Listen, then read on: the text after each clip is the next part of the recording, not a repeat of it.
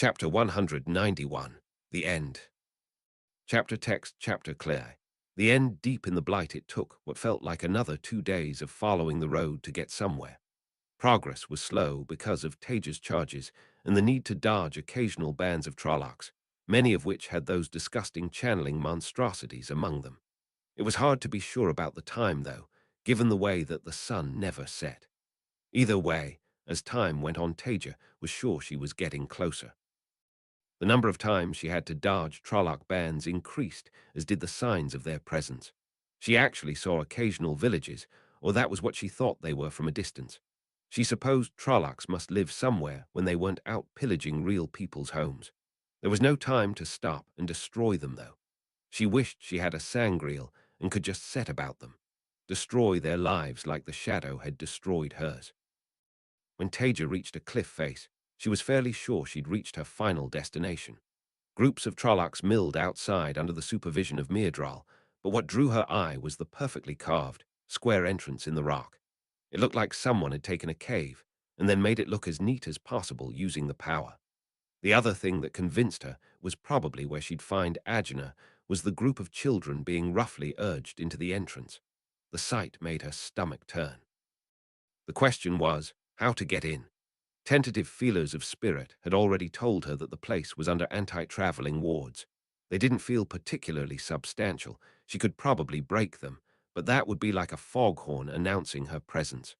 Really, Taija just wanted to throw herself at the shadow spawn and slaughter her way in. But then she'd lose the element of surprise again, and there were quite a few of them. The last thing she wanted was to get ambushed by other channelers or Agena because she was busy killing shadow spawn. Or worse, he might escape instead of attacking her. She lay on the ridge looking out over them, chewing her lip as she thought. She didn't even notice that the man who seemed to have become her little group's spokesman was beside her until he spoke. "Is Agena really in their eyes?" said I. She jumped and stifled a shriek. She really wasn't with it these days. He shouldn't have been able to sneak up on her like that. After a moment, Taija regained her voice. "I think so. He must be. It's whether those disgusting Trolloc things are coming from and where they seem to be taking the—" She didn't say children. "His would have been there if not for her." He nodded. "And you don't think you can get in? Not without risking him escaping or hearing me coming and overwhelming me. And what happens to us if you die in there?" I don't know. The dragon is sealing the Dark One away as we speak. When that's done, you'll probably be safe. Safer. The light will win the last battle." He looked at her for a long moment. "So we'll die." Taija looked away, unable to meet his eyes. "Hopefully not." He thought for a few seconds. "Well, it seems there's a way to get around this. Can you use us as prisoners to get in?" Taija didn't hesitate. "No, absolutely not." "Why? Because we might get killed." "Yes." Obviously, she wasn't going to use a bunch of traumatized men and women and their children as props to walk into Agena's base. What kind of a psychopath did he think she was?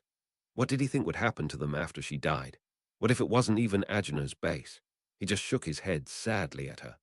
"We owe you our lives," Aes Sedai. "But what do you think will happen to us if you get captured trying to get in or simply die in the attempt? Our best chance of survival is for you to succeed, and ultimately, killing one of the Forsaken is worth more than any of us." He hesitated, and then pressed on. "I don't know what's driving you to do this," said I, "but you can't do this alone." The front of Delorna could see the light's lines buckling ahead of her. There were just too many channelers on the other side. These fresh troops that the Shadow had brought in were heavily supported by what seemed like rather large circles. It was a miracle the lines had held as long as they had, especially after the casualties the Hall's forces there had taken. Perhaps it was time for the White Tower to make its presence known here. While she had no desire to throw away True Eyes Sedai, they could not afford for this battle to be lost either. She glanced down at the ornate box. "Open it." As one of the other Eyes Sedai busied herself with the task, she looked out again at the press of troops maybe half a mile ahead. She could hear the screams and clash of weapons easily from where she was. When she looked back, the Eyes Sedai was holding it up to her. Funny to think that a relatively simple-looking curved horn could be such an important artifact, but that was the way of the world. The Age of Legends had no true sense of presence or style. Taija was enough of an illustration of that.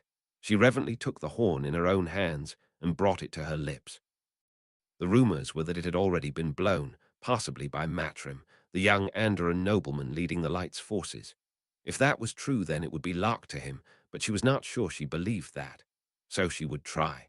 If it worked, she would bring glory to herself and the White Tower. If it did not work, well, it would be disappointing, but she would bring it to the boy and would still be honored for that. Taking a deep breath, she raised it to her lips and blew. Single clear notes sounded out, seeming to echo on and on and on. Fog began to gather around her. Equals, deep in the blight, Rorg look up and sniff air as a hole opens. Woman step out, human. Rorg growl and look to Myrddraal. Many humans follow woman.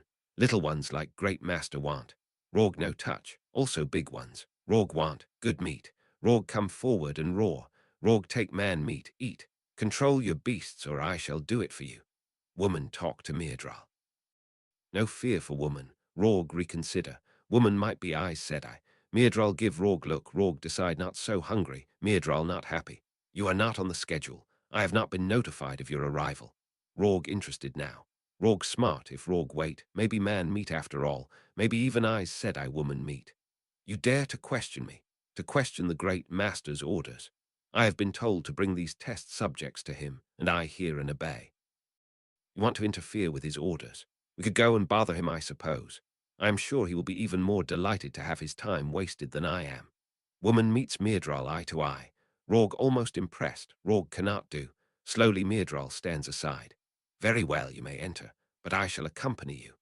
Rorg disappointed. No man meet for Rorg. Taija was almost trembling with a combination of rage and anger as the Myrddraal led her into the mouth of the cave. Although she wasn't really sure she could call it a cave. As soon as she was inside, she saw that everything was painted white and carved into smoothness with the power. It looked as close to a research facility from her time as someone could make using contemporary resources. The power and a cave in the middle of the fucking blight. She needed to ignore that, though. She was doing her best to emulate the worst behaviors of the Tower Aes Sedai, but it was a struggle in her current state. The Myrddraal turned back to her, and Taija forced herself not to quail under its eyeless gaze, stamping down on the terror that gibbered inside her. Shall I arrange for the children to be taken to the holding pen and the adults disposed of? Taija immediately shook her head. Absolutely not. The Great Master ordered me to bring them directly to him, all of them. That is irregular. She scowled. I am not going to question the orders of one of the chosen. Indeed, its bloodless lips twitched into a small smile. Let us go directly to Lord Agenor then. The front, despite the breakthroughs that he had forced in the Light's lines with Sarkin and Demandred, was not satisfied. They were chewing up the Shadow's armies at a horrendous rate. Their use of firearms in particular was devastating. He had thought that with all of the work the Shadow was doing to pick out and target the Light's channelers, they would have an insurmountable advantage. But not only did the Light have more channelers than he had thought, they also had guns. It was not fair. Oh well, such was the nature of war. It just meant he would need to be more active. The Light had been making intermittent strikes with its sangreal, despite the danger posed to them by the team's semirage had trained to work in unison. Perhaps it was time for him to show them how it was done. He looked down at the map and pondered for a few seconds. That area seemed to be a focal point, and at least one sangreal had been used around it. He would go there and break the Light's lines, as well as eliminating their sangreal. First, though he would need to properly understand the layout of their anti-traveling wards, he had no desire to find himself trapped for a counter-strike. Demandred waited on the hilltop, giving him a commanding view over the battlefield. In the distance, his Sharons were fighting and dying for him, throwing themselves into the army of the Light's ranks. He could not care less about the Shadow Spawn, but the Sharons' deaths, they were regrettable. Well, soon he would solve that. A burst of Sedin drew his attention to the east, immediately followed by the flash of an explosion among the Light's forces. That would be Semirage Circle. A full circle of 72, easily on par with a lesser sangreal, if somewhat more unwieldy. They also made excellent bait. Feeve felt the flash of Sedar, and then the rumbling of the ground. This was what she had been waiting for. She drew fully on her link with Jahar and Irel, Kalendor briefly flashing to blinding brightness behind her, and flung the web at the location the Shadow's attack had come from. Immediately afterwards, they were diving through a gateway. There. Demandred drew fully on Sarkinen and annihilated the spot the counterstrike had come from before leaping through a gateway. Feeve felt the start of the blast coming through the gateway even as it closed. That was far too close. Jaha grabbed her arm. There. He pointed across the battlefield. She did not hesitate, spinning through Kalendor and annihilating the area he had pointed at. Egwene lay amidst the grass, Yer at her side with the staff clutched in her hand. With the casualties, the light had been taking the numbers they could use for links was falling. Still, she hardly needed a link to be effective with a sangreal in her hands. That was why they were there, not linked at all, while she waited for another of the shadow's big circles to show itself. Blinding fire flashed on one side of the lines, then the other, towering columns of flame tearing into the sky.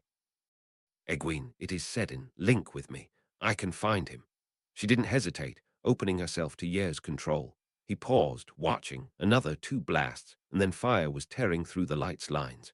Sedar surged through her as he drew on it, and a spot behind the shadow's lines vanished into its own fire. Then they were both rolling through a gateway.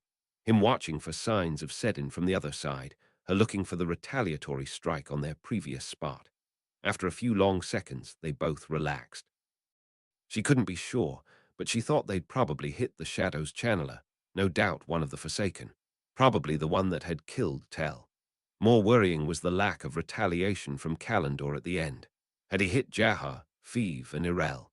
A colder person might call it a favorable exchange. She just felt sick at the idea of yet more friends being dead. Deep in the blight, as the Myrddraal led Taija and her terrified charges through what she was quickly realizing was a whole cave complex, she struggled to keep herself under control. Shadowspawn stalked through it. Humans scurried around too.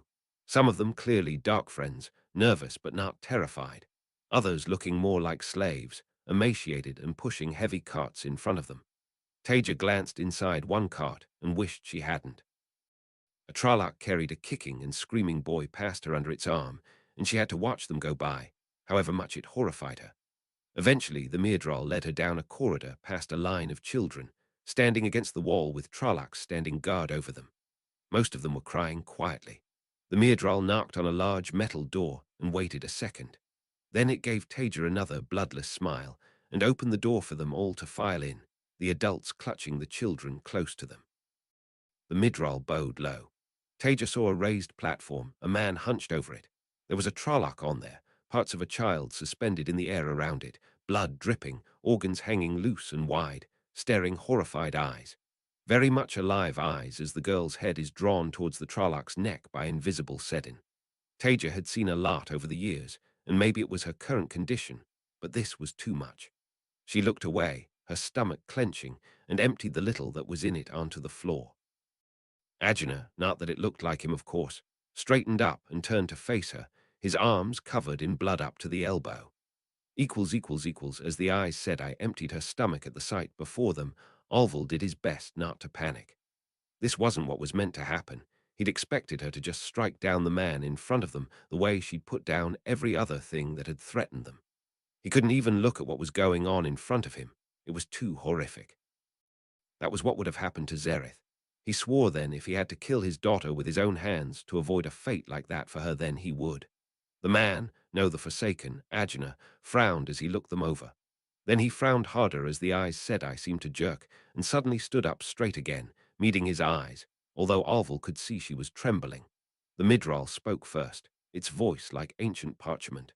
"Great Master, this woman was attempting to infiltrate your laboratory.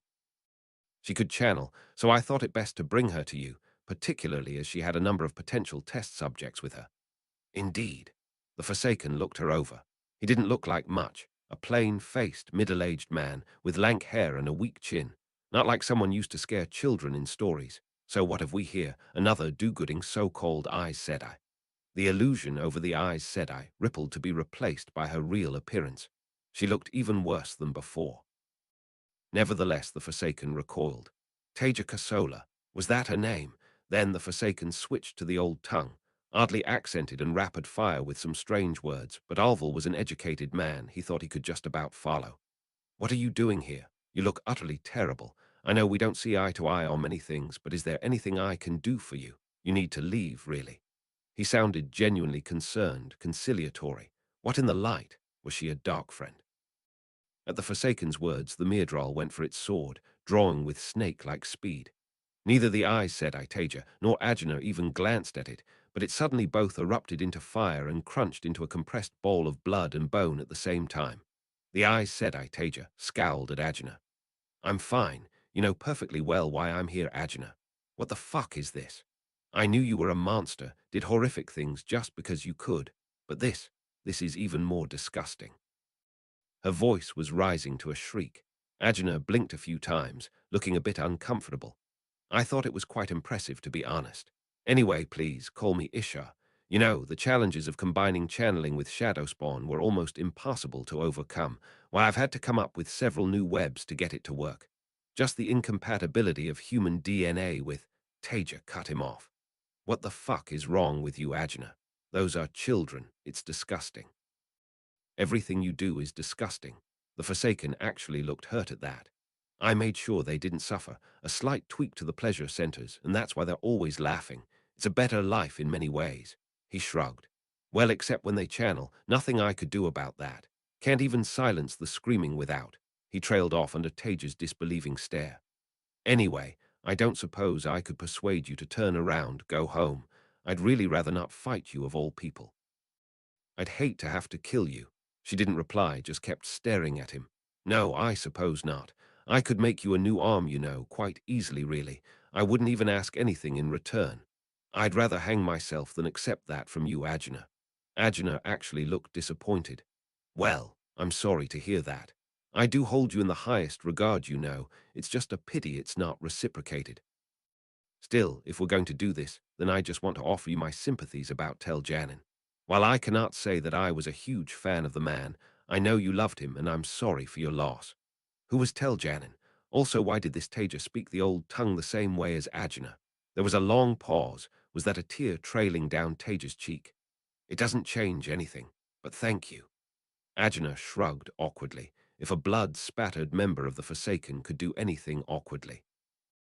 "I'm just sorry it came to this. Knowing the way you've carved a swathe through our ranks, I'd normally be quite worried. But looking at you, I'm not sure you're in any condition to do this. Are you sure you don't just want to walk away? There aren't very many of us left who remember the good old days, and I'd as soon destroy the stained glass windows of the Bahanra Olmoran as someone such as you. Your disgusting creations did destroy the Bahanra Olmoran. I saw the remains." "Oh. Well, perhaps not the best analogy. It's the tragedy of someone in my position I create, but I don't get to decide what my creations do." "Very well, then." He sighed. "Shall we begin?" Alval prepared himself to die. Wait. Olight, was she going to give in and join the Forsaken after all? Surely not. Everything about her said she was repulsed by Agena, yet he actually looked hopeful. "Can I ask one favor as a fellow scientist? Just a small one." "Of course, I'm not guaranteeing anything, but I'll try." "Thank you. I appreciate it." She actually bowed to him. Alval was very much starting to regret having offered to help her get in. "I've put a lot of effort into keeping these people alive. If they die, it would feel like I've just failed at everything. Would you be able to give them safe passage out of the blight?" "Oh." Agena looked over at them like he was seeing them for the first time. "I don't see why you would care. I had thought I might use them after." He blinked a couple of times, and then made a dismissive gesture. "Of course, a small favor like that for you. I can do that for you." He didn't do anything that Alval could see, but a few seconds later the door opened again, and a Myrddraal stepped in. Agena's voice took on a more imperious tone. "These humans are important to me, and to the Shadow's victory. Take a couple of your kin and a fist of Trollocs, and escort them out of the blight. They are to be delivered unharmed. If you value your continued existence, you will treat them as honored guests. Am I clear?" "Yes, great master." The Myrddraal bowed low. "They will not be harmed." It turned its gaze on them, and Alval felt his knees tremble. "If you would come with me, honored guests." The front mat breathed a sigh of relief as another report came in of the Shadow's forces on the run. Poor bloody Jahar and Feeve, getting themselves killed like that, but it had likely won them the battle. It was pretty clear that whichever of the Forsaken had been hitting them had been killed in turn by Egwene and Yer. He'd been able to order the remaining sangreal to be used with relative impunity. That and the flaming tower Aes Sedai, using the horn of bloody valor to shatter the Shadow's lines. He'd thought it was linked to him until he died. Maybe being hanged by the Ilfin had broken the link. Or maybe the Aes Sedai were just wrong about how it worked.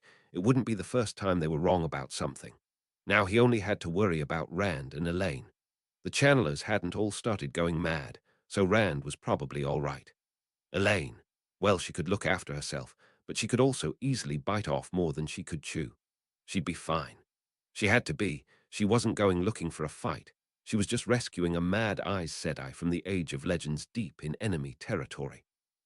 Some reason that didn't make him feel any better. Deep in the blight, Taija watched as the Myrddraal led her charges away. She didn't really know whether she could trust Agena, but their survival chances were better like that than they were here with her. She didn't really think she could beat him.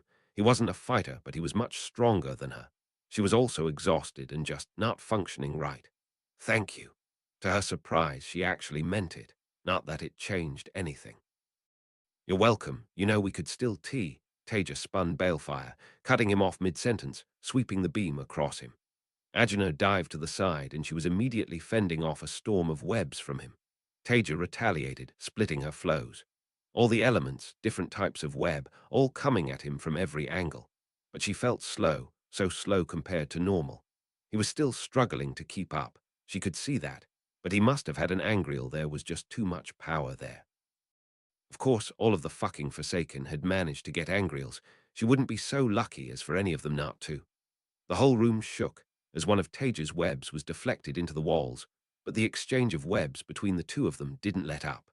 She tore a chunk of whitewashed stone from the wall and flung it at Agena, combining it with several fireballs and a blade of air at foot level. He blocked them and superheated the air around her, leaving her scrambling to cut the overpowered web. The beacon of Sedar that Taija could feel from the Choden Cal suddenly winked out, and Agena stumbled. She didn't have time to react to his surprise, though. She was too out of it. He recovered almost instantly, and Taija was slowing down more and more. She didn't have the energy. Her body was tired. She was just tired. Agena's webs battered at her, and she knew she was losing. Still, there was some comfort in thinking that Rand had almost certainly succeeded. Sedar was still clean after all. Light had won. She'd done her duty. Just one more relic from her time to remove from the world, and then it would all be over. With a sad smile, Taija reached out to the walls with flows of earth. Elaine was exhausted. She had been traveling constantly in hops of mere miles at a time, working her way through the blight. She had quickly decided there was a good chance she was on the right trail, thank the Creator. Why else would there be signs of recent battles with the power and dead shadow spawn? Certainly, the attacks on the Shadow's logistics were not penetrating that far into the blight, not with the problems with long distance traveling once one got north of the borderlands. Light only knew what Taija was heading towards, though. However, her exhaustion did not reduce her determination. She was going to find Taija and bring her back. That was why she found herself lying on a ridge overlooking an oddly square entrance to a cave. Shadow spawn milled outside it, Trollocs and Myrddraal. Had Taija gone in there? She assessed the shadow spawn in front of her. She could probably fight her way in, but Light only knew what was inside. Ultimately, it did not matter. It was where Taija was most likely to be, and so it was where she would go. With a deep breath, she gathered herself. She would need to move fast. Elaine was about to spin a gateway into the middle of them when another group emerged from the entrance. 3 Myrddraal and a few Trollocs, surrounding a terrified bunch of humans. Half adults, half young children. If it had just been adults, and they had looked less scared, she might have thought they were dark friends. There were no chains on them after all. But then, where would anyone run to here? Maybe they would know what was going on. Regardless, she would need to fight her way through the shadow spawn to get in, so the least she could do was free them. Orville kept glancing back at the cave entrance, trying not to look at the shadow spawn around them. Had the Aes Sedai really saved them? It seemed like it, or at least she'd tried. She clearly didn't think she could protect them anymore. He still couldn't feel anything but terrified, though. He jumped and gave a small shriek as all 3 Myrddraal suddenly burst into flame. Then someone was moving past them. A sun-haired woman, more a girl. Everywhere she looked, Trollocs died, Myrddraal exploded. It was violent, noisy chaos. It only took a minute or two, and then she was approaching their group. Alval slowly got back to his feet and bowed to her. Aes Sedai, thank you. We owe you our lives. Are you here to help the other Aes Sedai? The girl's eyes stopped flicking back to the cave. The other Aes Sedai. Suddenly she was in his face. What was her name? Speak, man, tell me. Taija, I think. She never told us, but that was what Agena called her. Agena, where is she? Wordlessly, Alval looked to the cave, and the Aes Sedai followed his gaze. She took a step towards the cave entrance, breaking into a run and dismissing him as if he had never existed. Then a shudder ran through the ground, violent enough to make all of them stumble. The Aes Sedai lost her feet and tumbled to the ground even as the whole mountainside started to collapse. Its face briefly bulged outwards before falling in on itself, crumbling as if in slow motion. Chapter 192. Epilogue I. The Problem with Tel Janin. Chapter text epilogue I. The Problem with Tel Janin extracts from an article, The Three Witches, in Popular History magazine 1874 AC, the three female Forsaken that are sometimes almost affectionately known in contemporary times as the Three Witches, for their sheer effectiveness frequently work together. Of course, internecine warfare among the Forsaken was common, and they were no exception, but they were well known for allying against the others and supporting each other in face of aggression from their male counterparts. Certainly, the Three Witches were among the most competent of the Forsaken, albeit that was not always a high hurdle to cross, and the damage that they did to what were then known as the forces of the light was far beyond their personal strength in the One Power. Impressively, two of them even managed to survive Tarmangeddon, although all the evidence suggests that they died shortly afterwards. Historians have spent their lives trying to piece together the actions of these women, who were secretive by their very nature, and in this article we have exclusive details collected from recently discovered primary sources about their actions. In particular, we have had access to never-seen-before records of interrogations of Dark Friends in Kandor during the Great Purge. Grendel we shall address first. She was the first of them to die, and the only one to die during Tarmangeddon. As fans will know, she was reputed to have been one of the greatest psychologists ever to be born in her original time. Later on, she devoted herself to hedonism, moving from an ascetic lifestyle when she defected to the Shadow during the Second Age. During Tarmangeddon, she was notable for her invention of the first mass compulsion web. Imitations have been attempted since, with varying degrees of success, but to this day no one has managed to replicate the scale of the reported effects. That being said, we do have to assume a certain amount of exaggeration of its effectiveness, given that reports come from eyewitnesses who were under battlefield conditions. Semirage was reputed to be a sadist and master torturer, although practical evidence of this is limited and may well have involved a certain amount of mythologizing. Following the breaking of the White Tower, she devoted herself to training the lesser channelers of the Shadow. Given the Shadow's disadvantage in strategic power-based weaponry, her goal was no doubt to create a counter with large circles, as was seen during Tarmangeddon. She survived Tarmangeddon, unlike most of her compatriots, and is believed to have moved to Tseentchen shortly afterwards. Records after this point are sparse, and historians are forced into a certain degree of speculation about her eventual fate. However, it seems that her plan was likely to attempt a takeover of the Tseentchen Empire with the goal of eventually replacing the Empress, or possibly turning her into a puppet. The current consensus is that she likely died in the Battle of Quapros. There were reports of a tall Merith Damin matching her description that died in an ambush there, but was able to kill a large number of Damin asterisk before she was brought down. There was, however, a great deal of confusion at the time. The Tseentchen Empire was already a chaotic place, and by then it was also suffering from repeated attacks on Damin kennels by channelers. These days, those attacks are generally believed to have been part of a Black Ops project organized by the Hall of Servants, although this has never been confirmed and was historically denied by the Hall. And some historians think that it was in fact one of the Hall's operatives and not Semirage that died in that battle. If that was the case, then it would beg the question of where Semirage went and what happened to her. While various sightings were reported for centuries after her alleged death, none have been particularly convincing. The Tseentchen word for channelers who had not become damning. The Tseentchen word for channelers who were forced into slavery through the use of a turrengreel known as an Adam, which took the form of a collar around their neck and a bracelet worn by a controller.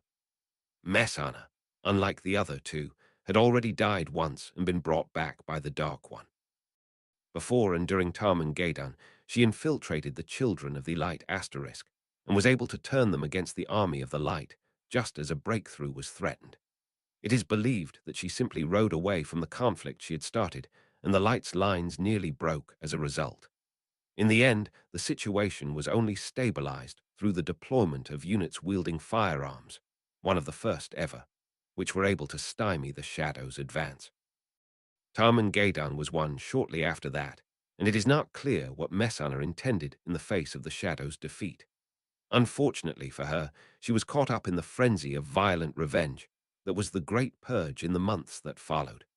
Records from the Hall show that she was in one of the Westland cities for reasons that were unclear when someone accused her of being a dark friend.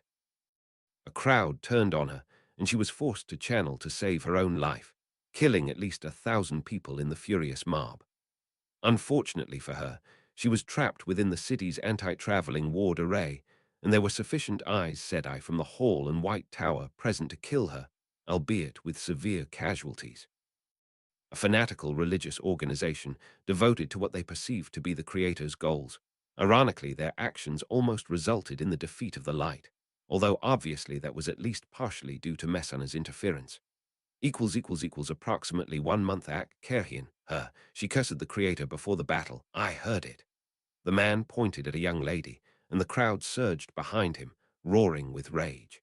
She took one look at them and turned to run, but to no avail. In no time she was seized and dragged to the self-appointed judges of the Light before being forced to her knees in front of them.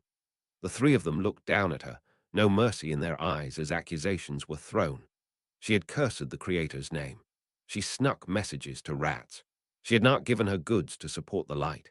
Her pleas of innocence, begging for mercy, fell on deaf ears. Every single person there had lost friends and family to the Shadow. Many of them had fought the Trollocs, seen the horrors they wreaked.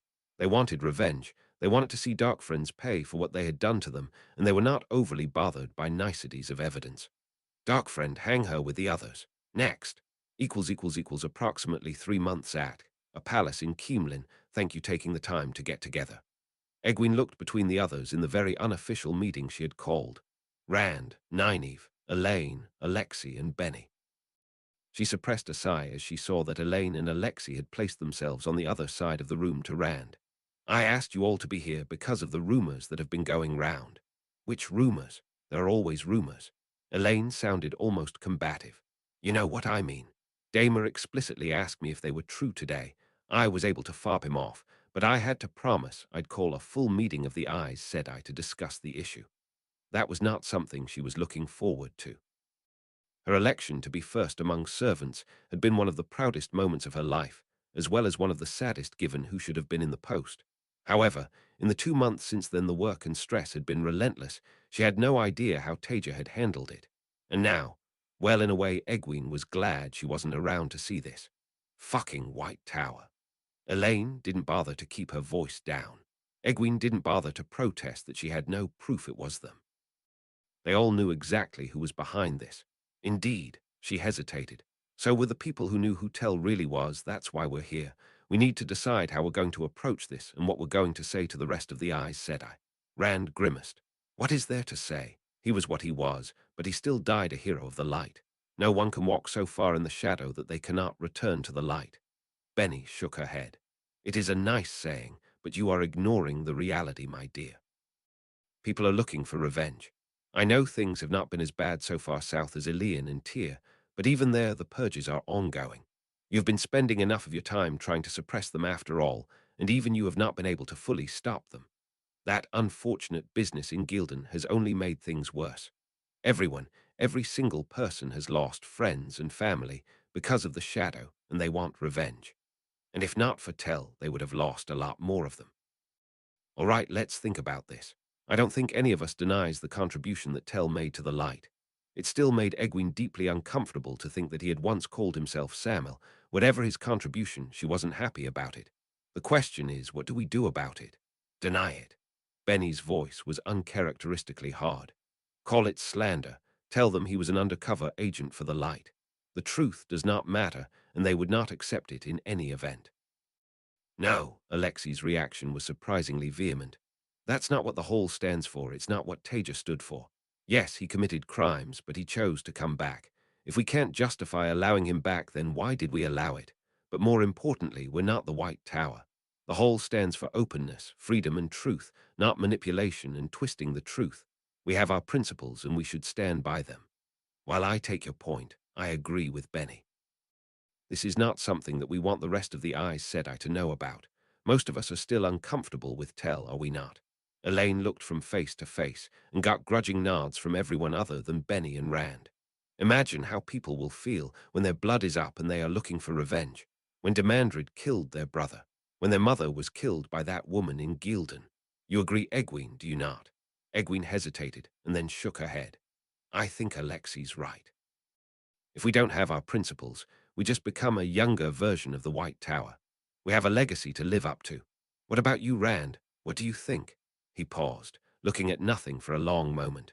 I think == an extract from The Hall and the Tower, the First Cold War, published 1548 ACT. The Hall of Servants is thought to have been founded in approximately 2 BTG, although the exact date is unclear. Its founder, Randall Thor, known as the Dragon Reborn, brought together a disparate group of powerful channelers and able administrators to form what would become one of the world's 2 preeminent channeling organizations for the years following Tarman Gaidan. Of course, the Hall was racked by controversy almost immediately after Tarman Gaidan. While its own records contain no documentation evidencing it, it is clear from other contemporary sources that one of its key members from the moment of its establishment, Tel Janin, was in fact the Forsaken Samel. More shocking at the time was that, in addition to Ulthor, much or even all of the senior leadership of the Hall appears to have been aware of this, while concealing it from the wider populace. Given the actions of the Forsaken and their role in the War of Power in the Second Age, along with the run-up to Tarman Gaidan and the battle itself, it seems unbelievable that one would have assisted Ulthor, at least not other than as part of a convoluted scheme for the forces of darkness. It therefore seems even more unbelievable that one of them would have been trusted to the point of being given a key role in establishing a force of channelers. Nevertheless, the evidence is clear that this was the case, albeit clearly concealed by the Hall's senior leadership in the run-up to Tarman Gaidan. The position seems to be that they believed he had returned to the light, although the reasons for this are not known. Given the atrocities committed by the Forsaken, simple regret seems to be unlikely. It is unfortunate that none of those key individuals ever left memoirs, meaning that ultimately historians are limited to speculation on Tel Janin/Samel's motives, along with theirs for accepting him. However, Rildim Manag's biography of Rand Ulthor the Dragon Reborn, From Tavern to Tyr, does speculate that it was in fact Samel that taught Ulthor, and that his belief in Samel's defection to the light was genuine. Regardless of what those in the know believed, the secret was revealed to the wider population of the Hall at the worst possible time. The Hall had taken devastating casualties during Tarman Gaidan, and like the rest of the Westlands, many of its members were looking for revenge for the suffering inflicted on them by the Shadow. For more details, see Chapter 10, The Great Purge, A Justified Reaction. Details of the discussions that took place within the Hall are limited, as no minutes were kept of the relevant meetings. However, various contemporary accounts do provide some background. We know that a meeting was held among all of the Hall's Aes Sedai to discuss rumors that had been circulating about the identity of Tel Janin. At that meeting, his true identity, and the fact that it had been known by the Hall's senior leadership, was revealed. It is perhaps unsurprising, given feelings at the time, that this was considered sufficient to result in the immediate removal of the Hall's first among servants, Egwene Ulver, only 3 months into her term. It also resulted in a public acknowledgement that Tel Janin had in fact previously been one of the Forsaken, and an apology for the same. The impact of this would seem more academic at this point, and with the benefit of hindsight, not to mention distance from the atrocities committed by the Shadow. The man's contribution to the Light's efforts does seem clear. However, readers must remember that at the time feelings about the Forsaken or Dark Friends in general were extremely strong. While the removal of Ulver might have had a limited impact in and of itself, for sources show that she remained heavily involved with the Hall in a lesser position, the consequences for the balance of power between the Hall and the White Tower would be far more significant. The revelations about Tel Janin, along with the discovery of who had kept his identity secret, were the trigger for what became known as the Initiates' Revolt, although of course that is often mischaracterized. Generally, it is portrayed as a single mass move of initiates and aspirants, when in fact it took place over a period of months and also involved a number of full Aes Sedai, encouraged by some of the adaptations that the White Tower made to its procedures and rules to be more attractive. See Chapter 4, The Initiates' Revolt. Would the White Tower have survived without it? And Chapter 6, Change in the White Tower, the most radical Amulin. The impact on the Hall's recruitment efforts was also notable. We would recommend the classic memoirs by Dama Flynn, Healing the World, My Journey from Queen's Guardsman to Sitter == 1 year Ak Rhine sat stony-faced as the ambassador from the Cincian Empire launched into another diatribe at him. The man really was a tedious blowhard. You call yourself the first among servants. Well, unless you want a war with the Empire, you will call your servants to heel. He resisted the urge to be undiplomatic in return. Honey often got one further than harsh words. I understand that you have a grievance, Lord Backin, but I must apologize. I do not know what that grievance is. Perhaps you could be more specific. He was fairly sure that he knew what this was about, but he would not be so foolish as to admit that to the unpleasant man in front of him. Fine, I shall play your games. 5 attacks in the last 6 months, on damning kennels. Every single time all of the Suldom there were found dead. Interesting. Rhine was fairly sure he was lying in some way about the Suldom, and the damning gone, stolen away. Lord Backin took a deep breath. This is a clear violation of our treaty. It was agreed that in return for the Cincian Empire's forbearance in your westlands, you would keep your Mareth damning out of Cincian. Yet, Rhine cut him off, standing to take advantage of his height. I deny this accusation completely. The Hall of Servants has not, and will not violate the treaty. In fact, I find it odd that you come here with accusations on your lips. The White Tower, the Kin, the Sea Folk, and the Ale are all perfectly capable of doing this too, never mind independent actors. It is not like your empire has not given them an incentive to do so. However, I think that the most likely explanation is instability within your own realm. Damning are valuable tools. He could not resist his look of distaste at the word. To you, your empire has a long history of instability and rebellion. I find it far more likely that you are seeing the results of yet more rebellious nobles seeking to obtain advantage in their struggle for power. So, unless you have some evidence to present, which seems unlikely as we are not involved, I would ask you to keep your accusations to yourself. The Cincian ambassador scowled harder and looked around the room. Leave us. He gestured to the 3 subordinates he had brought with him. Once they had hurried out, he turned his attention back to Rhine. You want to know why I have come to accuse you rather than to anyone else? Very well then, you will understand why. He held up a finger with a long, lacquered nail. Firstly, the attackers' tactics were distinctive. We know how your people fight, and this matched it. The White Tower has adopted many of those tactics. We train with the Ale and the Kin. The ambassador ignored him and raised a second finger. Secondly, the slogans carved into the walls of the damning kennels spoke of your organization's misguided excuse for morality. Oh, really?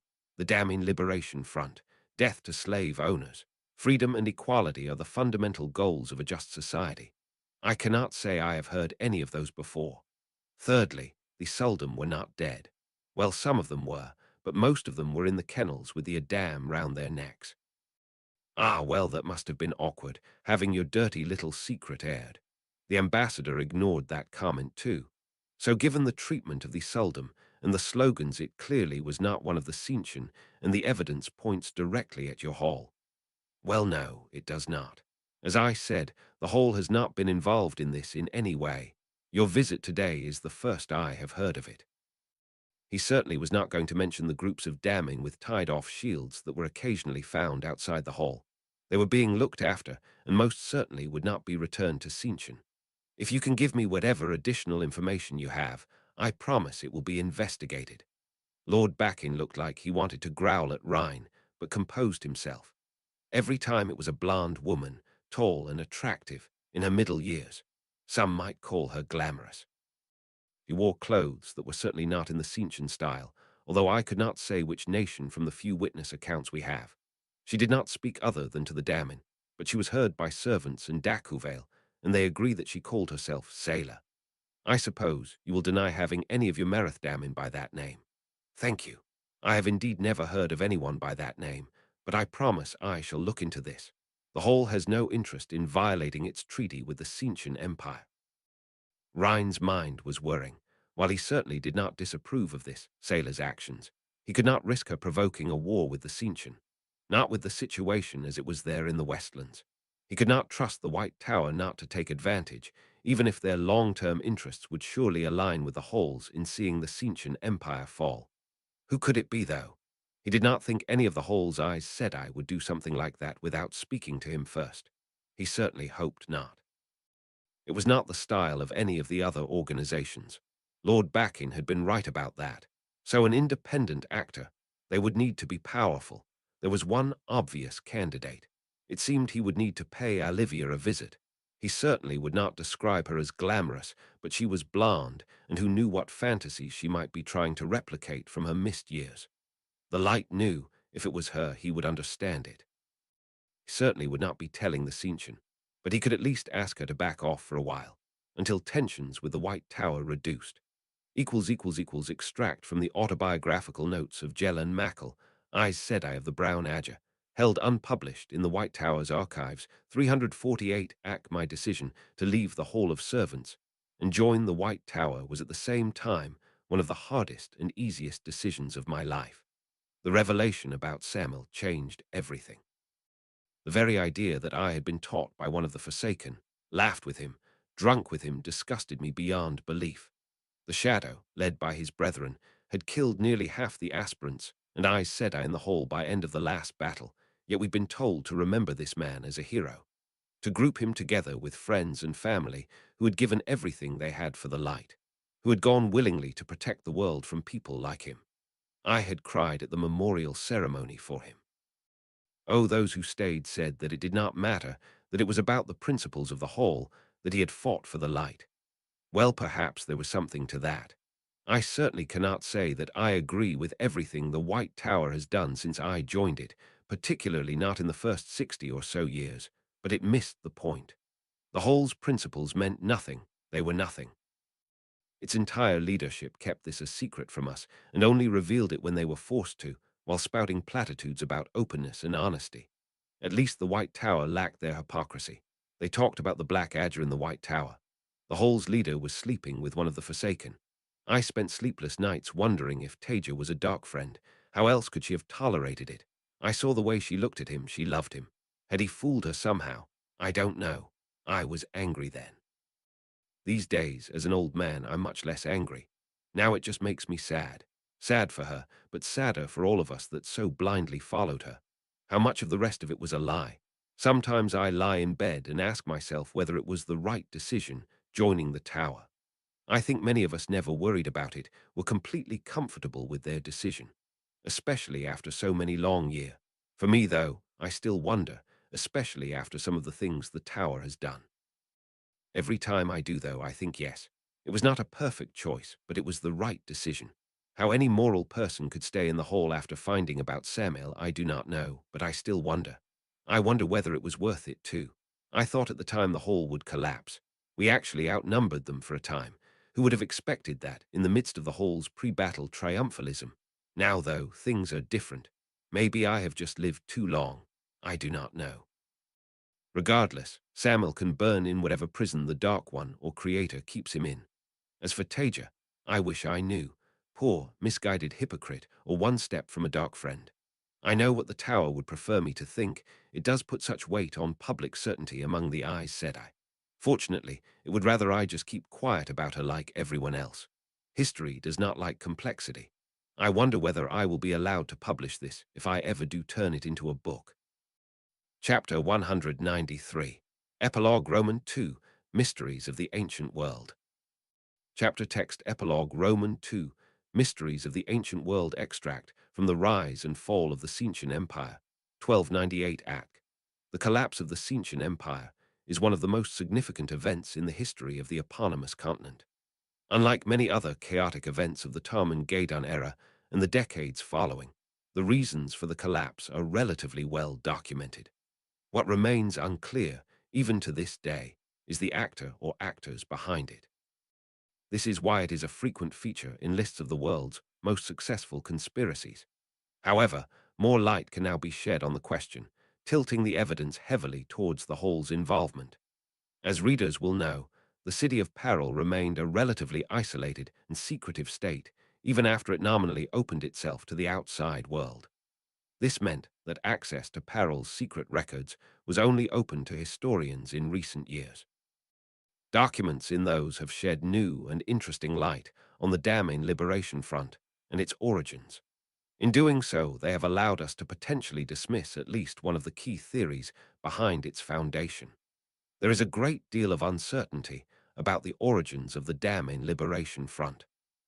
Of course, the name was later adopted by revolutionary movements across Cincian, and there is no doubt that by the time of the collapse of the empire, it very much existed as a true organization in the form of a coalition of rebel groups. However, it first appeared in the years immediately following Tarman-Gadan. Its impact was clear, even sparking diplomatic protests from the Cincian Empire. Yet beyond its actions, there is almost no evidence at all that it existed in any meaningful form. No members have ever been identified from that period, and there are no records of any interaction with it beyond strikes it at damming kennels and government targets. Despite that, the most popular theory was that it was indeed started and organized in the Cincian Empire and was entirely domestic in nature.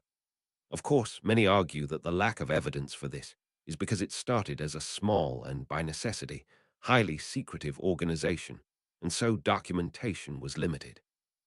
However, even after the fall of the empire, no one has been able to identify a founder or origin for it in Cincian. While one or two individuals did later claim to have been its founder, none of them were able to provide plausible backing for their assertions. The second most popular theory has therefore been that the Damin Liberation Front was the result of black, i.e. unofficial, off-the-books, operations by the Hall of Servants. The incentives for them to involve themselves are clear. Not only was the Cincian Empire an existential threat to any channeler in the Westlands, the Hall was notable for its consistent and hardline opposition to slavery. However, the evidence for its involvement is less clear. The Hall prides itself on its openness and has long allowed researchers access to its archives. Documents from those make it clear that, while the Hall did play a secret role in the rehabilitation of freed Damin and was certainly providing tacit support in the later days of the collapse of the empire, in the initial years of the Damin Liberation Front, the Hall's leadership was as confused by its existence as the Cincian. This confusion extended to the point of the Hall conducting its own investigation to try to establish whether it was the result of one of its own Aes Sedai going rogue. The documents available in the Hall's archives, in turn, leads to the third theory. Its leadership at the time appears to have believed that the Damin Liberation Front was possibly the result of independent action by Olivia Hunter, a former Damin of prodigious strength and the power who had established herself in Ilion, and at that point ran an orphanage. Records show that at the time she denied all involvement. Indeed, even a century after the final fall of the empire, she continued with her denials, maintaining that she believed it had been the Cincian that had freed themselves. This personal denial, even long after any consequences would have attached to the actions, does seem to support the view that she was not involved. Returning to the release of the Peril records, they are relevant to the initial leading figure of the Damin Liberation Front, outside Cincian. In fact, some historians argue she was the only figure in the Damin Liberation Front until its popularity exploded across the continent. Aficionados for the era will, of course, realize that this is a reference to Sailor. Fascinatingly, the woman that called herself that also features in records from the same rough time period in peril. If those records are to be believed, and they must be taken with a certain pinch of salt given the Paralan penchant for propaganda, then, in addition to her activities in Sinchen, Sailor was also responsible for various actions on the Paralan continent. In particular, they blame her for teaching the inhabitants of the wastelands, the Paralan term for the majority of the continent outside their city, a number of channeling techniques along with how to better defend themselves, and also for directly threatening the Paralan chief secretary if they did not change their policy towards the wastelands. In fact, the Paralan documents, biased as they are, represent the most detailed surviving record of a conversation with Sailor. Unsurprisingly, records from the rest of the Paralan continent were rather sparse given their very low levels of development and literacy immediately after Tom and Gadon. However, it does appear from their own histories that a woman of various names, but in some cases recognizably close to Sailor, e.g. Sala, helped to uplift them from their condition at the time and put them onto the path for their rejoining world civilization, albeit the continent does remain poorer than the rest of the world. I explore the Paralan records in more detail later, but the primary conclusion that I take from them is that they should put an end to the idea that the Damin Liberation Front was a truly homegrown Sinchen organization. In particular, the interest in peril strongly suggests that it was in fact a whole black operation rather than anything to do with the Sinchen. I have already discussed the whole's incentives for intervening in Sinchen. Similar pressures would have applied in relation to peril. It also supports my hypothesis that the identity, Sailor, was one assumed by multiple operatives at different times. Of course, the whole denies any such thing, but even the most open of organizations can still have their secrets. Asterisk, of course, given the revolutionary activities and secrecy involved, it could just as easily have been a man disguised as a woman with the power, or several individuals all assuming the same identity. Extract from Taija Kosola, Secret Dark Friend, or Misguided Hero. The controversy explored 1934 act Taija Kosola. Some sources state she also had a third name. Murinen is the one of the 7 founding figures of the Hall of Servants, about whom the least is known. Ever since the first histories of the Hall were written, she has been a controversial and difficult figure. Some sources suggest that she was the leading figure in the Hall, potentially surpassing even Randall Thor in importance within it. Others, that she was a relatively minor administrator. The truth is likely somewhere in the middle. No doubt there are 2 significant factors contributing to this confusion and the lack of information about her. Firstly, there is the fact that, other than Tel Janin/Samuel, she was the only one of the founders not to survive the last battle. Secondly, there is her relationship with Janin, which was well known in both the Hall and the Tower. Of the Hall's founders, she is known to have been closest to Ulthor and was a key collaborator with him on his cleansing of the taint on Sedin, even being permitted to be the other half of the link with him. This relationship is illustrated by the statues of her in the cities of Tyr and Ilion, formerly the twin capitals of the Double Throne. Ulthor had them commissioned a few years back, and both are beautiful works of art, considered some of the finest sculpture of the end of the pre-industrial era. Photo of a 20-foot-tall statue of a woman wearing breeches, blouse and coat, her hair tied back in a simple knot, with one foot on a rock, staring out to the east with a faint smile on her face. The stone of Tyr looms in the background. At the bottom of each statue is the inscription, Taija Kosola Murnin. She gave her life for the world. She was loved, and she will be remembered.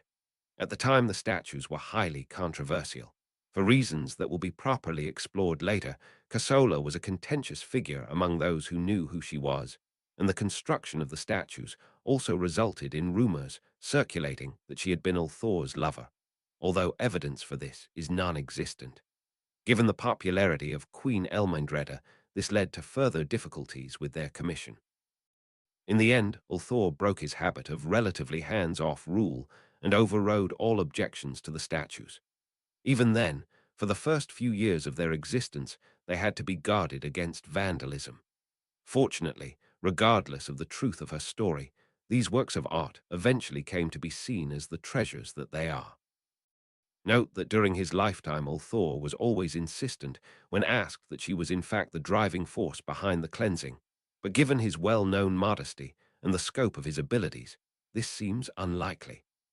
While the events of the Great Purge have been extensively explored, as have their impact on the Hall's position vis the White Tower, the damage it did to Kosola's reputation is less well known. In fact, there appears to have been a deliberate attempt to cover up her involvement with the Hall. Of course, this was not possible, and she is to this day, almost 2,000 years later, recognized as one of its 7 founding members. However, it does mean that her exact role is unclear, especially given the destruction of much of the Hall's pre-Tarmangaean documentation. See below.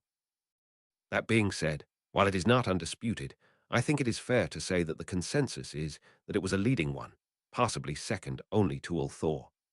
I go into the reasons for this in more depth later, but while she featured surprisingly little in memoirs written after her death, surviving documentation from the time indicates that she may have even been the first among servants. Her signature on the Hall's original treaty with Andor is good evidence of this. Regardless, the reason for the lack of records is obvious: her relationship with Janin. The evidence does point towards her also having been from the Age of Legends, which raises a number of questions in and of itself.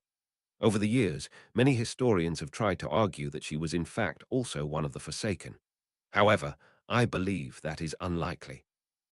It simply seems inconceivable that the other founders, people whose devotion to the light was never questioned, even by their enemies, although their judgment frequently was, would have placed 2 of the worst enemies of the light in leading positions. The reaction to the revelations about Janin also seems to match this, for her treatment in history is distinctly different to his. Where he has been actively repudiated by the Hall, she continues to be accepted as an honored figure, but one that is better forgotten as a bit of an embarrassment.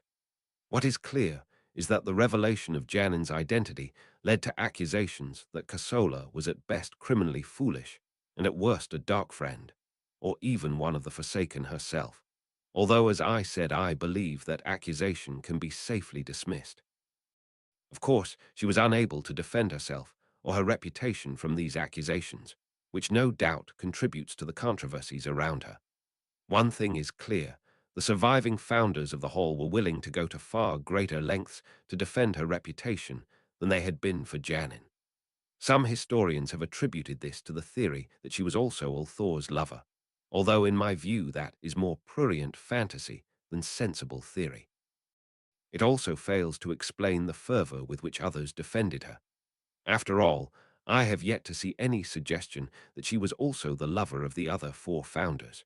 Regardless, no formal accusations were ever made, although it is known that on at least one occasion matters descended into violence over it. This is best recorded in Ryan Alderon's account of Elaine Traken's duel with Neril Allison over comments he had made, which is reported to have resulted in him needing weeks to recover despite the availability of healing with the power. Of course, those post-war days were characterized by considerably more violent behavior than would be accepted nowadays. There does seem to have been a concerted effort to purge Kosola from the Hall's records. When this took place is not clear, but it was presumably after the original founders had disengaged themselves somewhat from its leadership, given their previous efforts at defending her reputation. The White Tower's own records, the second best source we have for those days, barely mention her at all, although they do contain formal speculation that she was a dark friend. Of course, there is the rumored 13th depository, which might contain more information, but that is widely considered to be a myth. From the Hall's perspective, she is treated as an honored founder, but a slightly awkward one, better forgotten. This is perhaps well illustrated by the memorial to her in the Hall, which can of course be visited by the public. Unlike the towering statues in Tyr and Ilion, or even the extensive Taija Kosola Memorial Garden in the Royal Palace in Kemlin, The hall's memorial seems almost subdued. However, if you do visit the hall, and its museum is certainly one of the best on the planet, you can find a small statue of Kosola in the eastern corner of the compound, standing approximately 6 feet tall, so slightly larger than life. By all accounts, she was a small woman. The quality is exquisite, even if it lacks the grandeur of some. Extract from Eyewitnesses of Tarmangeddon, 445 ACK, with the death of Randall Thor in his 400s. I realized that the number of surviving eyewitnesses to Tarmangeddon was diminishing fast. Given many of them had never spoken publicly about their experiences and the events of the most cataclysmic battle of our time, I resolved to make it my mission to seek out those that were still alive, inevitably channelers of some strength. Some were happy to speak to me, others rather less so. Of those that I did succeed in speaking to, the largest surprise was Mazrim Tame. While he is well known in his adopted home city of Tanchico, he is a rather more obscure figure in the wider world due to the low profile he has kept. For those in the know, his reticence in speaking to journalists is also notable.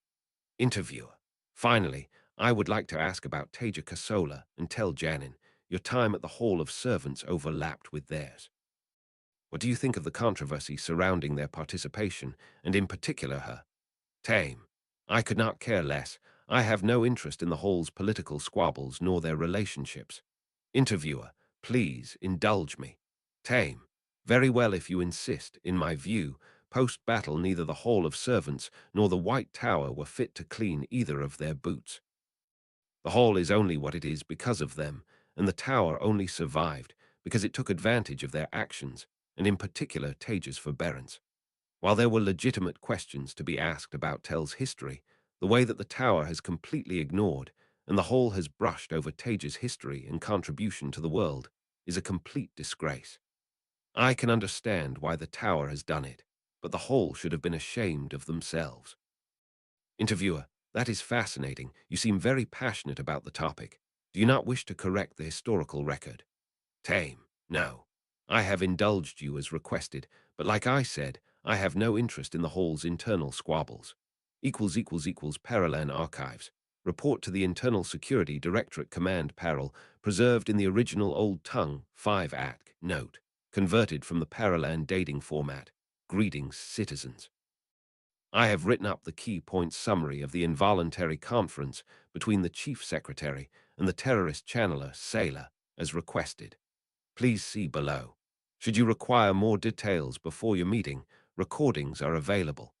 The Chief Secretary was in his office late, working for the good of the people as he does most nights when a gateway appeared. The Chief Secretary pressed the hidden panic button, but none of his security staff were able to enter the room. The criminal wrecker of the people's freedom who emerged from the gateway did not match the appearance of any from the encounter of a few years previously with channeling terrorists. See file 12642-98.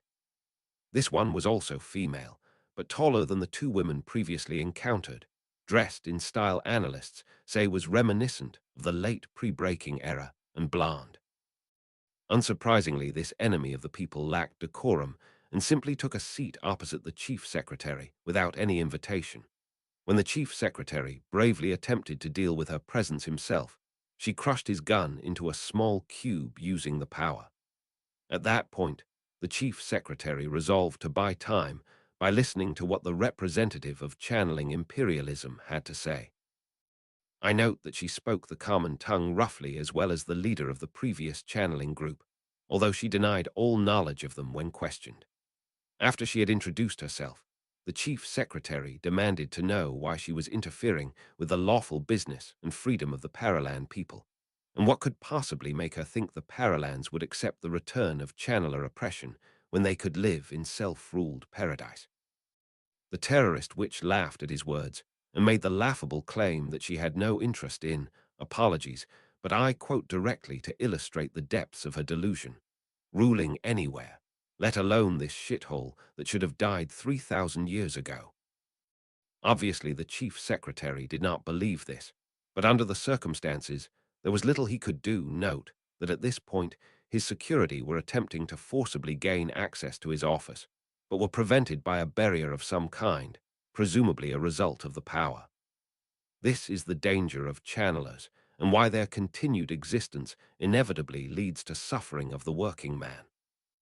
The running dog of the oppressors proceeded to lay out a series of demands to the chief secretary, each more unreasonable than the last, and all backed by threats of violence, for that is the only language channelers truly understand.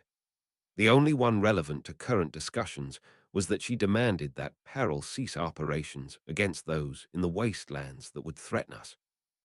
When the chief secretary mocked her temerity for asking that, and questioned how she could even enforce it, she responded by asking him what the loss rates were among the kill teams. Note, she did not call them that. Further note, in the last 2 years losses have increased by approximately 70%. The chief secretary replied that the security of Peril was paramount, and that if sacrifices had to be made by the people for their freedom, then so be it. This seemed to aggravate the intruder, and she proceeded to threaten the chief secretary in a brutish and uncivilized manner. She made 2 specific threats, which will need to be considered. Firstly, she said that each time she found a kill team had taken action, she would make a strike against Peril, and the first target would be the chief secretary's office. As you will be aware, the chief secretary has since moved his office away from the top of the city hall to a confidential, underground location. Secondly, she said that she had not yet spread the knowledge of traveling to the people of the wastelands. She claimed that she did not want to see Peril destroyed with the death of innocents that would result, although that seems implausible. However, she threatened that if the use of kill teams continued, then she would spread this knowledge, and it would be the end of Peril.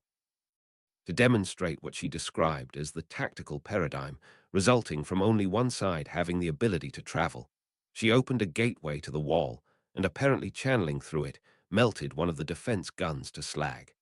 Shortly after that, she left the way she had come, through a gateway. I understand that the matter is now up for consideration by the Central Committee, and hope that this note assists you in your contributions to those deliberations. Extract from Mysteries of the Ancient World 1653 Act.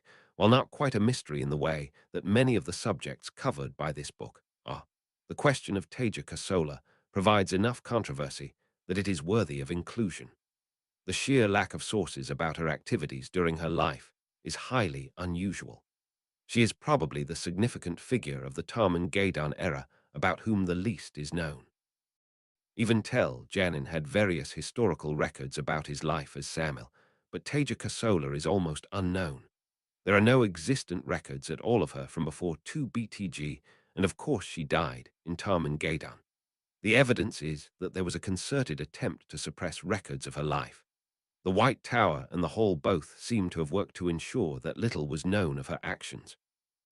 The other founders of the Hall would no doubt have been able to shed greater light on her. However, regrettably none of them left autobiographies.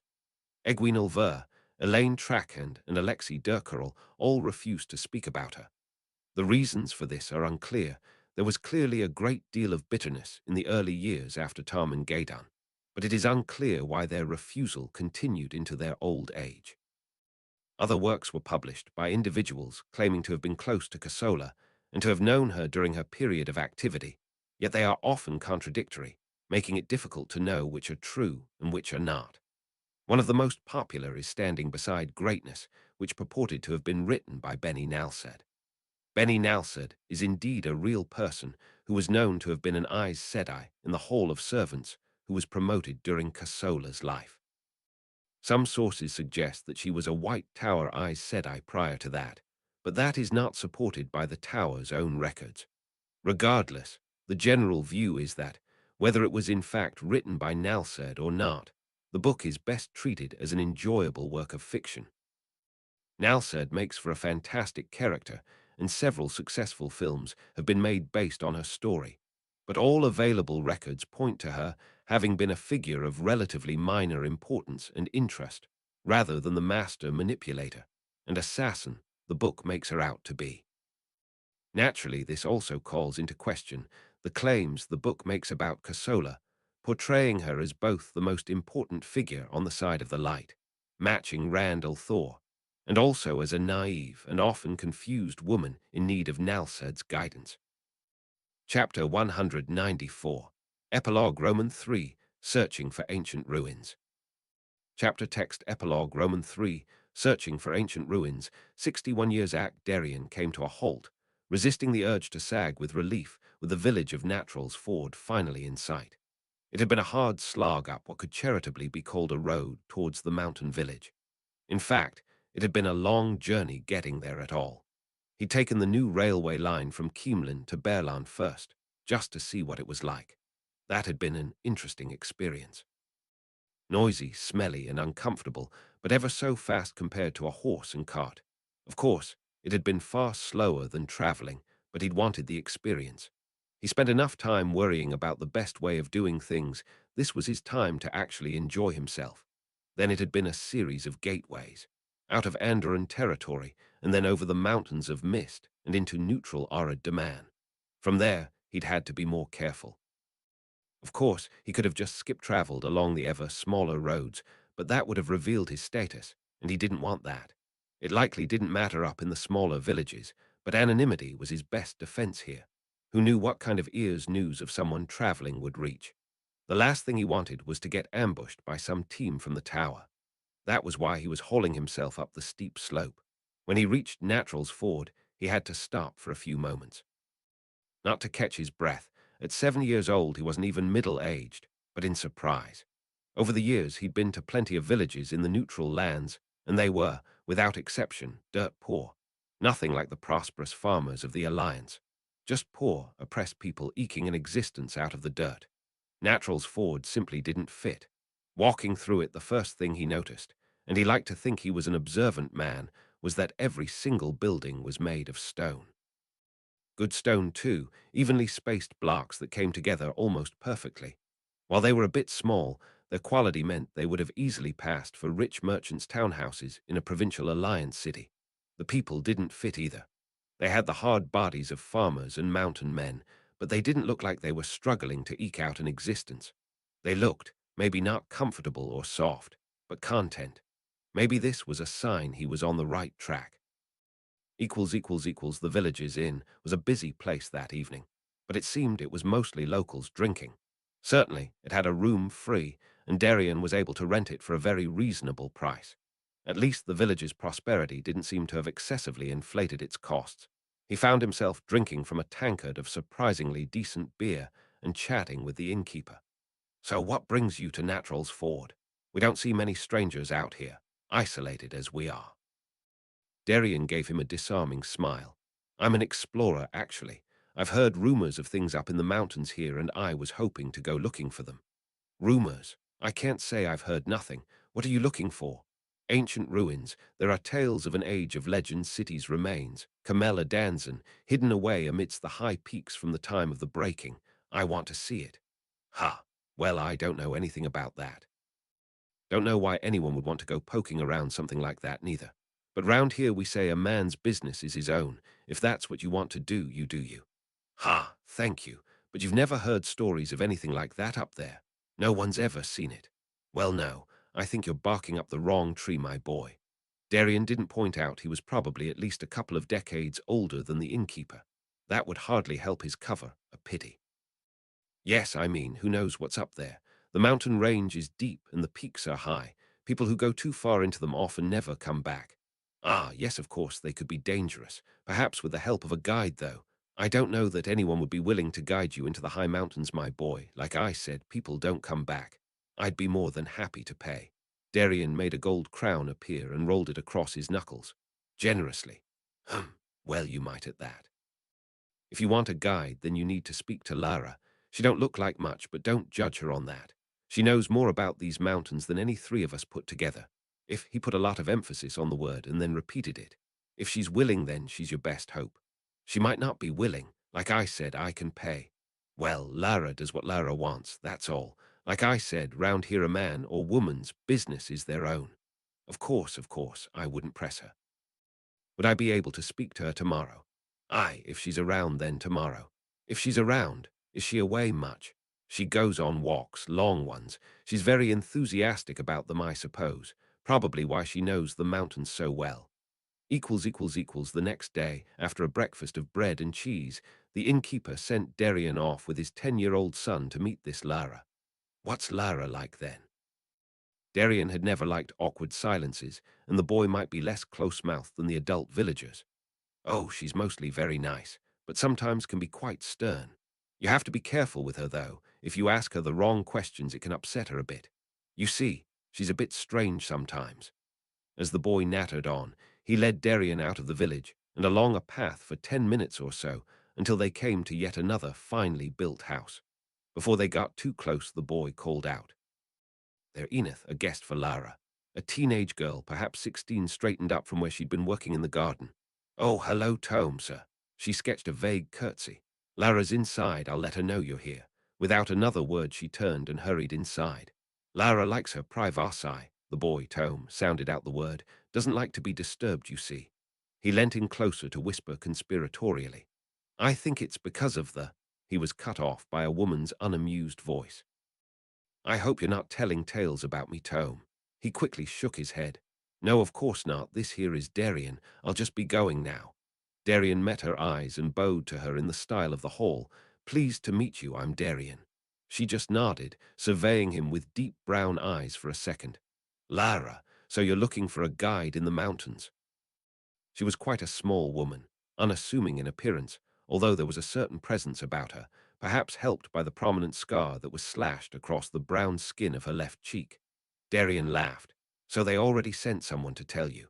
He did his best not to let his eyes flick to the empty sleeve hanging on her left side. How would she be able to get around dangerous mountains with only one arm? Then again, the innkeeper had warned him appearances could be deceiving. Although her expression didn't change, he was sure that she noticed his attention on her missing arm and didn't like it. She ignored his question. There's no Age of Legends city in the mountains here. You're wasting your time. Perhaps, maybe even probably. But I found several sources that suggest there is one, Camella Danson. I can describe the area to you. Well, that was, she paused. Even if there is, what do you think you'll get from it? Dark, ancient secrets. Weapons the Hall can use against the tower. Darian winced. Am I that obvious? Does everyone know? She shrugged in response. The Hall leaves its mark, if you know what to look for. He carefully resisted the urge to ask how she knew what to look for. I suppose those might be good, but really I want to find it because I want to see more of the world. I want to explore things that have never been seen before, and then spread their knowledge to the world. Lara's eyebrows rose at that. Well, that's a bit more worthy, I suppose, but like I said, there's nothing. So you won't take me? He tried not to let his disappointment show. I didn't say that. I think you're wasting your time, but I love being in the mountains, and if someone's going to pay me to do it, she gave him a grin. It transformed her, an instant change from suspicious distance to almost infectious enthusiasm. Darian was exhausted. He kept in shape, certainly, and he'd crossed hard terrain before. However, he was no mountaineer, and these mountains were very much wearing on him. He had no idea how Lara was able to haul herself up them with a pack just as large as his, particularly given her disability. The first night when they stopped, he'd stared at her for a second, and then forgetting himself asked, "How exactly do you intend to put that tent up, given?" He was immediately kicking himself. She would hardly appreciate that kind of a question. Fortunately, she just smiled. I figured you'd do it for me. Right. She just kept smiling at him until he got uncomfortable and started towards her pack, but he couldn't resist asking, how do you do it when you don't have a customer? Don't ask stupid questions when you've got work to do. I'll prepare us dinner. She was already rummaging one-armed in her pack and deftly pulling things out. By the time Darian had erected the two tents, she had a merry little fire burning and something cooking on top it. Light only knew how she'd managed to start a fire one-handed, but for all of his doubts, she did seem impressively competent. The food smelt rather good too. He couldn't quite work out what some of the smells even were. Over the week of hard trekking that followed, they made their way deeper into the mountain range. Darian was growing to hate the words, I figured that, as Lara found ever more useful things for him to do, but he met them with as good humor as he could. At that point, he was fairly sure that she was just doing it for her own amusement. Despite her apparent reliance on him to get things done with only one arm, he noticed that she'd never faltered in the slightest, and seemed to be able to navigate them through these deep, isolated mountains with unerring accuracy. taking him to points that might match the vague descriptions he'd read. It was simply implausible that she could be incapable of looking after herself, and yet so knowledgeable of the mountains and their dangers. Their packs were getting lighter as they worked their way through the food they'd brought, augmented by a bit of hunting on his part. After all, she'd figured that with the power he could easily catch animals, correctly as it turned out. Water was no problem. She'd also figured that he could just melt snow, although he was surprised at her insistence on him boiling it before drinking it.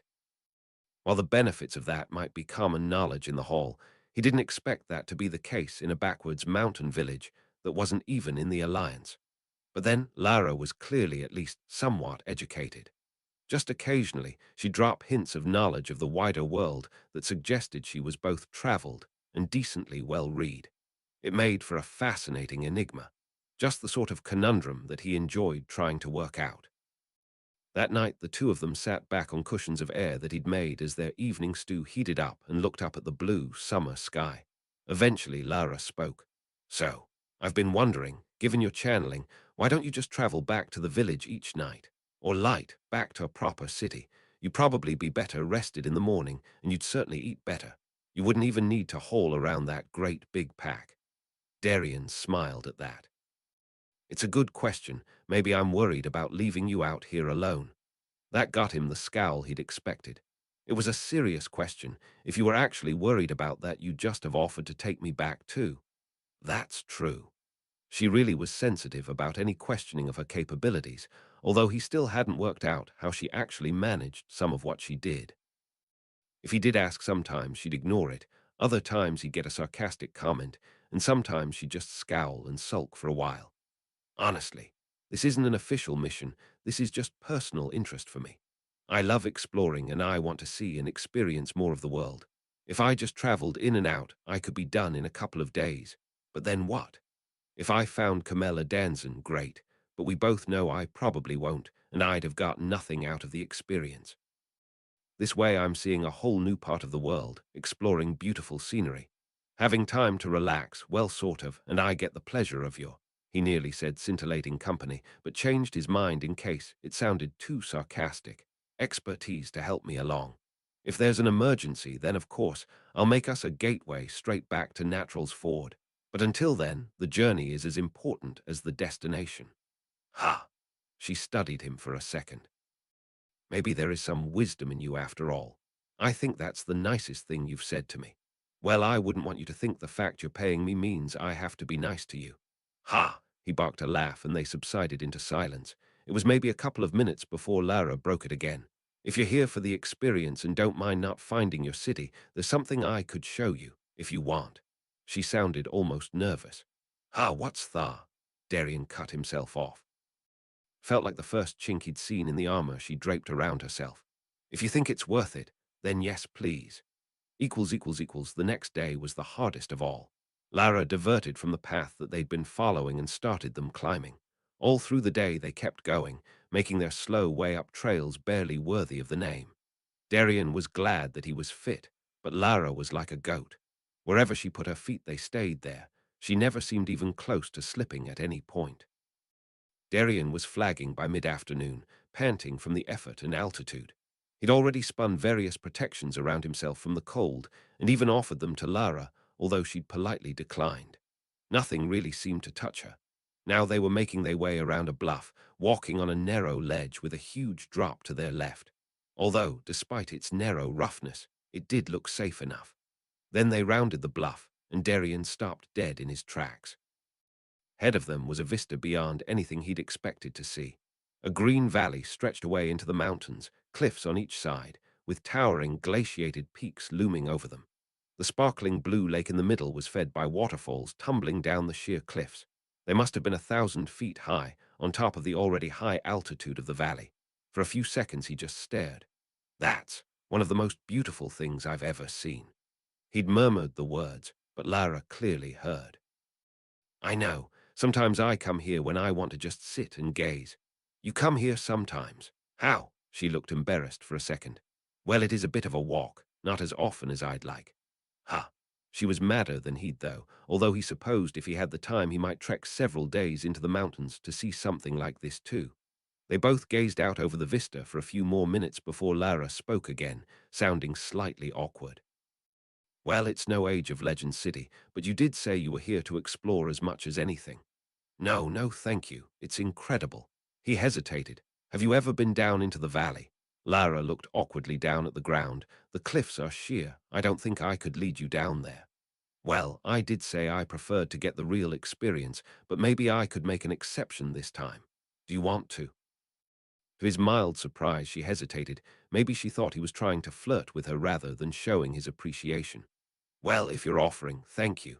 We can rest down in the valley tonight and then travel back to where we were last night so that we can get back to your search. Does that work? She seemed very confident that he'd be able to travel back there, but then he supposed people often thought there were no limits to channeling. That sounds delightful. Darien spun the gateway down into the valley. Equals. After more than 2 weeks out amidst the mountains, Darien felt like he hurt all over, especially his feet and shoulders. So in a way he was glad that it was at an end. On the other hand, he hadn't found Camella Danzon, and he had thoroughly enjoyed his time up there. Even Lara seemed to have thought a bit. She definitely gave him fewer commands, and seemed to have moved more towards easy comradeship once she got to know him a bit better. It reminded him of being back in the hall with the female Aes Sedai. With a groan, Lara dumped her pack on the ground outside her house. She looked perhaps a little over 30, rather too young for him anyway, but hauling that thing around would have been hard on anyone. She rubbed her lower back with a wry smile as the girl who'd been tending the garden when he first arrived came bustling out. Enith, that was what Lara had said her name was. Oh, you're back, Lara. You were gone longer than I expected. Sorry, I hope you weren't worried. Oh no, of course not. Why would I be when? Enith shut up suddenly. I'll go and heat up some water for you. Let me take your pack in. She hurriedly moved to pick up Lara's pack, groaned under the weight, and then staggered inside. Lara turned to Darien. Well, I'm sorry we didn't find your city. You can always try again after a rest. I think I need at least a week off, though. Ha! If only, but duty calls. I've been away from the hall for far too long, really. Duty. It's a harsh mistress, but it's good to have some balance, too. If all you have is duty, it'll use you up and spit you out. Wise words. He smiled a little awkwardly. It was odd saying goodbye after spending over 2 weeks in close company with her and absolutely no one else. Thank you again. If anyone's looking for mountain adventures, I'll know where to send them. Oh, Light, please don't. Ha! He grinned at her. Look after yourself, Lara. It's been a pleasure. You too, Darien. As he started to walk down the slope back to the center of the village, he glanced behind himself to see Lara standing there watching him go with a faint smile. He gave her a little wave, and she nodded before turning to go back into her house, already calling something out to Enith, probably an order of some kind. Now, the question was, should he just travel straight back from the village, or get a bit of distance from the place first? Secrecy seemed like less of an issue, since presumably Lara would tell them. He was Aes Sedai, even if they didn't see him travel. Chapter 195.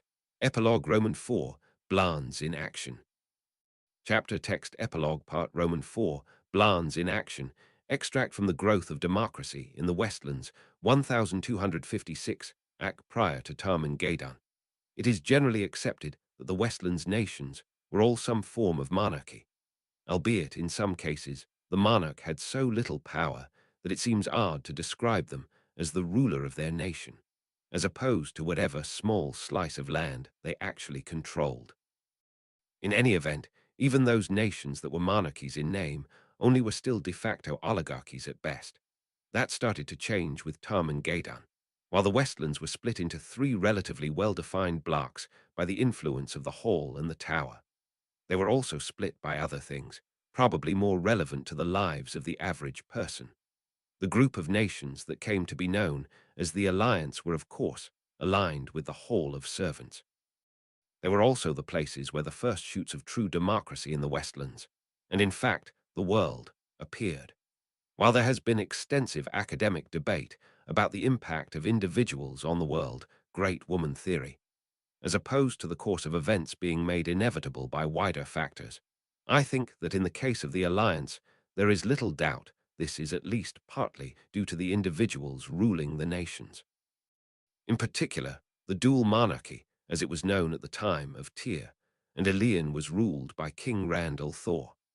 One thing that historians agree on is that Thor was not a power-hungry man. All of his actions after Tarmangaydan appeared to be dedicated to delegating power downwards and away from himself. There were of course a few occasions when he did intervene and take advantage of the dictatorial powers of his initial period of kingship. For example, his partially successful attempts at suppressing the Great Purge, or in relation to the statues of Taija Kosola. However, those were the exception. Within a year of the last battle, Ulthor had established people's assemblies in both kingdoms, elected by all adult subjects of the dual monarchy. These assemblies started as purely advisory bodies, but quickly evolved to a greater role. Andor was slightly slower to go down that path. It appears, although this has never been definitively confirmed, that there was some initial reluctance from Queen Morgase Trackhand. However, the two greatest advocates for democratization in Andor were the daughter heir Elaine Trackhand, later queen, and the prince consort Perrin Ibarra. While Ulthor's power over Andor was greatly reduced following Tarmangaydan, he was no doubt also able to exert some influence over this matter. Regardless, Andor established its own Commoners' Council in 3 Atk. As with the dual monarchy, this was only advisory at first. Finally, the 3 smaller alliance nations of Maine, Altara, and Murendi should not be forgotten. Maine followed in Tyr's footsteps in 2 Atk, likely as part of the first of Maine's careful movements to avoid alienating her larger, more hostile neighbor. Ulthor had far more positive views of Maine than his subjects, and his favor was vital to its continued survival. Altara makes a more interesting case. Historically, its monarchy had been extremely weak. It was exceedingly rare for a dynasty to survive past its 2nd generation, and the monarch was rarely able to exert meaningful power far outside the walls of Ebu Dar. The two prevailing influences on King Beslan were his alliance with Ulthor and the Hall, which was rock solid following Altara's liberation from the Cincian Empire, and the Alteran throne's relative powerlessness. This was why he showed little hesitation in following in Elian and Tyr's footsteps with the establishment of an assembly for the ordinary people of Altara. Not only did it keep him aligned with his more powerful neighbors, it also gave him a counterbalance to the power of Altara's provincial nobility. Particularly after Queen Tylin's horrific execution by the Cincian, the Alteran monarchy enjoyed rather more popularity with commoners than with the nobility, and he most likely sought to take advantage of that. His deft maneuvering of the various factions in Altara helped to provide it with the stability that it needed to industrialize with the rest of the alliance, and also ensured that the Mitsubar dynasty was in fact the 2nd longest lasting of the alliance, second only to the Perron dynasty in Maine. Finally, Murendi once again presents an interesting case. Their Queen Catherine resisted the initial steps towards democratization. She suffered from the same problems as King Beslan in Altara when it came to exerting her authority. However, unlike Beslan, she did not enjoy any particular popularity among the wider populace. With the rapid democratization taking place in the nations surrounding Murendi, this led to a febrile atmosphere, eventually culminating in the rebellion that would make Murendi the first republic in the alliance. While the democratization of the alliance was a gradual process, with many small steps forward and some back, it is generally agreed that Elaine Trachan's ascension to the throne of Andor was a significant milestone. Morgase's abdication in 15 Atk was the precursor to this. After her temporary exile from the Hall in punishment for almost killing Neril Alice in Asterisk, Elaine devoted herself to the governance of Andor, taking on a variety of causes and working hard for the nation's development under her mother. Morgase announced her abdication some years after Elaine's exile, declaring that she had a worthy successor in her daughter. Morgase's memoirs, published after her death, supported this, but also highlighted that by that point she was simply tired. She had lived through a period of great change, and with the commoners pushing for more political representation and Elaine championing them behind the scenes, along with the impact of rapid industrialization, It appears that she reached a point where she simply did not feel that she was keeping up with the changes in society. So, in what is widely considered to be an act of great wisdom and statesmanship, she gave way to her daughter, ensuring a peaceful succession and further progress for Andor. This meant that she was remembered as a progressive visionary, rather than the likely outcome of being seen as a self-interested conservative if she had stayed in power. Within 5 years of her ascent to the throne, Elaine made two key moves. The first, almost immediately upon her coronation, was to set a term limit for monarchs of Andor. She declared that no monarch would be allowed to rule for more than 40 years. This was mirrored shortly afterwards by a similar declaration from Ulthor Tyr and Elian, and a similar rule being applied to the first among servants in the hall. The reasoning behind the rule of 40 was quite simple. With channeling in the royal bloodline, it was possible to have a single monarch in place for centuries, given channelers' lifespans. Elaine's view was that this would be a recipe for stagnation and lead to resentment of Aes Sedai rulers. Ulthor expressed similar sentiments, stating that it had been one of the problems of the Age of Legends, although it is unclear how he came to that conclusion given the incredibly scant records from that era. The second move was made after she had been in place for 5 years. It followed a series of preparatory steps, none of which were picked up on by its political opponents. In a surprise announcement, she gave sweeping powers to the Commoners' Council. The most important of these were giving it the right to propose and pass legislation and appointing a prime minister from it.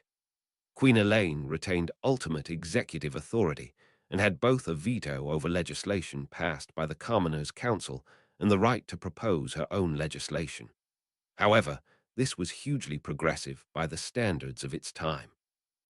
The move was opposed by many of Andor's great houses, but in the face of Elaine's overwhelming popularity among the wider populace and the increasing economic and military power of non-nobles, along with the backing of the Hall, there was little they could do. While not a true modern democracy at that point, Andor was certainly the closest thing to one on the planet, until a year later when the dual monarchy followed in its footsteps. Neril Alicin was a whole Aes Sedai, who is alleged to have either fought a duel with Elaine or been attacked by her in retaliation for calling Taija Kosola a dark friend. Note that for all the talk of democratization in Andor and equality in the Hall, it is clear that if Elaine had been anyone other than the daughter heir of Andor and one of the founders of the Hall, she would have been punished far more severely than a 5-year exile from the Hall's grounds. Her response to the initial sentence was unprintable, but can be summarized as expressing a desire for the Hall's new leadership to perform anatomically impossible acts on themselves, and resulted in the sentence increasing from 5 years to 8. Unlike the remaining modern-day constitutional monarchs, Elaine Trakand was a war veteran who had been instrumental in the resistance against the Tzeentchian occupation of Ebu Dar, and is thought to have picked up an impressively colorful vocabulary during that period. == 14 at Elaine lay back and closed her eyes in the warm air, enjoying the faint sound of running water and letting the hot stone bed under her relax her muscles. It was good to escape sometimes, something she knew would be much harder when she was queen. However, these baths in the Damana Mountains were something that it was worth making the effort for. Exclusive, discreet, and luxurious, there were advantages to being royalty. She had had a massage, been in the thermal waters, which were good for one's skin, or so she was told, and now she was just relaxing, or at least trying to relax. Her mind kept going back to her plans for Andor and some of the arguments she had had with her mother. Her mother was a great woman, but she did not understand the way the world was changing, had already changed. Elaine allowed herself a wry smile.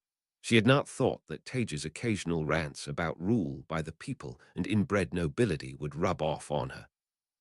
Not that she was inbred, of course, but one thing that her time in the Hall, fighting in the Rahad, and yes, even listening to Taija ramble and then get embarrassed when she accidentally insulted the throne, had taught her was that birth really meant little. A monarchy provided a stabilizing influence, no doubt. A nation without a king or queen was a nation without unity. However, if you could truly harness a people, use them to their full potential, and bring them together to take part in the ruling of a country, a demos of educated citizens, There were no limits for what a nation could achieve. Look at Andor, wars of succession, useless monarchs. Although not recently, of course, it had been a declining nation until Tarman Gadan. Light, if not for her mother's marriage to Perrin, the two rivers might be independent. Now it was going from strength to strength, and under her that would continue. However, there was so much to think about: managing her mother, getting past the obstruction from the great houses, making sure that power was balanced, avoiding her future subjects pushing too hard. Elaine's train of thought was interrupted when the woman on the heated stone bed next to her spoke up. "You look rather stressed, my dear. A penny for your thoughts." She glanced over. It was a blonde woman into her middle years. Many would have called her curvaceously beautiful, not someone she recognized. Elaine considered ignoring her, but her peace of mind was broken, so instead she sighed. "Just things I must think about. Duty can be a heavy burden." "Oh, indeed it can, and it burdens us all. Still, they say a burden shared is a burden halved." Elaine was about to politely demur. She was hardly going to discuss her plans for Andor with a total stranger, but then she thought, why not? Who better to talk to about these things than someone who had no stake in them? The woman was clearly not Andoran by her accent, Damani perhaps, although she did not have the look. So Elaine launched into an explanation of her plans, struggles and worries, encouraged on by nods and sympathetic noises from the woman. "Well, I can see why that weighs heavily on you. For what it is worth, I think you are on the right path. Your worries are valid, and that should not be dismissed, but you will overcome them. Let us talk through them." To her surprise, Elaine found the woman dissecting her feelings, explaining them better than she herself could have, and reassuring her about them. Their conversation ended with the woman offering one piece of advice. "I know it is not my place, but if there is one thing I could contribute to your ideas for rule by the people in the context of the monarchy, it is this: avoid too much power going to the channelers. Of course they have things to contribute. I have no prejudice against them. But if you are not careful, you can find yourself in a situation where they dominate the high positions of society due to their personal power and their longevity. Other than the obvious problems that arise if their domination is not benevolent, it is also a road to stagnation when one person can hold power for centuries, however well-intentioned they may be. While we will never know, I do wonder if that contributed to the end of the Age of Legends." "That makes sense. Thank you." Elaine was already reassessing some of her plans. It made a worrying amount of sense and was something she simply had not thought of. Then she realized, of course, it would apply to her too. Another thing to think about. Nevertheless, she still somehow felt far better for her conversation with the woman. "Thank you for your words. You are clearly very wise. May I ask your name?" "Of course, Jala Ascan. I have a small estate in Gildan." As Elaine left, a robe wrapped around her, her mind whirled. Why in the light had she felt able to confide so much? She would never normally have shared even a fraction of that with a stranger. She had to admit, she really did feel better for having done it, though.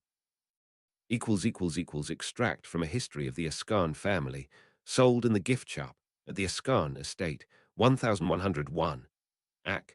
Most records of the Ascan family from before Tarman Gadan were lost in the chaos that surrounded the war with the Shadow. While we do have some documents evidencing earlier figures in the family, Jala Ascan is the first about whom we have more than mere passing mentions.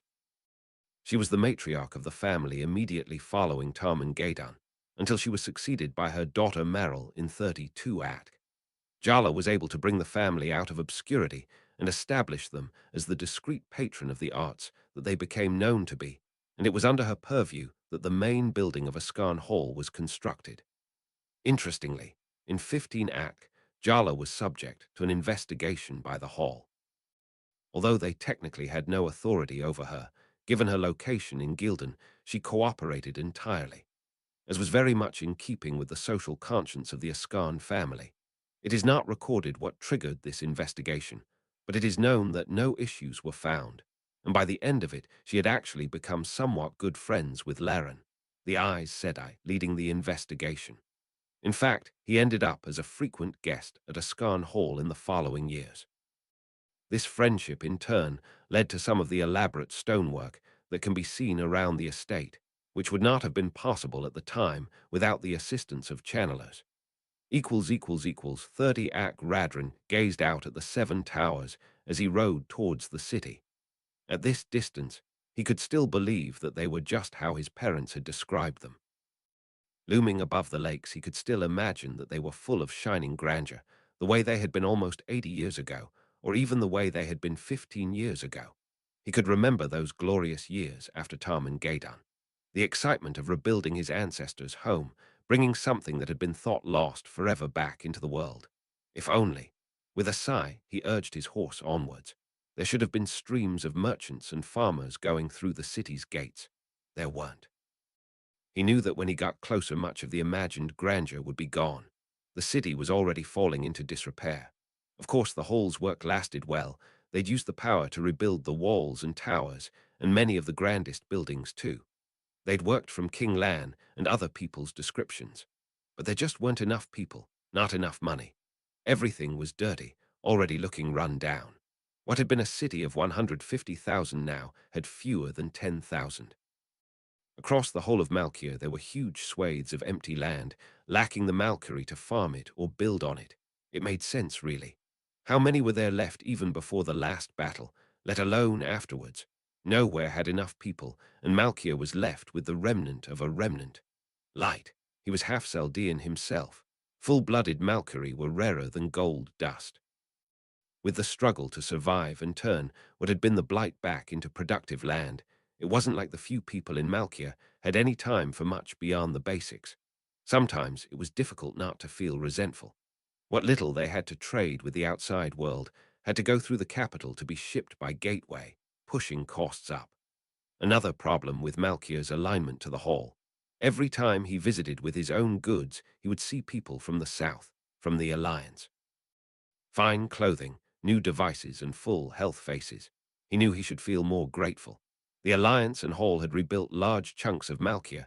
They defended it now and supported it with food and goods.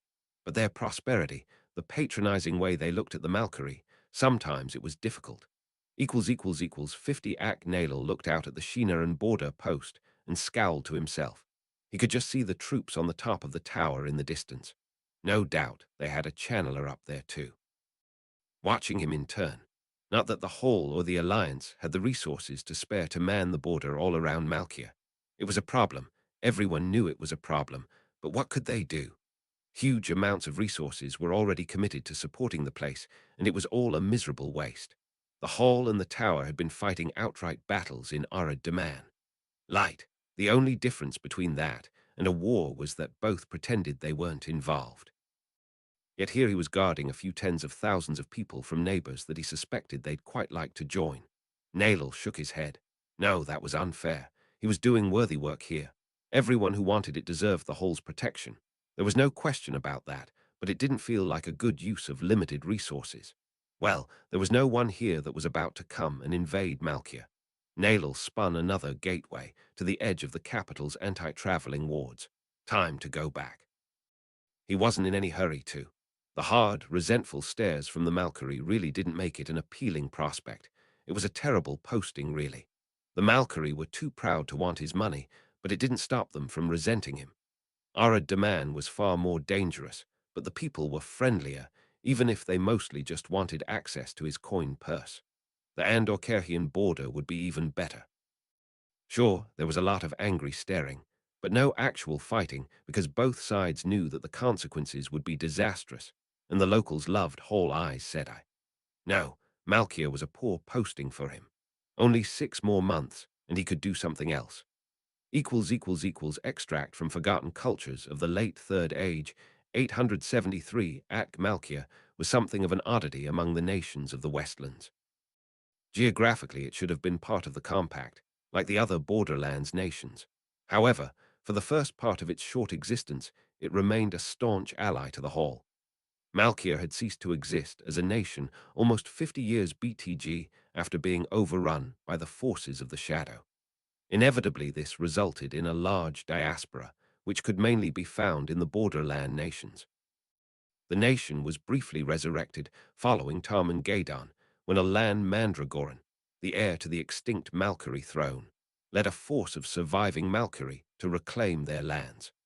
The Light's victory in Tarman Gadan resulted in the refounding of Malkia under King Lan, with the survivors of his forces essentially forming a new noble caste.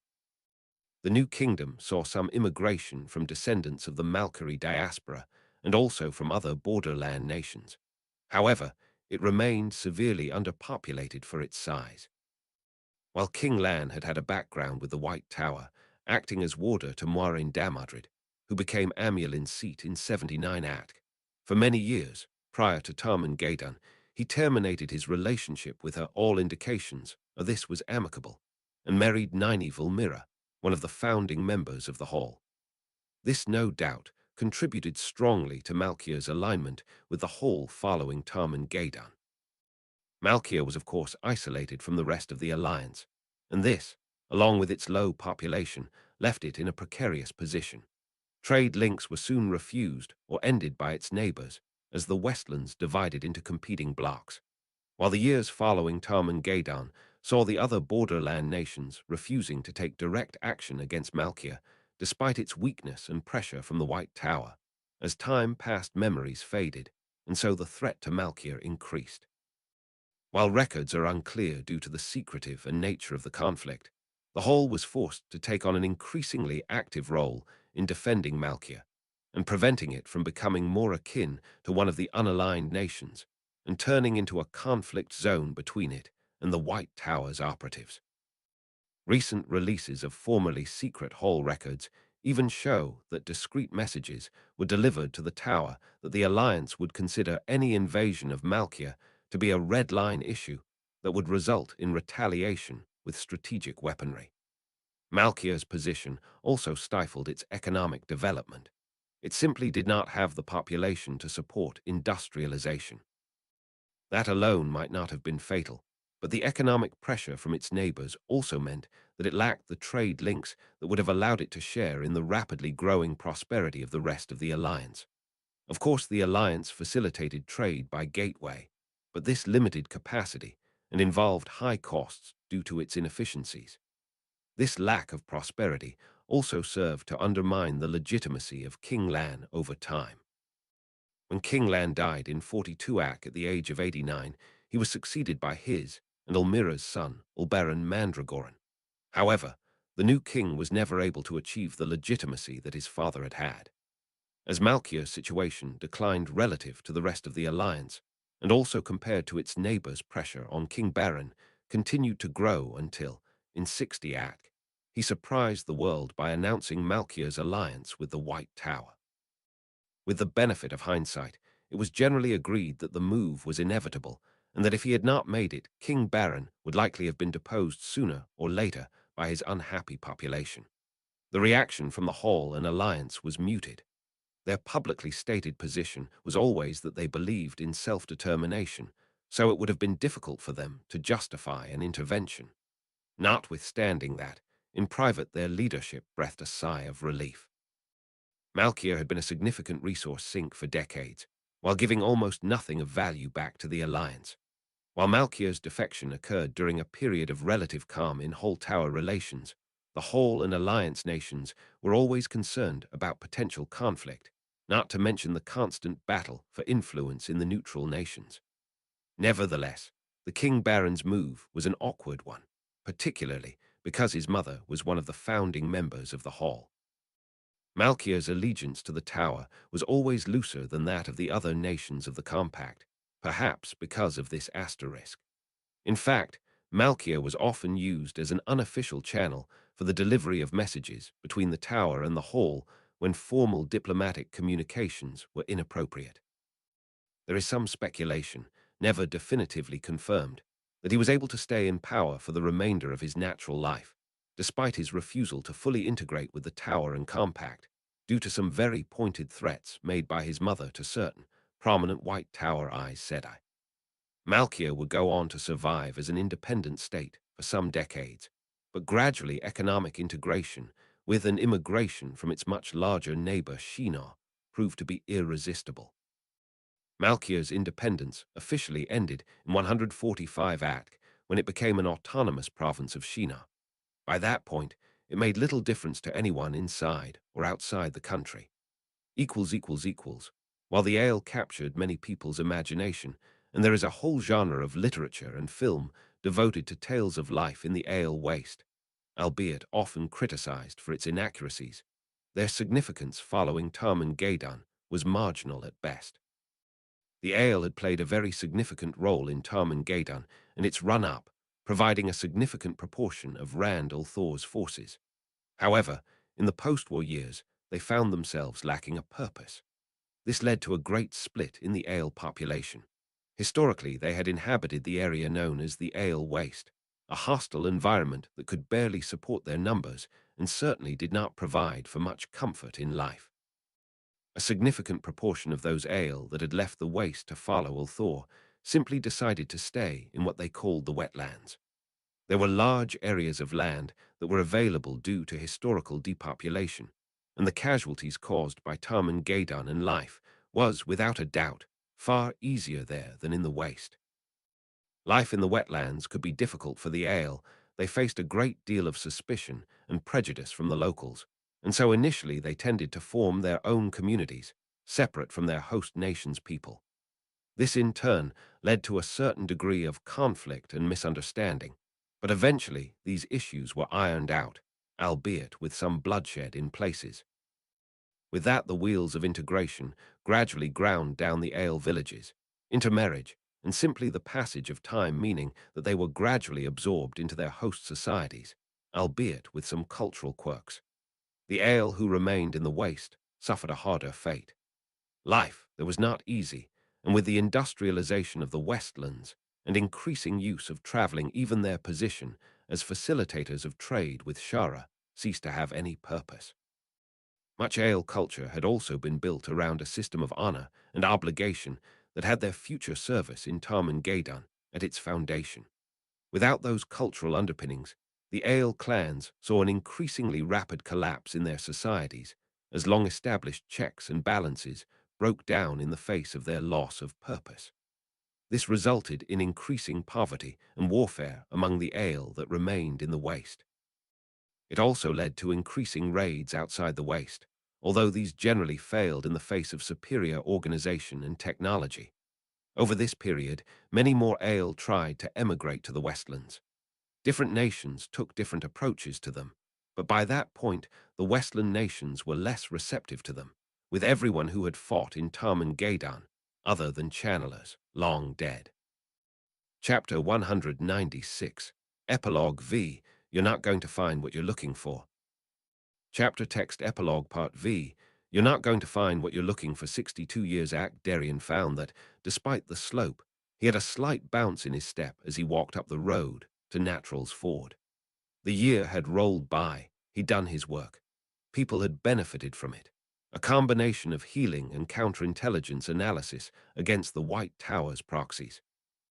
It was all good, worthy work, and he enjoyed it, but he still found himself looking forward to summer and his annual break. It was time to look for the lost city of Camella Danzan again. His friends had raised their eyebrows when he'd said he was going back to Natural's Ford, but the evidence really did point to it, or at least something from the Age of Legends, being up in the mountains around there. There were other villages, of course, but at least here he knew a few people, and there was far more to explore that he hadn't yet had the chance to. Naturally, his first stop was the inn. He'd need to buy supplies, and he wanted to organize himself a guide. Of course, he'd be very happy to use Lara again, but he didn't want to intrude or be presumptuous. He felt they'd made a bit of a connection the last time, but she could be a prickly woman. It could also be taken the wrong way, a man going straight to a woman who lived alone like that, especially given her disability and the power disparity that came with being an Aes Sedai. When he walked into the inn's common room, the innkeeper, Leston, looked up as if he'd just been there yesterday. "Ah, Darien, you're back. An ale." With that unceremonious greeting, he was welcomed back to the village. At least the man hadn't called him Darien Sedai. A few cups of ale later, he breached the topic of obtaining a guide. "Going after your city again? Well, someone's got to." He gave his best disarming smile. "And you don't want Lara this time?" There was a hint of disapproval in Leston's tone. "Huh, no, why would you say that? Figured you'd go straight to her if you wanted her." "I wouldn't want to be presumptuous, given her," he nearly said vulnerability, but if she ever heard that, she'd probably tell him to go back to Andor situation. So I thought I'd go through you again, if that's all right. Ha! The man seemed genuinely amused at the idea. I wouldn't worry about that. If Lara wants you to leave her alone, she's perfectly capable of making it clear. Darian had been thinking a lot about her over the last year. There was something that didn't quite fit, but he thought he knew the answer. After a moment, he decided to gamble. I suppose she would be, being a channeler and all. The sound of conversation in the common room vanished in an instant, and Leston's amused mien faded, replaced by an intense gaze. Darian resisted the urge to wince. That might not have been the wisest thing he'd ever said. Leston's voice was neither casual nor amused. That's a dangerous thing to say about someone, what with the troubles and what they can mean for channelers. The man's tone made it clear that, whatever his words, he meant it was dangerous for Darian. Well, at least it seemed he'd been right. Darian immediately held his hands up, palms out placatingly. Apologies, I meant no offense. Her secret's safe with me. I've got no interest in anything other than exploring the mountains and relaxing. If I was looking for anything more, I wouldn't be here on my own after all. He didn't bother saying that wasn't the Hall's way anyway, that they were nothing like the tower. That wouldn't help. He doubted anyone here would believe him. Leston gave him a long look, and slowly the hum of conversation resumed across the common room and the innkeeper. Darian knew he wasn't the most intimidating-looking Aes Sedai around, but he'd had harder, scarier looks from plenty of other people. He wasn't looking for confrontation, though, so he let it wash over him. Lara's done more for this village than anyone else alive, and we have long memories up here. You might be Aes Sedai, but even Aes Sedai need to sleep. Respect us and respect her, and we'll respect you. All right, that had been at the better end of threats he'd received. He certainly wasn't going to sleep well in his bed in the inn tonight. I understand. I promise you, my only intention is to hire her as a guide for the next 2 or 3 weeks. No more, no less. If she says no, you'll never see me again, and on my honor as an Aes Sedai, I will not send anyone else after her either. HMPH. Leston picked up a cloth and started to polish a cup. Fair enough. Just make sure you treat her right. Darian did wake up still alive the next morning, so after a good breakfast, he made his way up the path to Lara's house. As with the first time he'd been there, Enith was working in the garden. He did wonder about their exact relationship. Lara had been cagey about it last year, but maybe this time he'd get the full story. This time there was no curtsy. When she saw him, she hurried inside. A few seconds later, Lara came out, looking thoroughly unamused. His heart sank, perhaps trying to confirm she could channel like that hadn't been such a good idea. Hello, Darian. Her eyes speared into his. Leston told me you'd be along, looking to poke your nose in more. Yes, she was definitely annoyed. He gave her his best disarming smile and an apologetic bow. I'm sorry, it was a bit crass of me to bring it up with him like that. He glanced at Enith, who was scowling at him from Lara's side. Lara made a dismissive gesture. She knows I can channel. Don't worry about her, worry about yourself. All right, well, I'm sorry. It was probably best just to be open. Sometimes I get ahead of myself, and I was feeling very clever because I thought I'd worked it out, and I didn't think through why people here might not want that sort of thing to be known. It was easy to forget that not everywhere was like being in the Alliance. Even easier to forget that in some places, a channeler was a potential resource to be grasped and exploited. Remaining unaffiliated was not as safe everywhere as it was in the Alliance, and the last thing he wanted was for Lara to be dragged off and conscripted by the Compact. She studied him for a few seconds longer. You're far too soft, really. It'll come back to bite you one day if you're in the habit of speaking without thinking. It was definitely unfair. What would she know anyway? He ruthlessly suppressed his irritation. He was the one that had caused offense, and anyway, she'd clearly gone through plenty. He couldn't even assume she was that much younger than him since she could channel. Fine, though. I get it. You didn't mean any harm. Apology accepted, but maybe think more before you next want to show off how clever you are.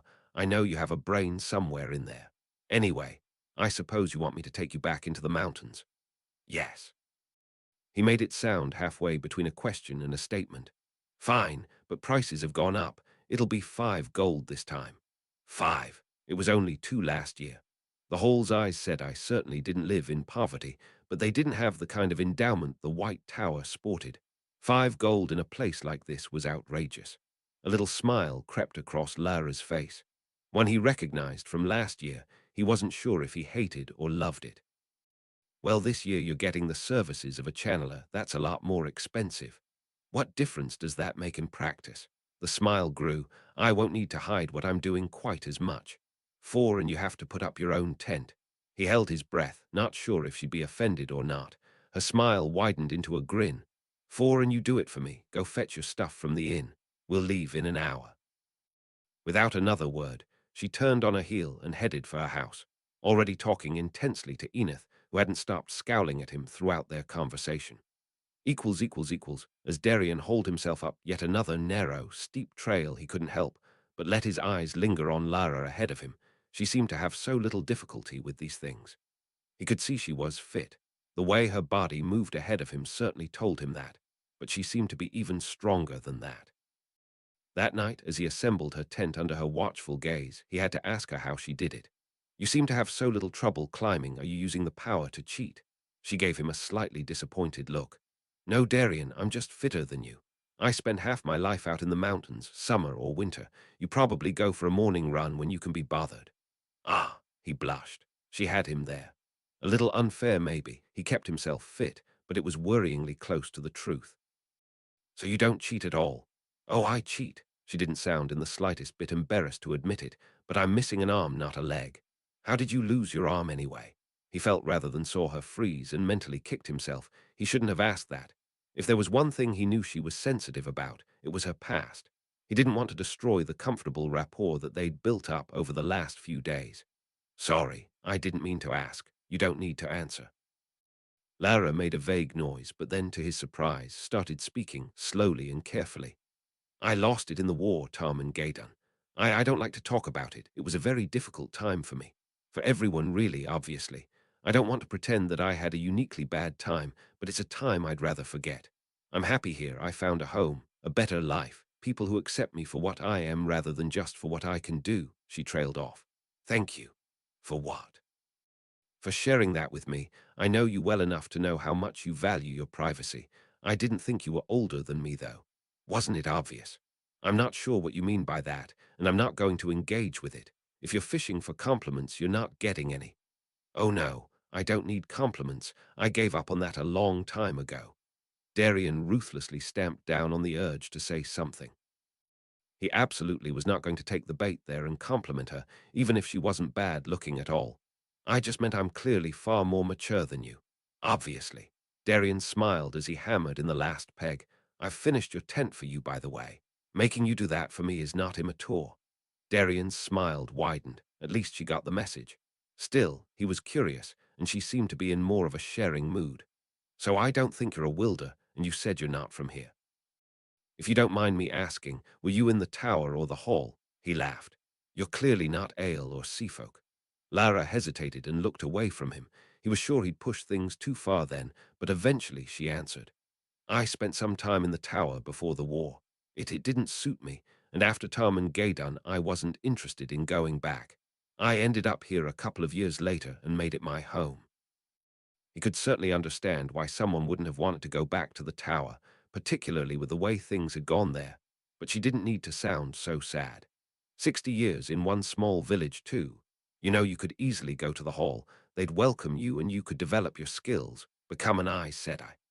A flash of something went through her eyes, and then she laughed, although there was more than a hint of pain in it, an undertone of bitterness in her voice.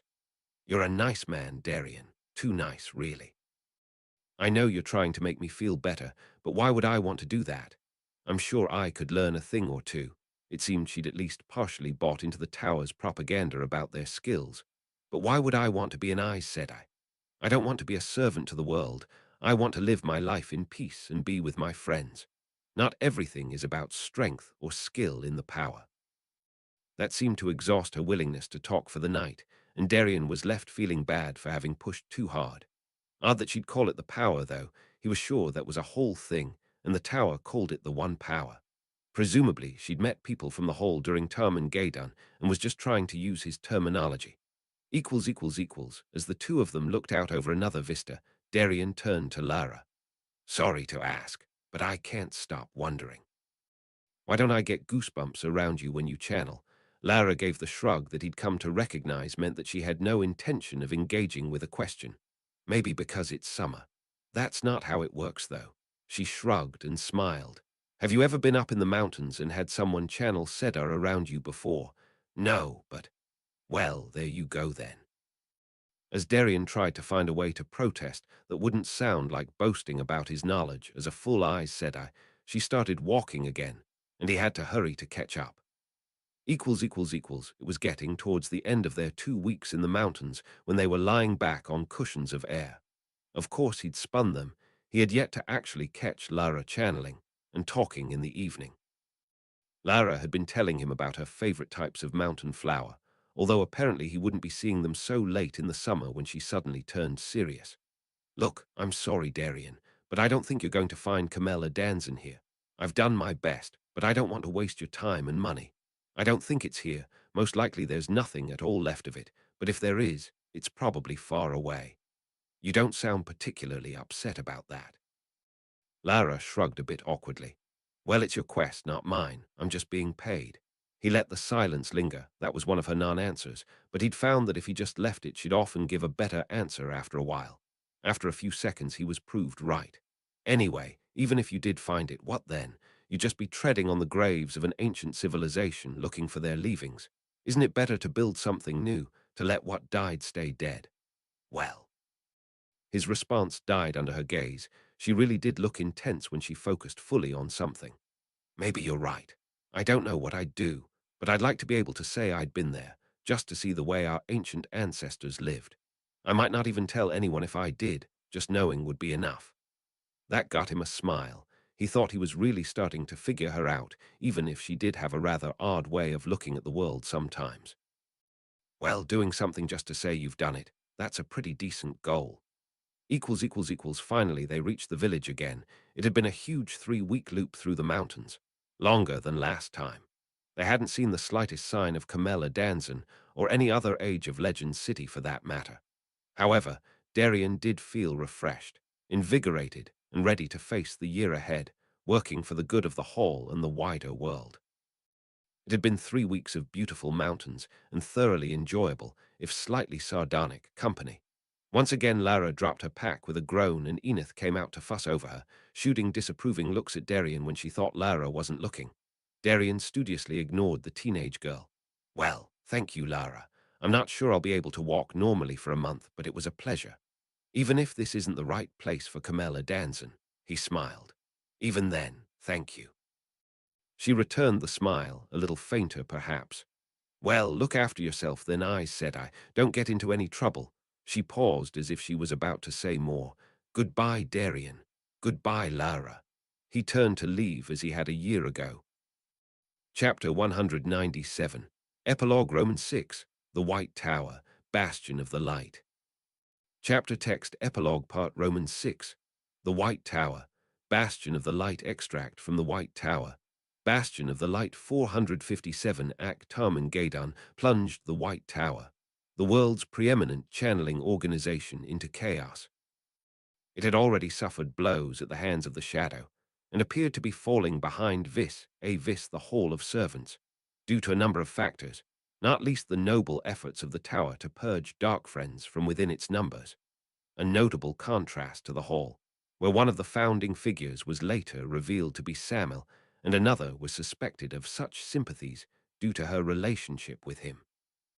The death of Siwyn Sanch, the then Amiel seat, at the Battle of Chachin, along with many of her strongest supporters, meant that there was something of a leadership vacuum immediately following Tarmangadan. This was exacerbated by Megan Goran's death shortly afterwards. Unlike Sanch, she did not die in battle. Rather, she was poisoned by Dark Friends seeking revenge for the Tower's actions against the Shadow, and although the perpetrators were later caught and executed, it was too late for her and the Tower. Fortunately, the Tower was able to benefit from Adelorna Bastien stepping into the gap that was left by the loss of much of its leadership. Following her victory at Tarmangadan, sounding the horn of valor, and bringing the might of the White Tower to bear where the Hall had been unable to hold the Shadow, she was seen as Sanch's natural successor. As a result, when news of Sanch's death reached the sitters, she was quickly elected to the Amiel seat. Her able and visionary leadership of the White Tower resulted in the organization that we see today, a shining beacon of civilization and the light, standing against the forces of chaos and degeneracy represented by the Hall and the Alliance. It was initially thought that Bastine would be a conservative Amulin, continuing the policies of her predecessors. However, people were quickly disabused of that notion. Bastine masterfully identified the changes that needed to be made, while preserving the true essence of the White Tower. Shortly after her assumption of the Amulin seat, the world was rocked by the revelation that Tel Janin, one of the founding members of the Hall, was in fact the Forsaken Samil. He had died during Tarmangadan, and so was not able to face justice. Another of the founding members, Taija Kosola, was well known to have been his lover, and there was a great deal of speculation about whether she too was a dark friend. It seems likely to have been the case, but as she also died during the war with the Shadow, there was little to pursue. Ignoring her disappointment that these two individuals were no longer around to face the consequences of their crimes, Bastine reversed her predecessor's policy of rapprochement with the Hall. It was clear that, where the White Tower had carefully and thoroughly divested itself of the plague of dark friends and had avoided its leadership ever being compromised, the Hall had singularly failed to do so and was a danger to the world. She recognized that, if the Dragon Reborn was too naive or weak to deal with such matters, then she would do better. At the same time, Bastine also showed her wisdom. She reached out to the more morally upstanding members of the Hall, using contacts built by true Aes Sedai in the run-up to Tarmangadan. For those that were rightfully disgusted by the actions of the Hall's founders, she offered a solution. The White Tower would take them in as lost brothers and sisters, to be welcomed home. The influx of people that resulted from this led to a strengthening and replenishing of the tower's numbers, as well as bringing together the best channelers from across the world. Bastine had two other immediate and radical reforms that ensured that the White Tower is what it is today. The first was in relation to the three oaths. These had been a part of the Tower's tradition, a requirement to be a true Aes Sedai for as long as the Tower had existed. However, it had become clear in recent years that they also had the effect of shortening a channeler's lifespan. Bastine identified that the three oaths had served their purpose. Now that the Shadow had been defeated in Tarmangadan and the White Tower had once again proved its value to the world, they had become a hindrance rather than a help, particularly in the face of the Hall, which flaunted the lack of restrictions on its members. So Bastine changed the application of the oaths in two key ways. The first was that Aes Sedai would no longer swear the third oath. The Shadow had been vanquished, but it was not the only source of evil in the world, and Aes Sedai needed to defend themselves and those weaker than them from those sources. Restricting themselves to fighting only in self-defense or against Shadowspawn made no sense. At the time, she named the Sintian as the reason, but of course it is now understood that she, wisely, had her eye on the Hall and the nations of the Alliance. The second was that she changed the nature of the oaths. Where before an Aes Sedai swore the three oaths and remained bound by them until the day she died, from then on they would only apply to new Aes Sedai. Once someone had been an Aes Sedai for 25 years and had proven that their character was unimpeachable, they would be allowed to unswear the oaths. It is thought that she wanted to remove them entirely, offended by the idea that any Aes Sedai would need to be bound by anything other than his or her upstanding morality. However, the 25-year period, which remains to this day, was kept as a concession to more conservative elements among the sitters.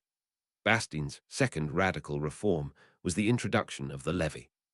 Prior to Tarmangadan, the Hall's active and forceful recruitment policies had allowed it to explode in numbers, albeit at the expense of quality, as illustrated by the high casualties that it suffered compared to the White Tower during the war with the Shadow. The White Tower had historically taken a more liberal approach to recruitment, believing in the free choice of individuals as to whether they wished to train to become channelers or not. This changed under Bastine. She recognized that if the Hall was press-ganging people into its ranks, it would end up far too large to counter in the future.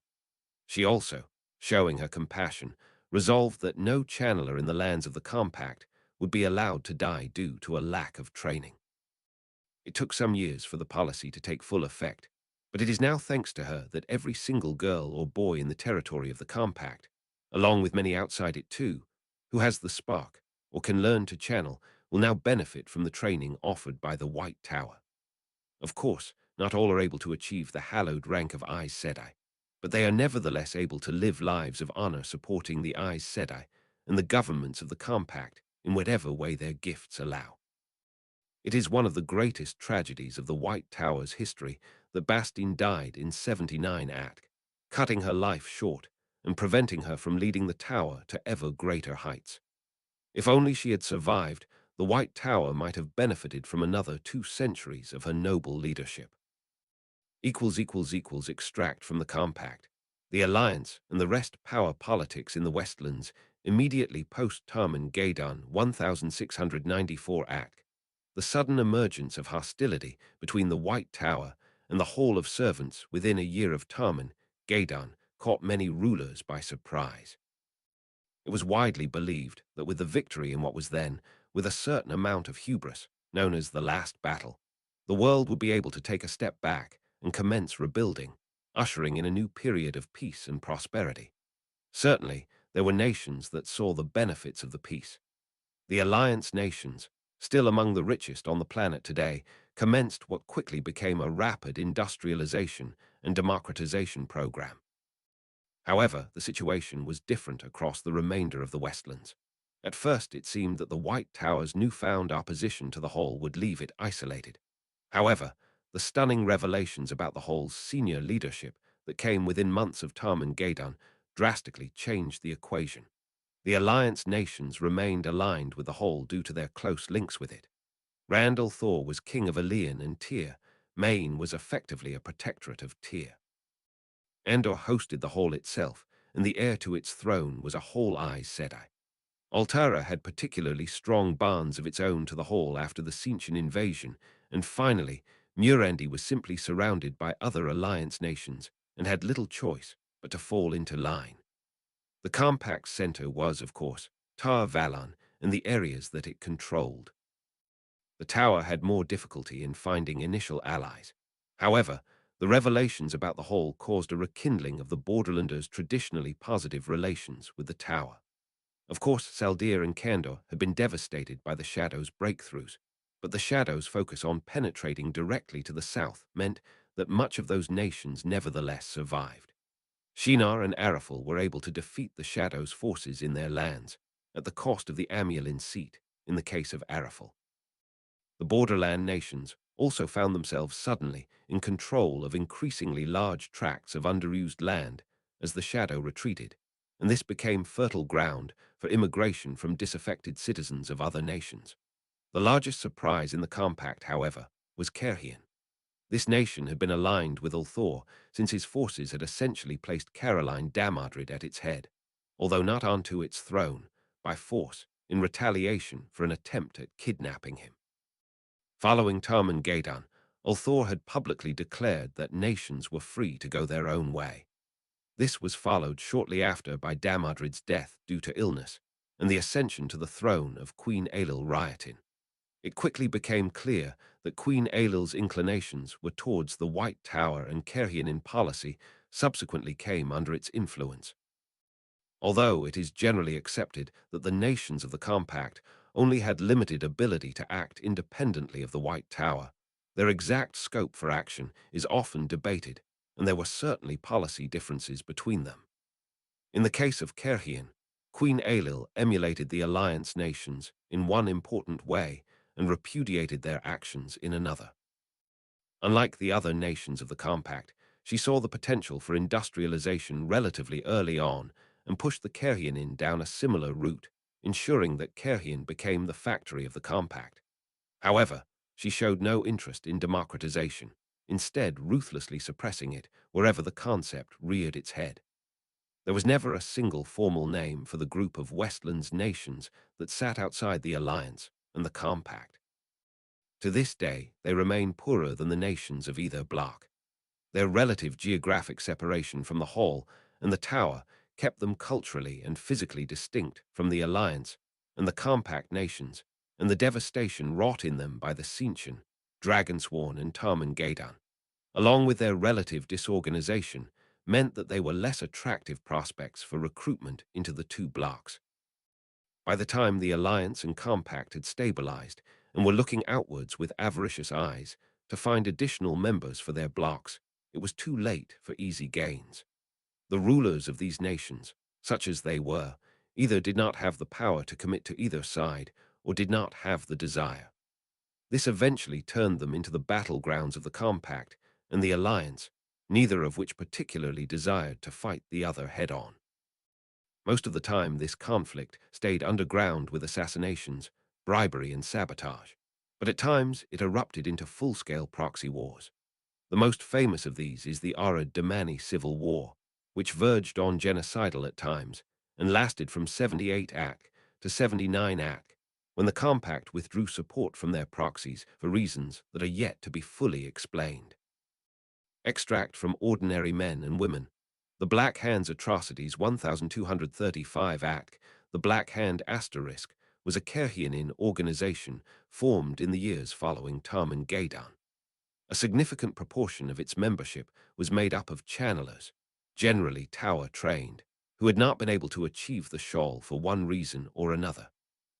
However, it also included a large number of non-channelers and many secondees from the White Tower, illustrating the close links between the Tower and the Kerhianin government. Officially speaking, the Black Hand did not exist. It very much operated as something between a hidden army and a secret police force to enact the will of the Kerhianin government and the White Tower. Within Kerhian, and even other nations of the Compact, people grew to fear the late-night knock at their door from the Black Hand. Externally, it was implicated in a number of operations where it seems to have been used as a deniable asset. Within Alliance nations, it was known to engage in spying and even assassination attempts. The most famous of these is the attempt on Alexei Durkarel's Asterisk life. Of course, at the time, the Compact denied all responsibility. A team of 5 Black Hand operatives attempted to storm his home while he was there with his wife Alusha and their 2 children. He and his wife successfully killed all 5. She was also a channeler of some ability, although not as well known as he was, and while she suffered serious injuries in the attack, none were impossible to heal.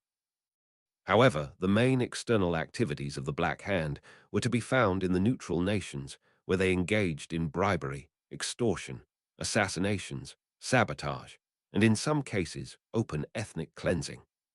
The Black Hand was also implicated in forcible recruitment of potential channelers from isolated villages.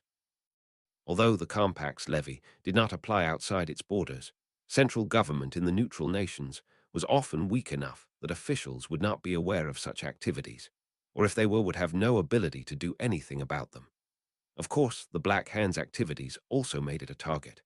For example, the woman believed by historians to have been its head in the 70s, Meliela Alira, died in what appeared to be a freak channeling accident in 79 AC.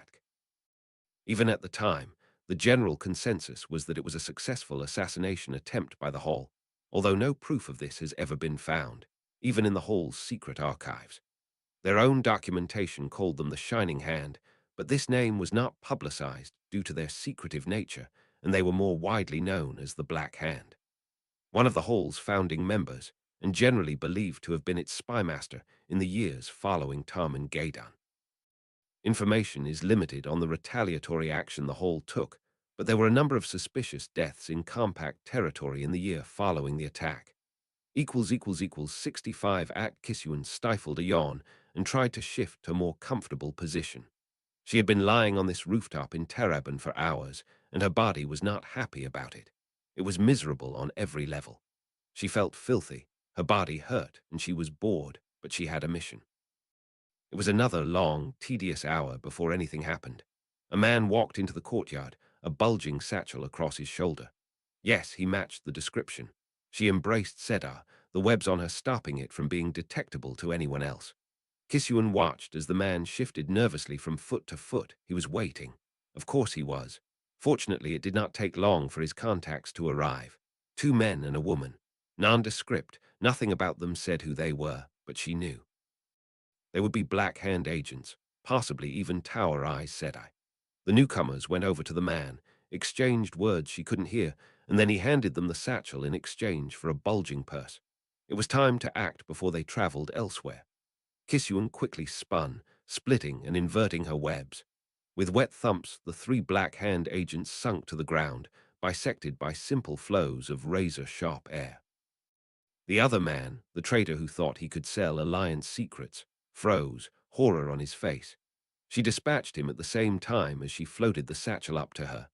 Then it was time to run, before the Black Hand's backup arrived. If this turned into a running battle through the streets of Tanchico, she would be in such trouble. Chapter 198. Epilogue Roman 7. The names Velen, Ella's Velen. Chapter text Epilogue Part Roman 7.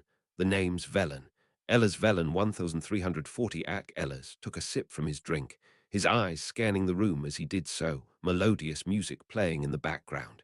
His gaze landed on a couple at the far side.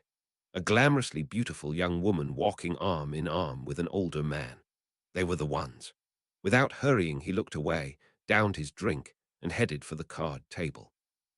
Tense music sounded through the night, and Ellas started to climb the wall of the palace, his dark but expensive suit blending perfectly into the darkness. Wherever he put his hands and feet, there were little wedges of air that he spun and tied off as he went. Nothing big enough to trigger wards or attract attention, but they made climbing a breeze, even in his faultlessly smart clothing. He soon reached the window he'd been aiming for. There was a ward over it, of course, but for someone of his skill, it was a matter of seconds to subvert it. Some careful spinning, and soon a hole was silently cut in the glass for him to step to. Inside, he was met by the sounds of quiet passion as the woman from earlier moved rhythmically under the covers atop the older man. Ellas found himself a seat and settled into it, Sedin surging through him as he waited for them to finish. With a final exaggerated cry of pleasure, the woman rolled off her lover. After a moment she sat up in the bed, sheets artfully placed to conceal anything would upset a censor. Is someone there?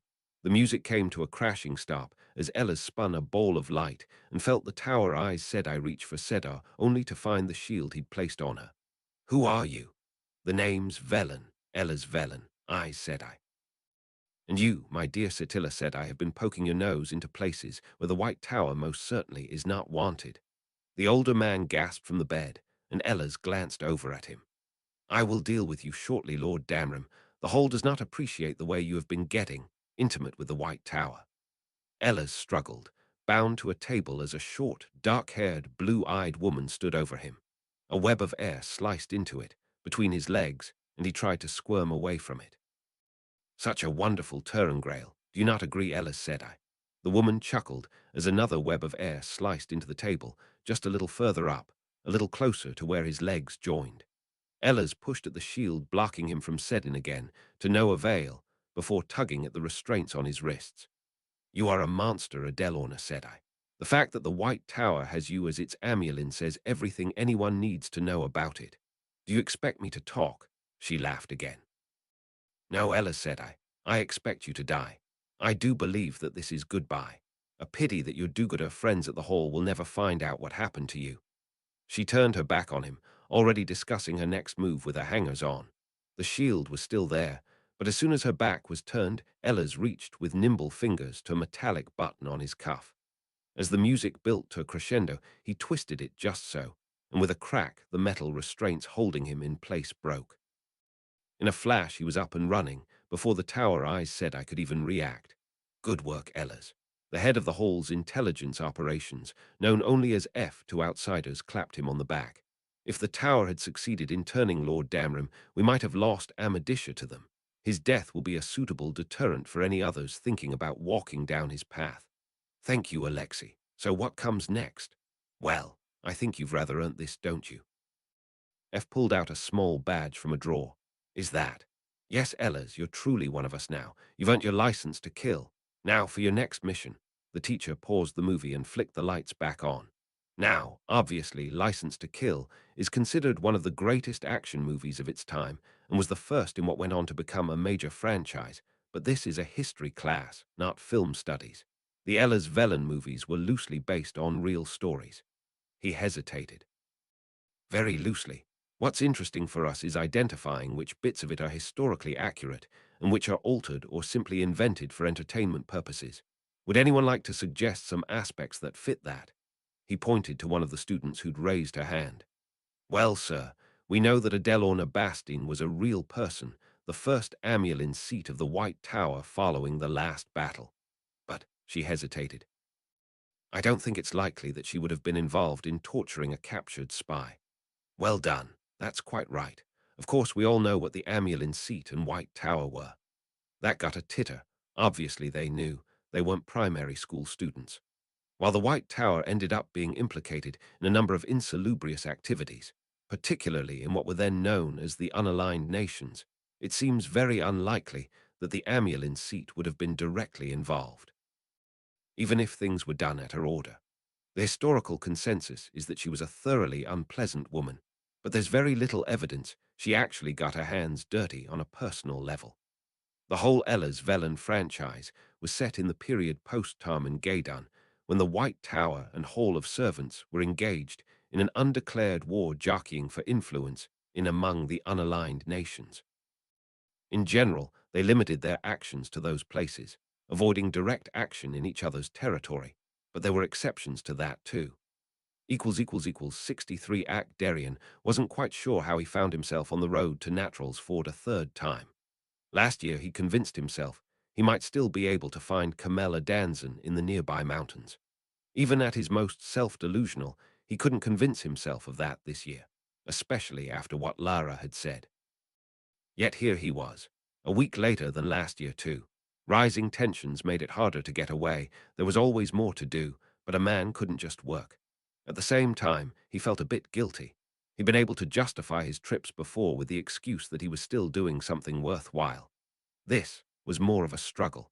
Of course, he'd told the other Aes Sedai that he was continuing his search, which didn't help his conscience. To be fair, they thought it was a waste of time either way.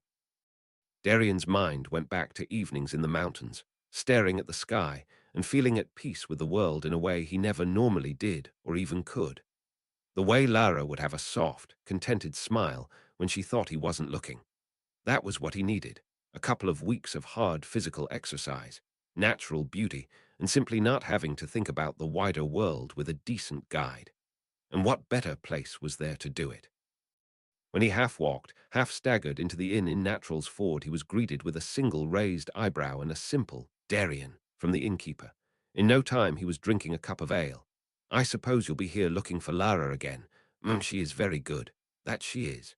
The innkeeper smirked. I'm afraid she's out on one of her walks at the moment, though. Oh, so she's not here. He felt far more disappointed than he should have, not that he'd show it to the man. Afraid not. The innkeeper took a moment to polish a goblet, and his smirk deepened, although Darian wasn't sure why. Don't look so disappointed, lad. There are other people who can guide you if you're that desperate. No, it's fine, of course I can. Or you could wait a day or two. She's been gone a week. I doubt she'll be gone much longer. Stay here, put your feet up, and she'll be back in a day or two, and you can head out again. It was indeed not a long wait. Just until the next day, in fact. That afternoon, the innkeeper's son, Tome, came running in to announce that Lara was back. Darian immediately pushed back his chair and headed for the door, then slowed his movements down at a raised eyebrow from the innkeeper. He didn't even know why he was so enthusiastic. Probably that he was looking forward to hitting the mountains and finally being able to clear his head. It didn't take him long to reach Lara's house, and for once, Enith wasn't there working in the garden. After a moment's hesitation, he walked through the garden to her front door and knocked. Hopefully she wouldn't mind the disturbance. She might be tired and grumpy. He hoped he wasn't being rude.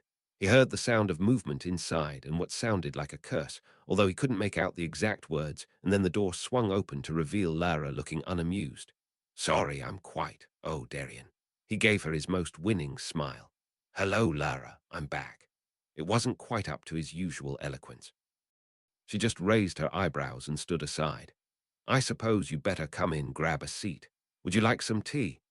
Oh, thank you. Yes, please. As she headed off to what he assumed was the kitchen, he couldn't help but notice a bit of a limp and were her breeches torn. From the other room, there came the sound of water being poured, and then a short time later, she was coming back with a steaming cup in her hand. She must have channeled to heat it so quickly, although it occurred to him that he'd never actually seen her channel, or not knowingly anyway. Odd. Are you all right? You're limping. I'm fine. She dismissed the question immediately. Are you sure? I could heal. Darian got up and took a step towards her, reaching out. She moved so fast he wasn't sure one of the Hall's combat instructors could have reacted better, putting distance between them. Unfortunately, she also stumbled as she did, tea spilling onto the floor. Fuck, she scowled at the mess at the same time as she barked out what sounded like a curse word, even if he didn't recognize it. I'm sorry, let me. Just leave it. They managed to speak over each other, and Darian could see Lara retreating into a defensive shell, like when he asked her something sensitive. He took a deep breath. Look, I'm sorry, Lara. I didn't mean to startle you.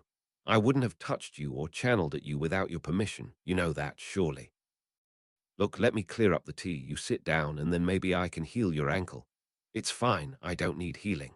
She looked petulant for a second, but he could see her getting herself back under control. Thank you. She hadn't said no to him clearing up the tea, so he spun Sedin, scooping up the liquid to deposit back in the cup and cleaning the floor at the same time. Useful webs for all circumstances. There, no harm done. Now, what did you do to your ankle?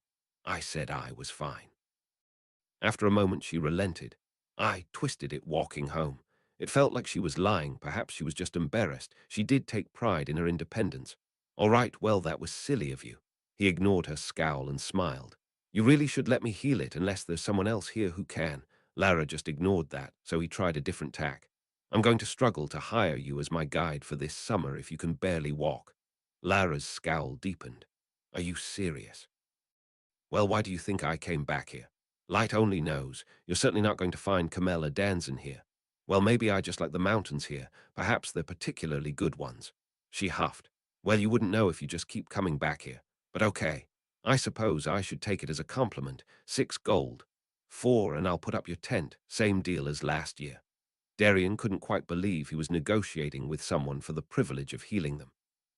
She hesitated and then relaxed and closed her eyes. All right, done. Darian took a step towards her, then hesitated before he touched her. Are you sure? Lara opened one eye to look at him before closing it again. Yes, come on then.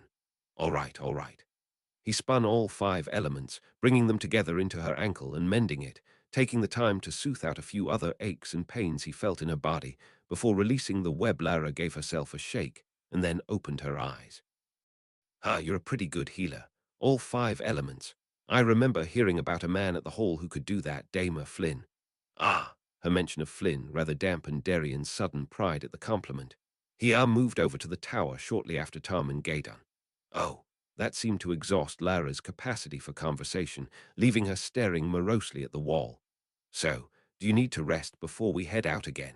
You can take as long as you want. Lara seemed to jump and refocused on Darian. Oh, thanks. Just give me a day to make sure Enith's all right, and then we can head out again. If that works for you. Darian was sweating like a pig as they crested another rise. He still had no idea how Lara could do it, for all her talk of it just taking practice. She should have thighs like logs, but while her legs filled her breeches quite nicely, they weren't particularly large. He suspected that if her breeches were tighter, he'd definitely be able to see some very well-defined muscles, though, something to contemplate on the climbs. Lara glanced back to him. Only another 100 spans or so to climb, and then it's down into the next valley. I think you'll like this one. Oh, I'm sure I will. He had to gasp the words. The trail really was steep and uneven. He wasn't sure anything used it other than goats, but then they were deep in the mountains by then, so there wouldn't be any people. You really did mean it when you said you'd show me real exploration this time, didn't you? Lara chuckled, not bothering to look back again. Well, now we can go where I want to go rather than chasing after ghosts. Anyway, it'll all be worth it when we get there. It's stunning. Then at the end of tomorrow, there's a waterfall and pool that's more than beautiful, and you can wash off the sweat when you get there too. That'll be a relief for me too. What's that meant to mean? Well, men do end up rather smelly when they exercise. You know perfectly well that I clean myself with the power I don't smell. Really? Is that possible? She sounded genuinely surprised. Darian was about to launch into an explanation of the web when he remembered she never actually smelt of sweat, always looked spotlessly clean in the mornings. You're not fooling me, you do it too. His only reply was a happy laughter. Lara hadn't lied. The waterfall was exquisite, as was the pool at its base. It was quite the expanse, surrounded by trees on a gentle slope down to it. It was a stunning blue with, he suspected, some real depth. Lara stopped and dropped her pack, hands on hips as she admired it. Right, well, I'm going to have a swim. Are you coming? Darian's protest turned into a spluttering, coughing fit. No, it wouldn't be proper. I'll go and wait out of sight. Lara raised her eyebrows. Wouldn't be proper. I'm not going to get naked for light's sake. Do you think I'm scared you'll take advantage? Well, a woman like you alone with a man. It didn't really make any sense, he knew. It wasn't like he would do anything. But light, it still wasn't proper. Ha, as if I haven't been alone with you for the last week. I can assure you I don't feel like I'm in any danger. She looked him over. Anyway, I don't want to put up with you smelling for the next few days. You can turn around while I get undressed and then join me once I'm in the water. It's not like there's much to see, but you can protect your propriety that way and my virtue will be safe. Darian was about to argue. You know what? Fine. He turned his back and crossed his arms. If Lara was determined to ignore propriety, then so be it. Of course she wasn't in any danger from him. It was politeness, though, even if she seemed determined to misunderstand. He wasn't going to be taking advantage or doing anything other than having a nice swim. He heard the sound of her clothes hitting the floor and very definitely didn't picture how she must look, her bare limbs, the curve of her hips. Light, he'd been up in these mountains for far too long. There was a splash and a shriek. Then Lara called out, All right, that's much colder than I expected, but you're safe to turn round now. Nothing's going to shock you. With a sigh, Darian turned towards the pool to see Lara had told the truth. All he could see was her head bobbing above the surface, wet, black hair plastered to her scalp. Fine, I'll join you, but turn around, please. Oh, of course, sorry. To his great surprise, she actually sounded embarrassed and hurriedly turned to swim away from him. He'd expected some kind of teasing from her. With a shrug, he started to undress down to his small clothes. Those could stay on, and he'd just dry them with the power afterwards. There were advantages to being Aes Sedai. It turned out Lara hadn't exaggerated. The water really was very cold. It was a hot day, though, and it was a delicious feeling swimming through the cold, clear water with the sun beating down on him from above. Lara seemed to have settled for swimming back and forth. He wasn't sure how she got the energy after a day's hiking, especially with only one arm. The water was surprisingly clear, actually. He could see rather more of Lara than he suspected she'd want him to. But in the end, instead of saying anything, he forced himself to look away. He was not going to spend his time mooning over his slightly caustic guide, especially with the risk that he might make her uncomfortable if she caught him. Soon enough, the water temperature drove Darian to join Lara in swimming back and forth. It was actually very pleasant once he warmed up, using different muscles to the hike as he glided through the water. He wasn't sure how long he swam for before he noticed Lara had stopped and was just treading water slightly awkwardly, watching him with a faraway look in her eyes. After a moment he pulled up, stopping his motion and turning to face her. Is everything all right? She seemed to jump. Oh, yes. Fine. I think I'm getting cold, though. I should cook some dinner. If you don't mind turning your back. Odd. She suddenly seemed embarrassed. A few days later, Darian lay back, his belly full from the stew Lara had made.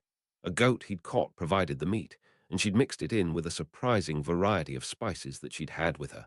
He didn't remember her bringing things like that on the first 2 trips. After a moment, he decided he'd ask, How do you get so many spices up here? That was delicious, by the way. A glance to his side told him she was still smiling, looking up at the sky.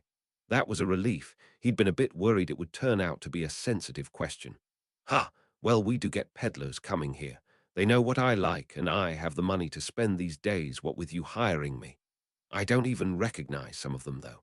Well, you're Andoran. To be fair, your cuisine is pretty bland. We're in arid demand here. We actually like flavors, and there are probably all sorts of things you haven't tried before. Darian pointedly refused to take the bait. He tried food from all of the Westlands nations, thank you very much. Even Tar Valon. So why this time? I'm sure I remember the food being much blander the last 2 years. Lara shrugged, still not looking at him. Maybe you're growing on me. Maybe I thought you should get some of the benefit of all that gold you're spending. Or maybe I'm just bored of eating Andoran-style food. Ha! You really don't seem very demanding, though, Lara gasped theatrically. Are you saying I'm not a desirable temptress that can wrap men around her finger at the slightest effort?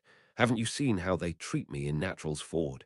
Darien nearly started spluttering that wasn't what he'd meant, but just stopped himself. She wasn't offended. She was trying to wind him up.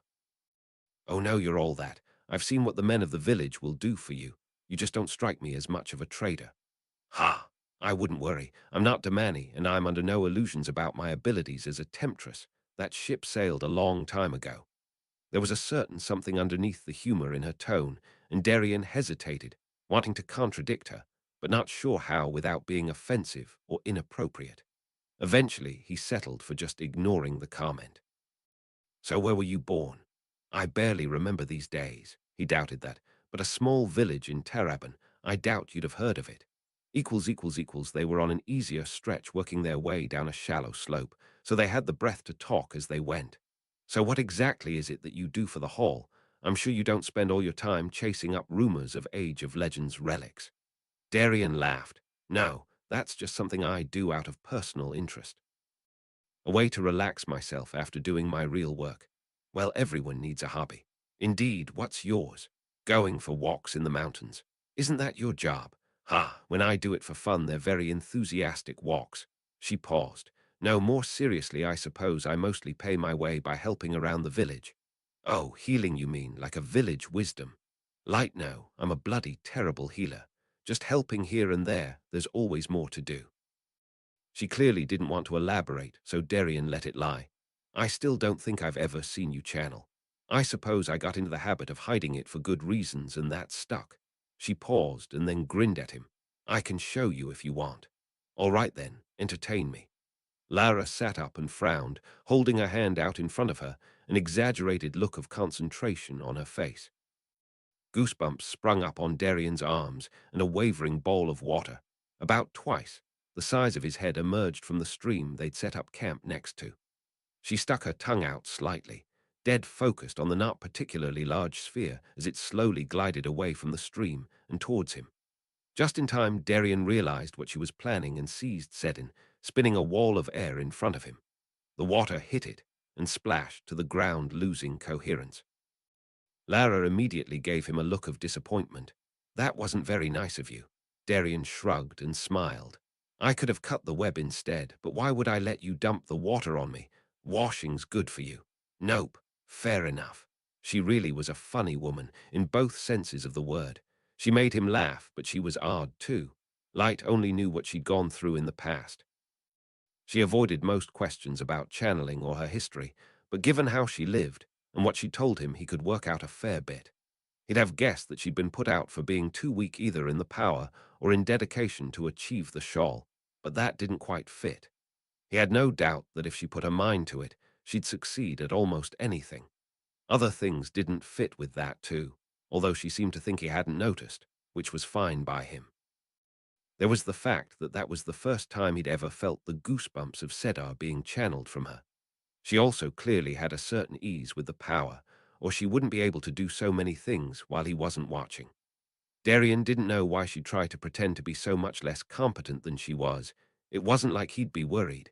He was a full Aes Sedai after all.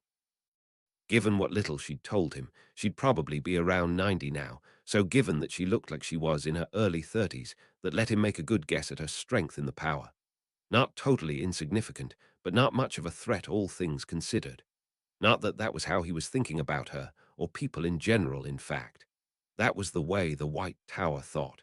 Whatever the case might be, he'd worked out enough about her. He didn't want to pry more. Let her have her secrets. After a minute of silence, Lara spoke up again. You successfully distracted me from asking about what it is you do for the Hall, but I'd still like to know. She hesitated. If you don't mind sharing, that is. Did he mind sharing? Not really, but she still deserved to have her nose tweaked.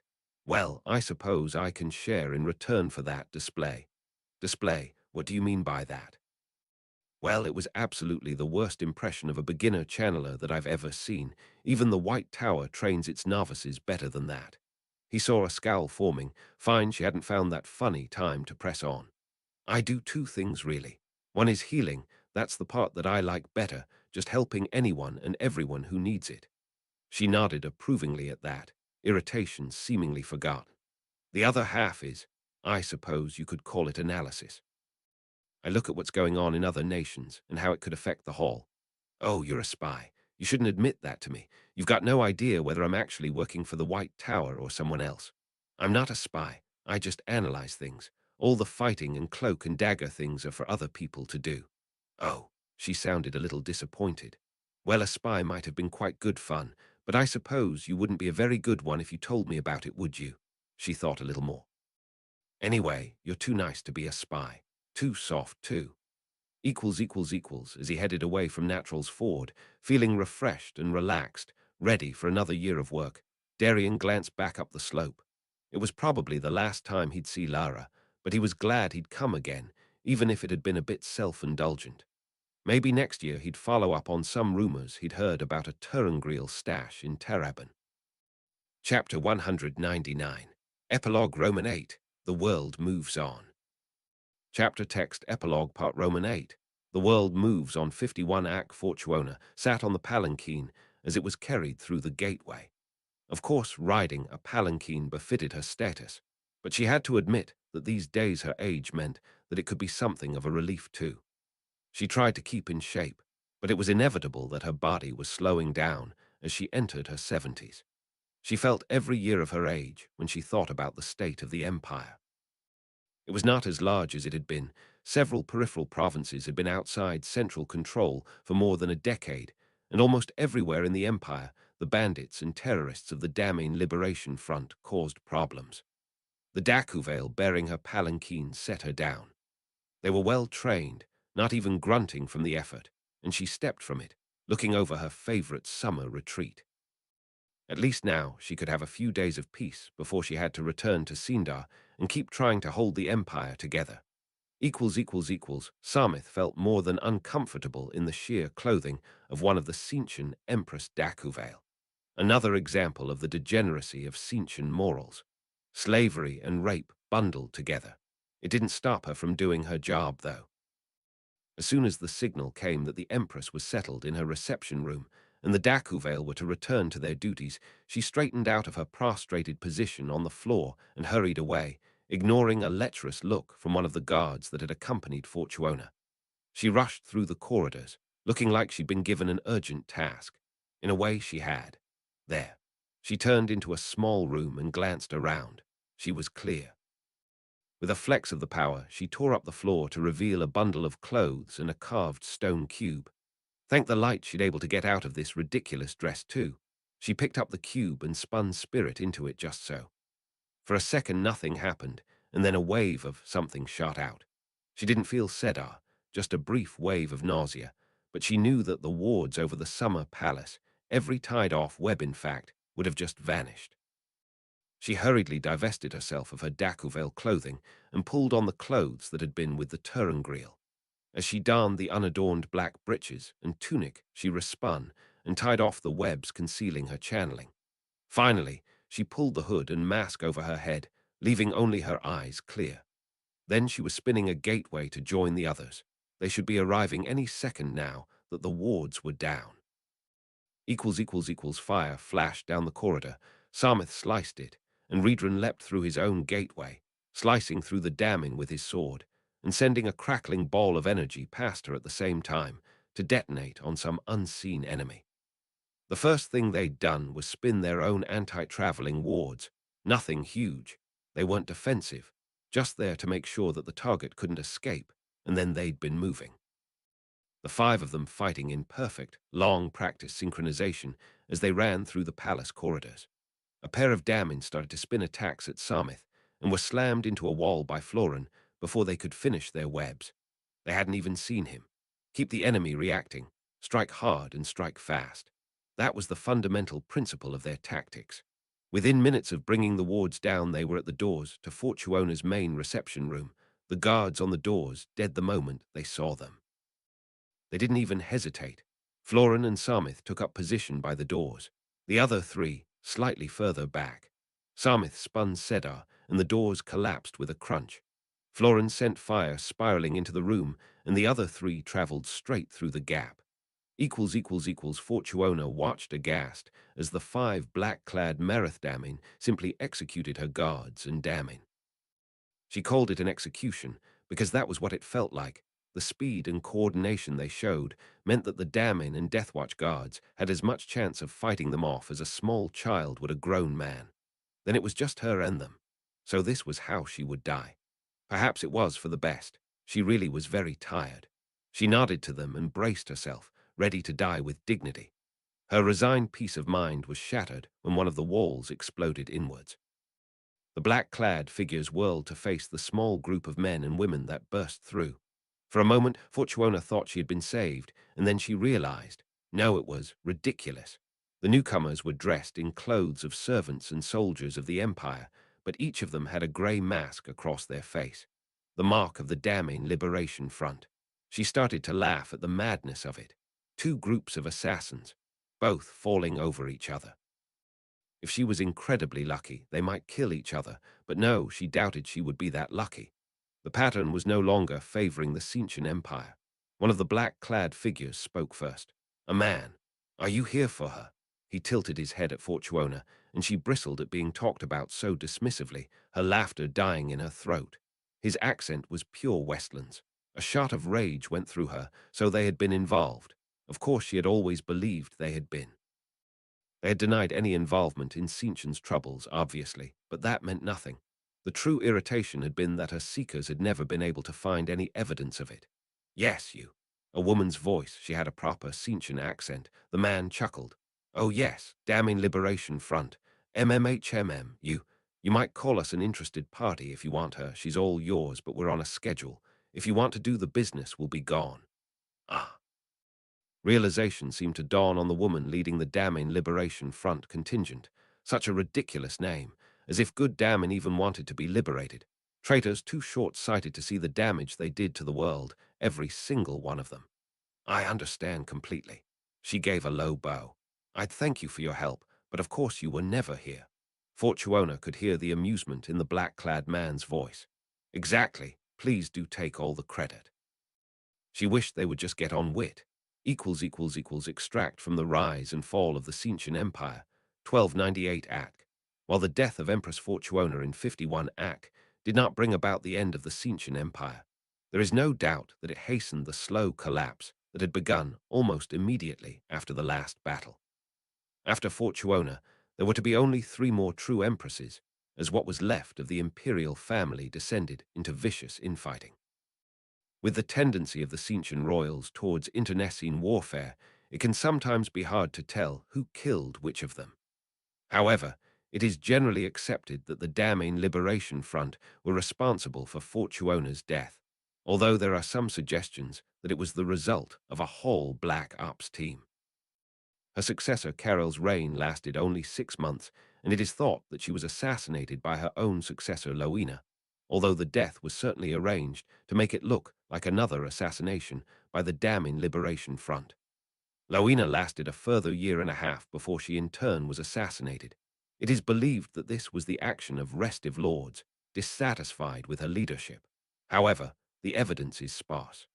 She was replaced by the final true empress of Cincian, Jineri.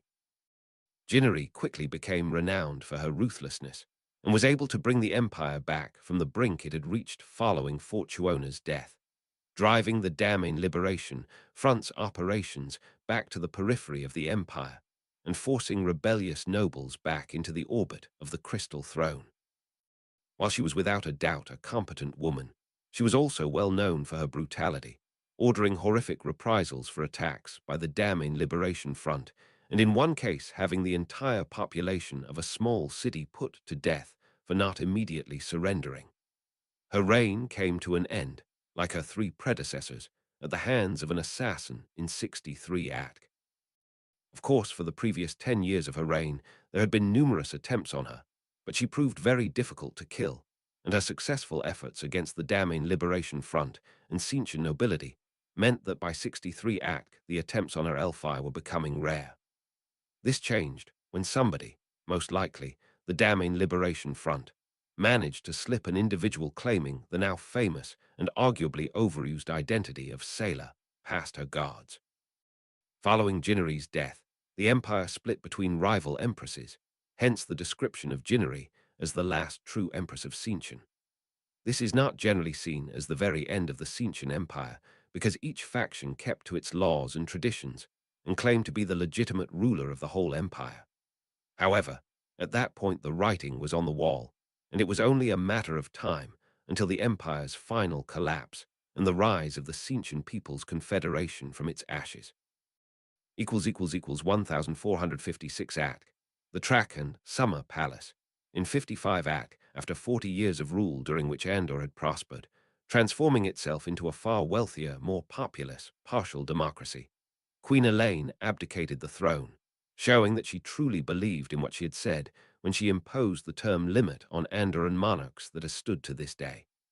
You can see a bust of her here, completed shortly before her abdication. I can see that some of you are itching to ask what happened to her after she abdicated the throne. Well, Queen Elaine was a woman of consummate achievement, one of the greatest queens Andor ever produced, and also a very strong channeler, so she had many more years left to live given she was still in her first century after her time on the throne. I'll get to that, don't worry. She was succeeded as queen by Helia Taravin. Of course, at that time, the next monarch was still elected by the great houses, rather than the later system of appointment by the Commoners' Council. There's no doubt that if Elaine had had children, they would have been in prime position to inherit the throne given her sterling reputation, but unfortunately she had none. Elaine was confident in Queen Helia's skills and had endorsed her for the throne, so after her abdication she announced that she would be making a tour of the unaligned nations. Of course she was accompanied in that by her prince consort Matrim, who had remained loyally at her side, commanding Andor's armies while she was queen. One of the tour group spoke up. Was he a channeler too? Ah, well spotted. No, he was not, so by that point he should have been an elderly man. However, he is recorded as not having aged at all. The reason for this is thought to be a Turingriel of some kind, although sources differ on what exactly it was. Now, Elaine was a strong opponent of abuse by 64 Act. For the fourth year in a row, Darien found himself trudging up the slope to Natural's Ford. It was mad, he knew that. There was no good excuse for it at this point. Nothing else seemed to hold quite the same appeal. Even the other Aes Sedai had teased him through the year. He needed to give up on Camella Danzon. He was just wasting his time. There were more important things to do. It had been endless. In the end, he told them he was going to Gildan. That had even been his plan, yet here he was, putting the lie to his words. The problem was that he just couldn't quite imagine the feelings that the mountains here gave him anywhere else, couldn't see himself feeling as relaxed and happy as he had after the last summer. Spending time with Lara again. He sighed. He really needed to get her out of his head. He hoped Lara wouldn't mind. He supposed she wouldn't. They did get on well, and he certainly paid above the odds for her services as a guide. He was never sure whether, if she did get annoyed, she'd tell him not to come back or just grin and bear it for the money, though. While the village looked prosperous, they couldn't have that much currency floating around. Was that a strange thing to think about? No, he wasn't trying to take advantage. He just liked spending time up in the mountains. The inn was exactly where it should be, and he could hear the sound of raucous laughter from inside. For a moment he hesitated. He didn't want to disturb some kind of event. Or if there were other outsiders there, it might be a problem, depending on who they were. Then he shrugged. He wasn't there to cause trouble, and it was the village and not a private residence. Darien pushed the door open and stepped inside. It was the busiest he'd ever seen it. Villagers that he vaguely recognized sat in groups, drinking, talking, and laughing together, not even looking towards the door. However, Leston spotted him from behind the bar as soon as he entered, and when he headed over gave him a nod. I'd wondered if you'd be back again. He sounded pleased, like he'd won a bet. Darien wasn't quite sure how to take that, but smiled anyway. Well, here I am. Can I get one of your excellent ales? He made a show of looking around the common room. Some kind of party going on. Ah, not really. Sometimes we're just a sociable bunch, you know. Seems like today's the day for it. You're very welcome, of course. Leston handed him an ale. You're in luck, too. He was smirking again. Oh, how so? Leston just nodded over to a corner of the common room. Darian followed his gaze to see Lara nestled away in a corner with 3 other people around a table. He recognized Enith, but not the 2 men. One was a small, white-haired old man, probably in his 60s. The other he felt a surge of inexplicable irritation at, a very handsome, dusky-haired young man. Sort women would throw themselves at. He gave himself a shake. He needed to stop thinking like that, smiled, and headed over to their table. Lara looked up and saw him coming. Her eyebrows rose, and for a second he thought she'd tell him she was busy, turn her attention back to the handsome young man, but then she smiled. Her customary blankness transformed as her face brightened. "Darian, what are you doing here? Come, have a seat." He headed over and pulled out the spare chair and sat in it, smiling at the men.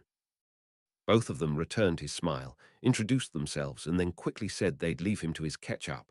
It was a bit odd. He hadn't meant to just make them abandon Lara. Was it because he was an Aes Sedai? "Hello, Lara, Enith. Sorry, I didn't mean to ruin your conversation." "Oh no, they're just being silly and think I want privacy. Don't worry about them. They've got plenty of other friends here. It's nothing to do with you." Lara dismissed it with an airy wave of her hand. Enith, on the other hand, was scowling at him again. He really wasn't sure why she seemed to dislike him so much. Lara glanced at her and frowned momentarily. "Enith, I think I saw Gerard over there, talking to Amelissa. Maybe you should go join him before she twists him too far round her finger." Enith's scowl vanished to be replaced by a look of betrayal, and without another word she leapt to her feet and hurried away. "That was a bit of cruel of you, wasn't it?" "I've got no idea what you're talking about. I'm just trying to help her with her marriage prospects. They do seem to marry awfully young here." "Well, if you can't channel." Darian had never asked about Enith, not wanting to pry, especially with the way things were in the world, but he'd assumed she was apprenticing to Lara in some way. She looked at him blankly for a second and then laughed. "Oh, ha. No, Enith can't channel. Oh, I always thought she was your apprentice, but I didn't want to ask." "Not really. Maybe." Lara hesitated. "Her parents were killed when she was 9, a raid in one of these bloody civil wars, so I took her in. I suppose you could call her my apprentice in that I teach her things, but not channeling, no. She's more like a grumpy lodger than an apprentice anyway. She seems to alternate between pushing boundaries and trying to look after me whether I want it or not. I think she sees me as an annoying aunt." Despite her description, Lara looked fondly after the girl. "Fair enough, she's older now, but how did that work when you went off into the mountains?" "Oh, I took her with me and didn't go too hard, or else she stayed with other people in the village. It's the nice thing about a small village like this. Everyone looks after everyone else. They say it takes a village to raise a child." That made sense. Odd expression, though. There was a pause, and then Lara looked at him quizzically. "Why are you here anyway?" "It's a free world, of course." Another odd expression. "But I thought you were done with little old Naturals Ford. You must be getting tired of the place compared to the Hall or Keemlin." Darian shrugged. "I don't know. I think I've just fallen in love with the mountains here. My trips out into them with you have just left me feeling so much more relaxed and refreshed than anything else. So if you're willing, I'd like to employ you again this summer." "Ha, you must like it here. Better taste than I expected." She hesitated. "I need to settle a few things in the village first, and will need to settle Enith down, so I don't want to leave for another 2 days. But if you can wait that long, I'd be happy to take you again." There was something he couldn't quite put his finger on in her voice. Darian hoped it wasn't irritation at him being back. He suspected she quite needed the money. There couldn't be many sources of income up here in the mountains for a woman like her. "Thank you. If it's not an inconvenience to you, then I'm happy to wait a couple of days. I'll speak to Leston about extending my stay." "Great, but you can stay in my house. You've been around enough that it feels wrong to leave you sleeping in the inn, and it's nicer anyway." She nodded to herself. "Yes, I'll just have to give the spare room a quick clean," she smiled, "or make Enith do it." She had a spare room. That was surprising. Even having 2 sleeping rooms was unusual. He'd expect a rural commoner in a poor area like this to have the whole family in one room, although the houses here were unusually large. Regardless, the suggestion was ridiculous. "No, no, I don't want to inconvenience you, and it wouldn't be proper anyway. Staying in a lone woman's," he trailed off under her unamused gaze. "It's no inconvenience, or I wouldn't have invited you. As for propriety, what exactly are you worried about?" She laughed with the tiniest hint of pain underneath it. "I'm not too worried about men getting interested these days anyway. Darian wasn't sure he agreed about that. Certainly, he'd met far worse-looking women in his long life. Much worse-looking. And it's not like you're planning to take advantage in any way, are you?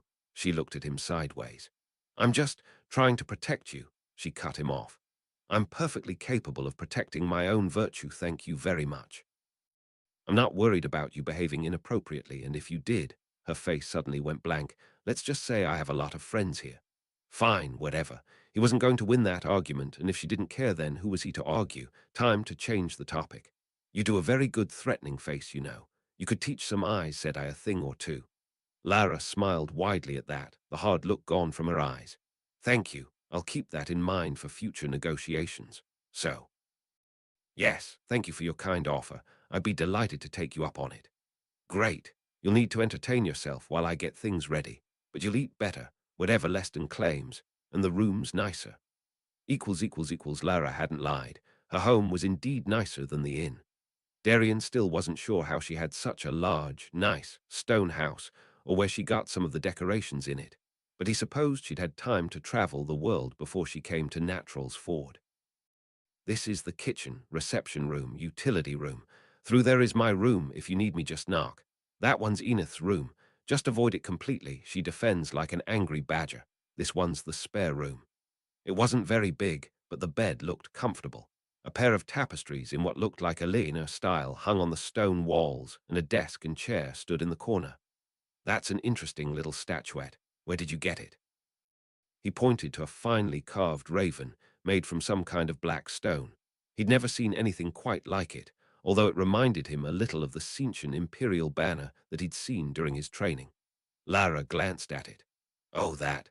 Just something I picked up in Altara. It reminded me of something, so I kept it. Well, that explained why it resembled the Cincian.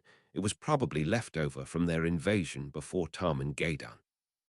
Lara was clearly very well traveled, or at least had been before she'd settled down. That wasn't really a surprise given some of their conversations. The next day Darian found himself sitting in Lara's kitchen, watching as she fried something that smelt delicious.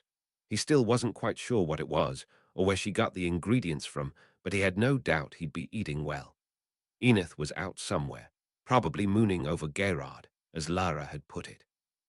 He'd offered to cook as a gesture of thanks for putting him up, and she'd said something rude about Andorran cuisine, which was very unfair.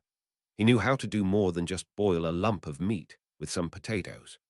Lara had clearly decided she was a bit more comfortable with him, as she wasn't hesitating to channel now. Other than her laughable impression of a beginner last year, it was actually the first time she'd openly channeled in front of him.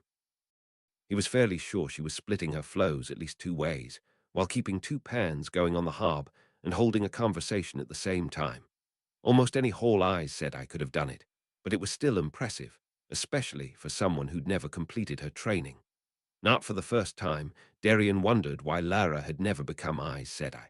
He knew enough not to ask, though. The couple of times he'd strayed towards that topic, she'd instantly gone cold. He'd never thought of her as a particularly domestic woman, but she did look like she was very much in her element. Stirring pans, cutting ingredients and shifting things around one-handed with the help of the power. The summer warmth, along with the heat from the fire, left sweat glistening on her skin. She'd rolled up the longer sleeve of her blouse and undone a couple of buttons to combat it. The odd pendant that was the only jewelry he'd ever seen her wear hung loose on the outside of her blouse. She looked good, happy, busy, and full of life. It made him feel a little lonely seeing it. If he hadn't gone to the hall, he'd be an old man now, but maybe he could have had a home like that, a wife like that. Darian's reverie was broken when Lara suddenly stopped talking about some ridiculous argument between two of the villagers. You know, my eyes are up here. The words jolted him back into full consciousness of what he was doing, and he realized he'd been staring at her, making his own assurances of not behaving poorly a lie. Sorry, I wasn't. He couldn't help but splutter denials. At least she didn't look angry, more bemused. It's fine. It's not like there's that much to see, but please stop staring. It's making me worry about you. Darian was left with a flaming red face, studiously looking away as Lara busied herself with the cooking. Had he really been staring like that? He might have been. The dinner was delicious. Even Enith took time off from giving Darian disapproving looks to compliment Lara on it. Darian hurriedly offered to clean up and started picking up dishes before Lara could protest. Instead, she raised an eyebrow at Enith, who scrambled to her feet to help too, despite Darian's own assurances that it wasn't needed. He carried the dishes through to the kitchen, but there was no obvious water to use for washing. Normally there'd be a bucket or barrel. Enith was eyeing up a contraption he didn't recognize, some kind of metal pipe sticking out of the wall, but there was no need to worry. He seized Sedin and started channeling everything clean. It was a fairly simple web after all. Enith just raised a single eyebrow and put her load down next to him before going to get more. In no time at all, everything was clean and neatly stacked. The power made chores so much easier. Once he was done, he turned to go back to the reception room only to almost run into Enith. She gave him an unreadable look and then leaned in closer, her voice a whisper. I don't know you and I don't like you anyway, but if you treat her badly, they'll never find your body. Before he could respond, she was moving away and raising her voice. Lara, I'm going to go out and see if Lyra needs help with the calves. Then she was gone. Darian shrugged to himself and headed back to the reception room. He seemed to get threatened a lot here in Natural's Ford. Water off a duck's back, he wasn't going to do anything to justify those threats, but it was still odd. Lara had shifted herself to one of the large, cushion-covered armchairs she had in there, and he took the other. He picked up one of the cushions. It was oddly decorated, black all over other than crossed silver keys surrounded by a golden wreath. It was nice and soft, though. Perhaps a minor lord's coat of arms from her travels. He certainly didn't know enough to recognize every coat of arms in the Westlands. Enith doesn't seem to like me very much. Oh, she'll get over it. I think she's just worried you might do something to me. She's a bit overprotective. Lara laughed. I think sometimes she struggles to remember that she's the one that needs looking after and I'm the adult, so she tries to guard me from danger, real and imagined.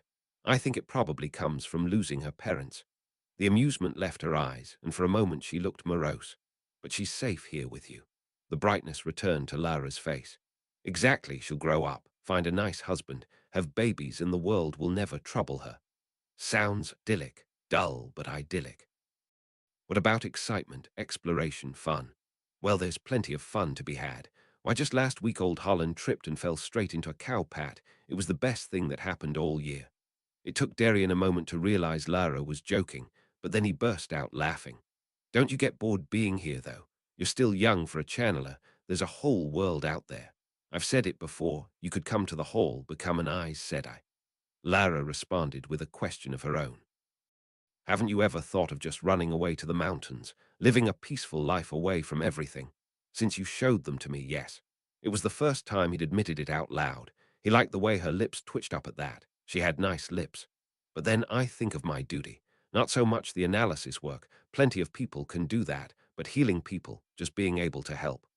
There are plenty of mountain villages that could do with an Aes Sedai of their own, you know. Duty. Duty's a harsh mistress. You can travel anyway. It's not like you'd be stuck there. The mention of duty seemed to have pushed Lara into one of her moments of melancholy. Darian really did wonder what she'd been through in the war and after it to still be affecting her 60 years later. Then there was her arm and the scar across her cheek.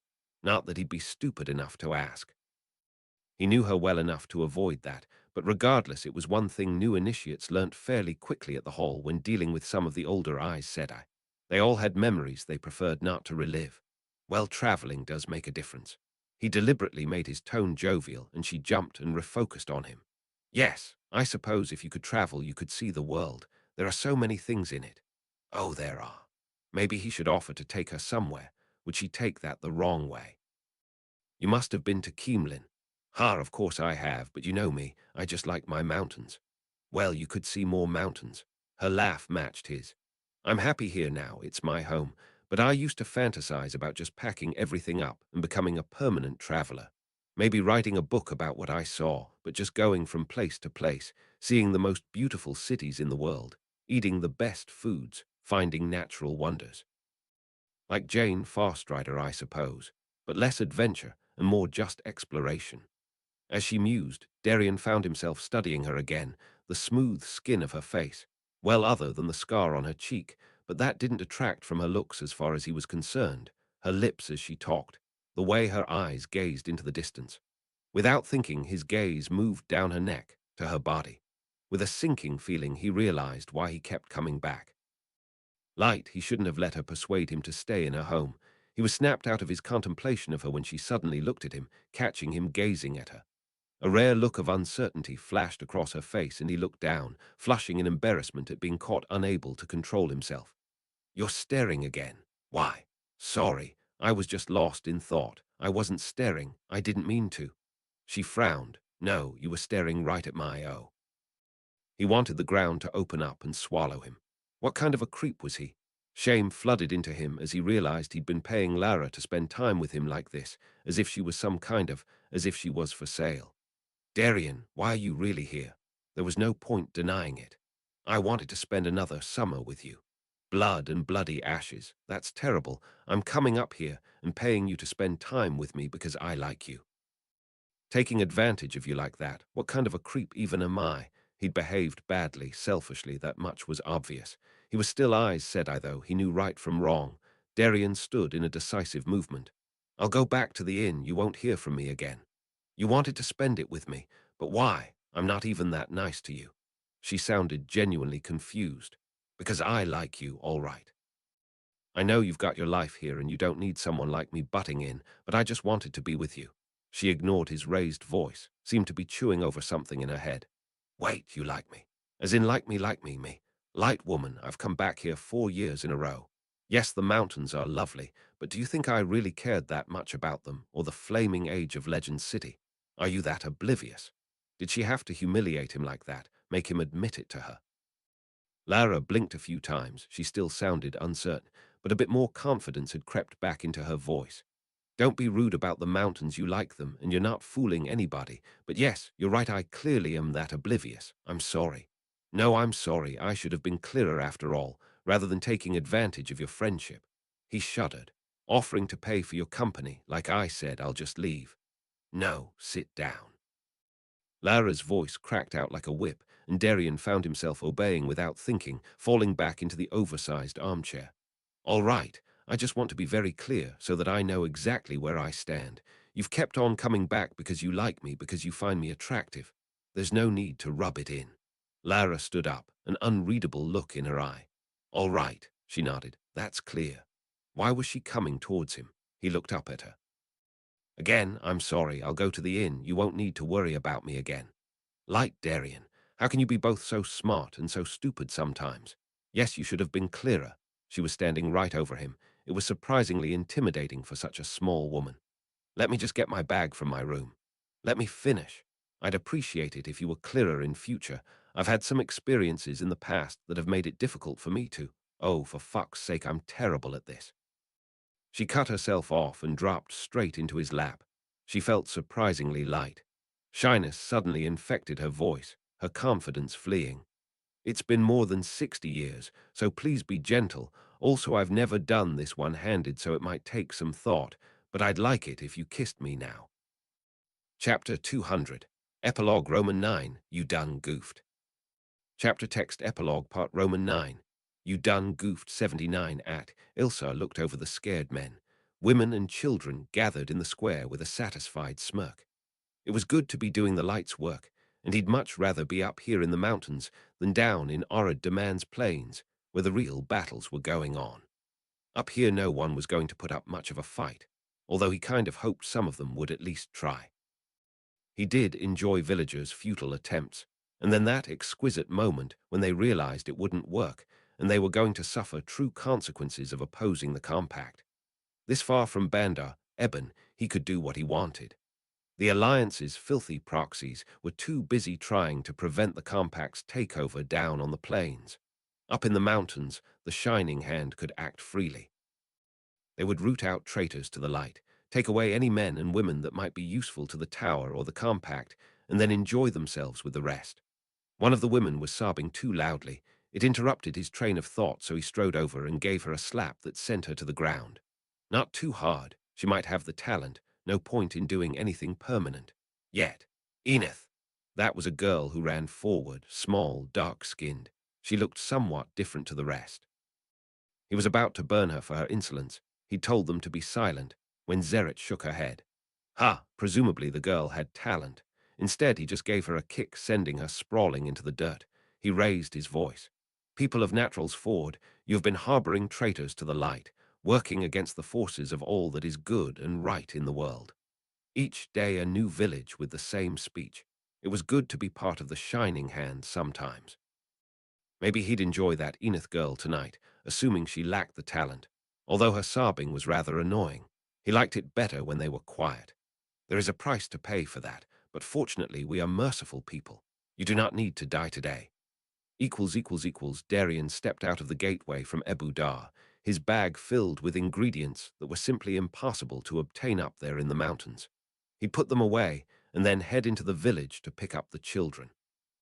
Lara should be back soon. She'd been out in the mountains for the last couple of days, but she was never late back, and he was going to have a fantastic meal ready for her. Certainly not just boiled meat and potatoes. He stopped dead in his tracks when he saw two armored men coming up the path towards the house, his heart accelerating. He didn't think they'd seen him travel, but their very presence was a big problem. They bore no sigils, but he still called out politely to them. "Hello there, can I help you, sirs? Who are you and what's your name?" The soldier's tone was more than rude. "I'm Darian, I live here." "You sound Andoran, you Andoran." The soldier drew his sword. With a sudden lurch of horror, Darian realized that if there were soldiers here, there were probably more in the village. "Nerina." He spun air, dropping his purchases, and encased both soldiers in it before tying off the web. Then, without hesitating, he spun a gateway straight to the village square. Darian stepped through the gateway into a morbid scene. A couple of men lay dead, sprawled out in the middle of the square in pools of their own blood. Men he recognized. Bile rose in his throat. The villagers were clustered together, looking terrified. Soldiers were guarding them, swords and spears in hand. Nerina was on the edge of the crowd, tears on her cheeks, but not visibly harmed. He took it all in a glance. Nerina was safe, he could think. Unadorned uniforms. His heart skipped a beat as his brain caught up. He'd been disconnected from the world, but he knew what that meant. He spun Sedin light. He should have been spinning Sedin the moment he emerged from the gateway. He didn't mess around with warnings. If the Black Hand was in Natural's Ford, then it was them or him and his friends and family. He could only pray that there were only one or two channelers. His first web bisected two of the soldiers with air. At the same time, he set another on fire. He never killed anyone before. He'd worry about that afterwards. He spun fire, as much of it as he could, and then jerked as he felt his web snap back into him. Sedar. One of the men seized Sedin, then another. He targeted the stronger of them, spinning earth and fire together, and his webs snapped back again. In moments, he was fending off a hail of webs from 3 or 4 channelers. He fought desperately, cutting and deflecting webs. If he could sneak something through, he could even the odds. He was stronger than any of them individually. He could do it. He had to do it. With a whoomp of escaping air, he was slammed off his feet. He still clung onto Sedin, half-forgotten combat training coming to the fore, and rolled to the side before striking back. It was no use. While 2 of them distracted him, another was forcing a shield in place. Darian fought back, but he couldn't beat overwhelming force, and with terrifying finality, Sedin fled from his grasp. Ailsa couldn't help but grin. It seemed that the rumors about this part of the world were true. There really had been a whole Aes Sedai hiding out around here. He hadn't even had to seize Sedin to win that fight. His underlings had done the job nicely. The Aes Sedai, because what else could he be given the fineness of his weaving, was neither a fighter nor overly strong. Ailsa suspected he could have taken him by himself if need be. There weren't many people out there as strong as he was. He turned to Golara. "We've a gateway back to the lowlands, and tell Vandra we've struck gold, and she'll want to join us." Golara curtsied and traveled away without another word. She never did speak much, but she did smile when she was allowed to let loose on those that wouldn't bend the knee to the tower. Of course, these villagers' lives were already forfeit for harboring a whole Aes Sedai. Not that he'd tell them that yet. No point in making things more difficult until they had to be. Also, the looks on their faces when they realized could be quite enjoyable. He glanced over at the girl he'd kicked. She'd live. Any of the young ones with potential would be taken back. The compact needed channelers after all. The rest, though, he rubbed his hands together in anticipation. Gin's legs ached, but he still felt proud of himself as he came down the path. I'd said their 2 days in the mountains would be hard, but that he could do it, and she'd been right. Of course she had. It wasn't the first time he'd gone out, obviously, but it was the first time it had been just the two of them. A proper adventure. He couldn't wait to tell Nerina about it, although she'd probably just say she'd been off with Ma loads of times. Sometimes it was annoying having an older sister. I wonder if Pa's ho. Ma trailed off in the middle of her words, and Gin followed her gaze down to home. There were two men standing there in armor with weapons, but they weren't moving. He could tell something was wrong from the way she'd gone tense. He could feel fear bubbling up inside him. If Ma was worried, then something was badly wrong. Oh, fuck, what's happened here? Ma muttered the words in the old tongue, and he couldn't quite work them out, even though her and Pa had started teaching it to him. He jumped as the air seemed to shimmy in front of Ma, and she peered into it for a moment. She was really worried, he could tell. What's wrong? He wanted her to tell him everything was all right. Ma looked away from the men and met his eyes. Everything's going to be fine, don't worry. Now I need to find out what's going on, but I need you to do exactly what I tell you to do without any discussion. We can talk about it afterwards, but for now I need you to obey me straight away. Can you do that? She was using her serious voice, the one that he disobeyed at his peril. Gin nodded straight away, trying to clamp down on the fear that bubbled up inside him. He was scared, and he could tell Ma was scared too, but it didn't make sense. Nothing scared her. Good boy. She ruffled his hair. Now stay behind me and stay quiet. We're going to go to the village and see what's happening. A hole opened in the air in front of her and she stepped through. He followed straight after, unwilling to let her get too far away. She hardly ever opened gateways, not like Pa. As soon as they were through, the gateway closed and Ma glanced down at him. Wait there. I want you to hide and don't let anyone see you. No one except me or Pa. No one, understand? He nodded. He wanted to cry, but he was brave. He wasn't going to. I don't know what you're talking about. I just live here. Elsa chuckled at the Aes Sedai's words and then drove his fist hard into the man's stomach. The ropes binding him to the wooden pole meant he couldn't even roll with the blow. As the Aes Sedai choked and hacked for breath, he glanced over at the young girl with the talent. She was sobbing again. He suspected it was her father that he was beating, under Vandra's approving gaze. Well, if the man wouldn't talk, maybe he could threaten her a bit. Nothing permanent. Unlike the rest of the villagers, she was valuable. But the Aes Sedai wouldn't know that, of course. He let the Aes Sedai recover his breath. Care to tell the truth yet? Or should we start on something more disfiguring? Only he realized the Aes Sedai wasn't looking at him anymore, but straight past him. He followed the man's gaze and then almost jumped as he shouted, "Run, Lara! Take Gin and run! They'll kill you! Save yourself!" It was quickly followed by the girl's shout of, "Ma!" He allowed a slow grin to spread across his face. It seemed another bird had flown into his hands. This really was turning into a good day. She was a small woman, dark-skinned, not at all Damani-looking in fact. One sleeve was pinned up where her arm ended just above the elbow. Her scarred face was completely blank. He didn't feel any goosebumps, but he still glanced at Golara, who shook her head. So the woman couldn't even channel, but had a relationship with the Aes Sedai, presumably his wife, or possibly just his bed warmer. Either way, this was fantastic. Another lever to break the man.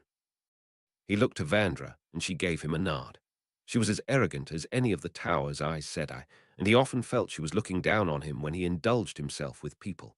However, at least she was happy to let him do his work without interfering.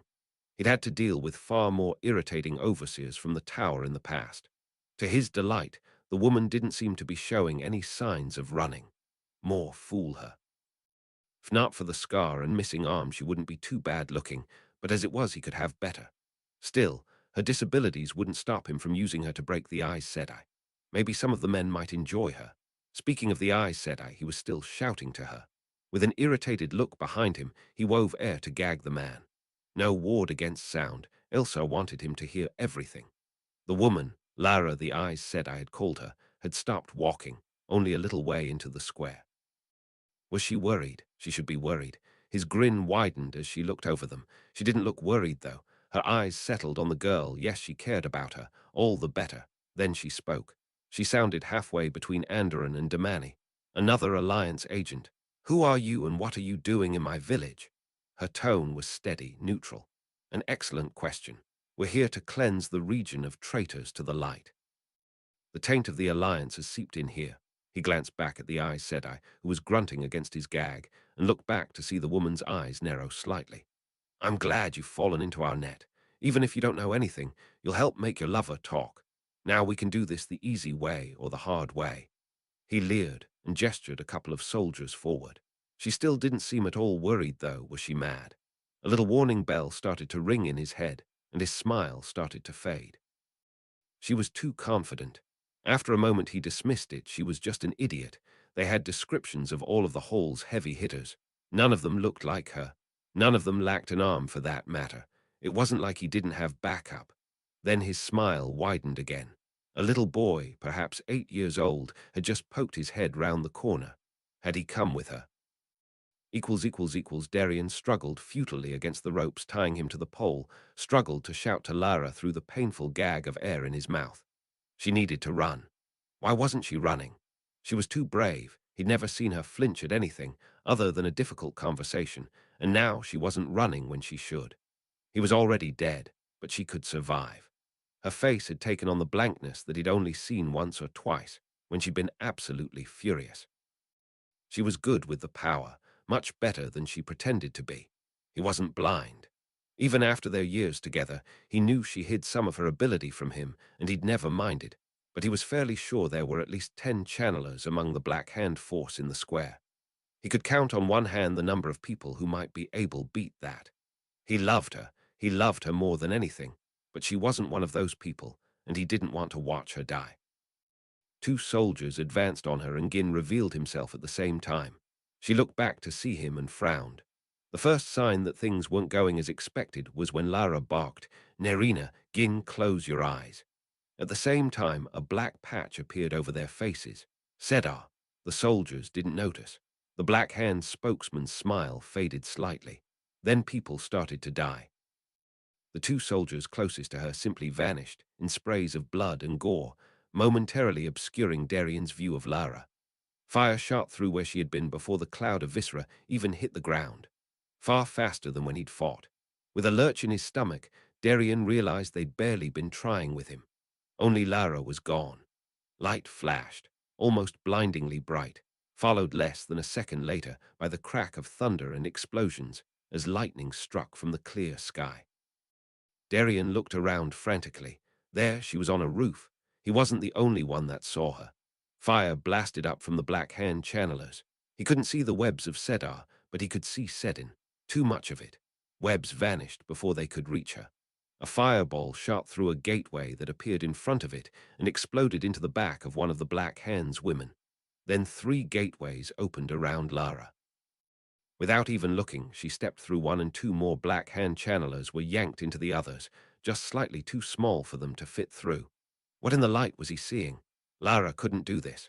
No one could do this. He'd seen Nynaeve mirror spar once. He didn't think even she could keep up with this. Lara moved again. Webs of Sedin vanished before they could reach her. Several of the Black Hand fell to the ground in pieces.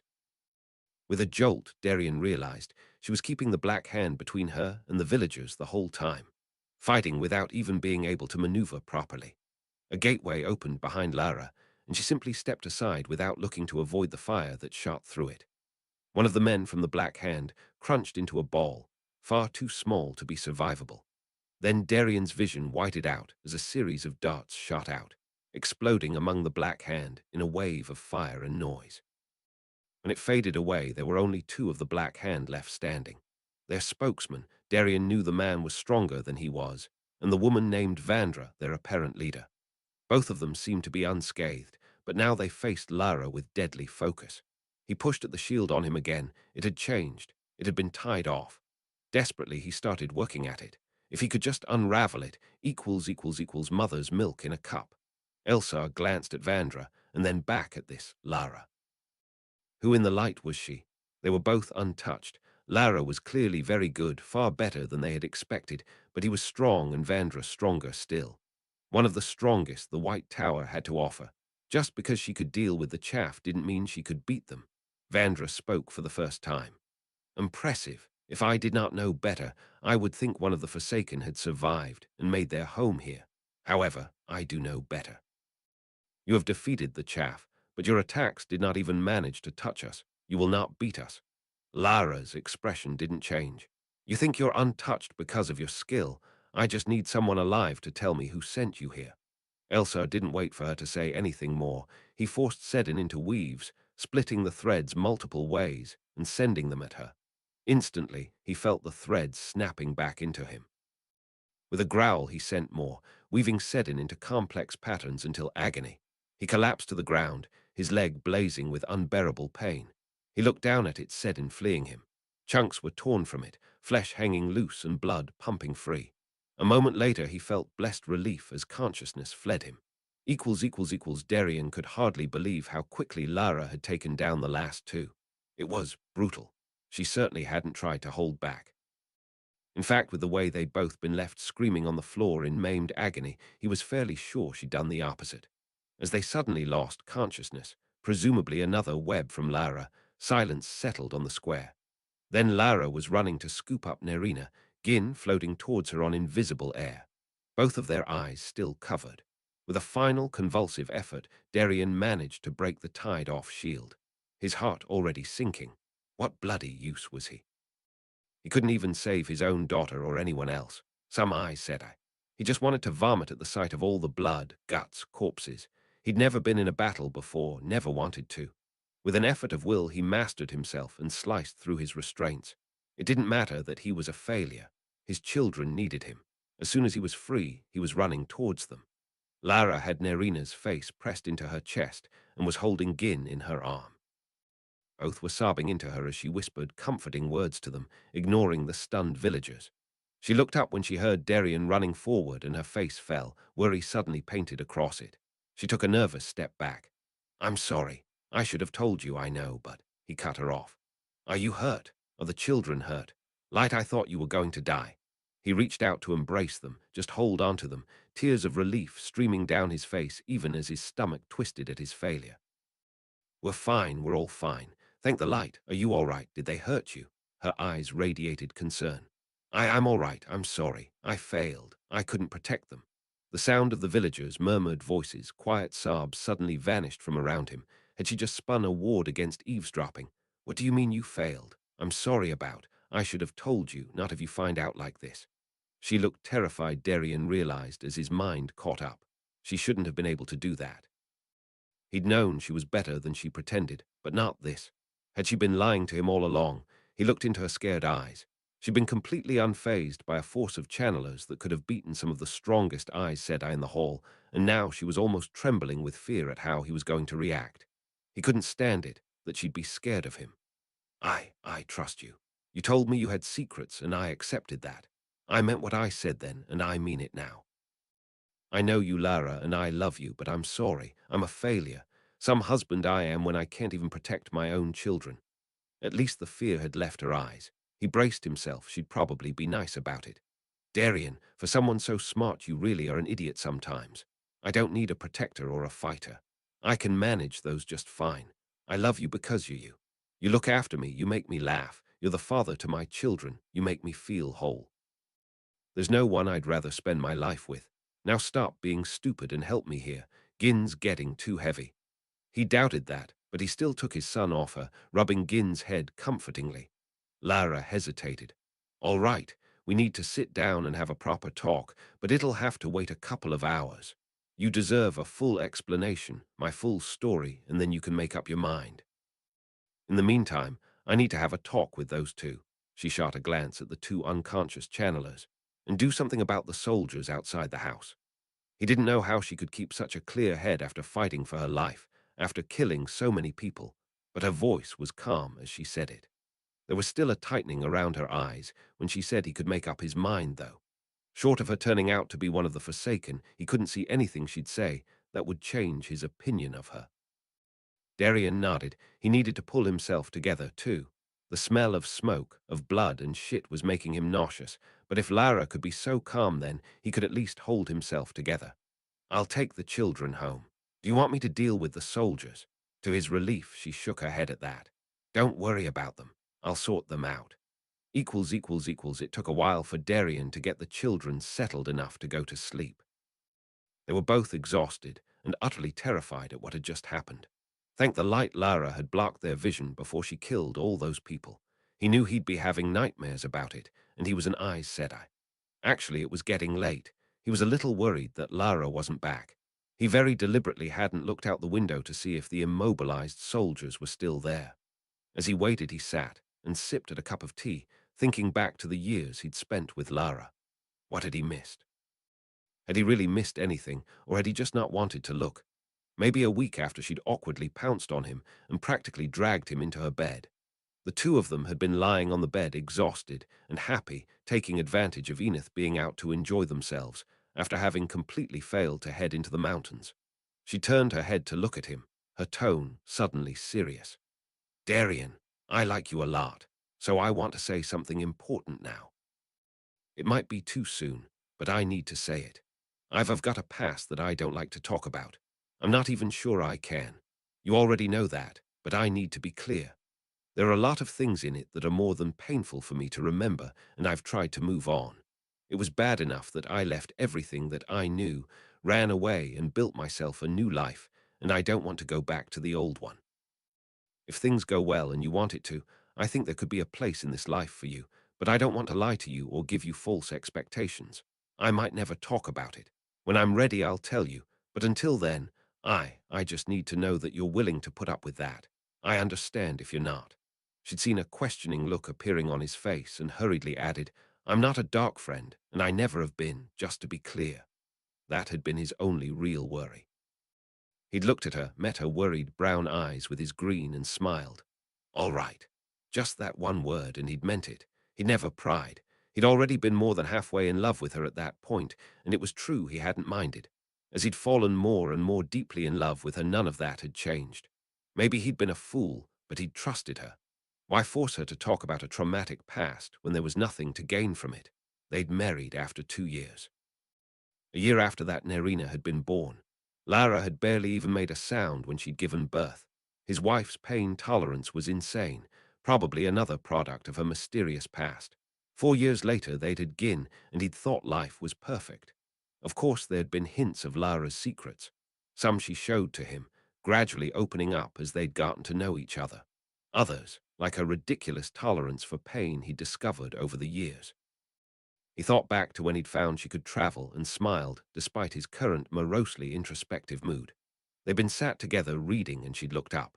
Sometimes he wondered if she used her stomach to think instead of her brain. In that case, an apple had caught her eye, but she'd been ensconced in his arms, clearly reluctant to move. Then a small gateway had opened in the air beside them, and she just reached through it to grab the apple. He shook his head at the memory. Her sense of humor was. It was very her. His train of thought was broken by the sound of the door opening. He immediately seized Sedin. He wasn't going to be caught out if it was more of the Black Hand. When he saw it was Lara, he released the power again. She looked tired but spotless, not like someone who just massacred a small army. "Are you all right?" He didn't know why she was asking him. He was fine. "Of course, are you?" She stood awkwardly in the entrance, even though it was her own home. "Yes, I'm fine." Of course, she was worried. He might be blind to some things, although he'd have said in his defense that he'd been very deliberately blind in her case, but he wasn't a complete idiot. "Come here, Lara."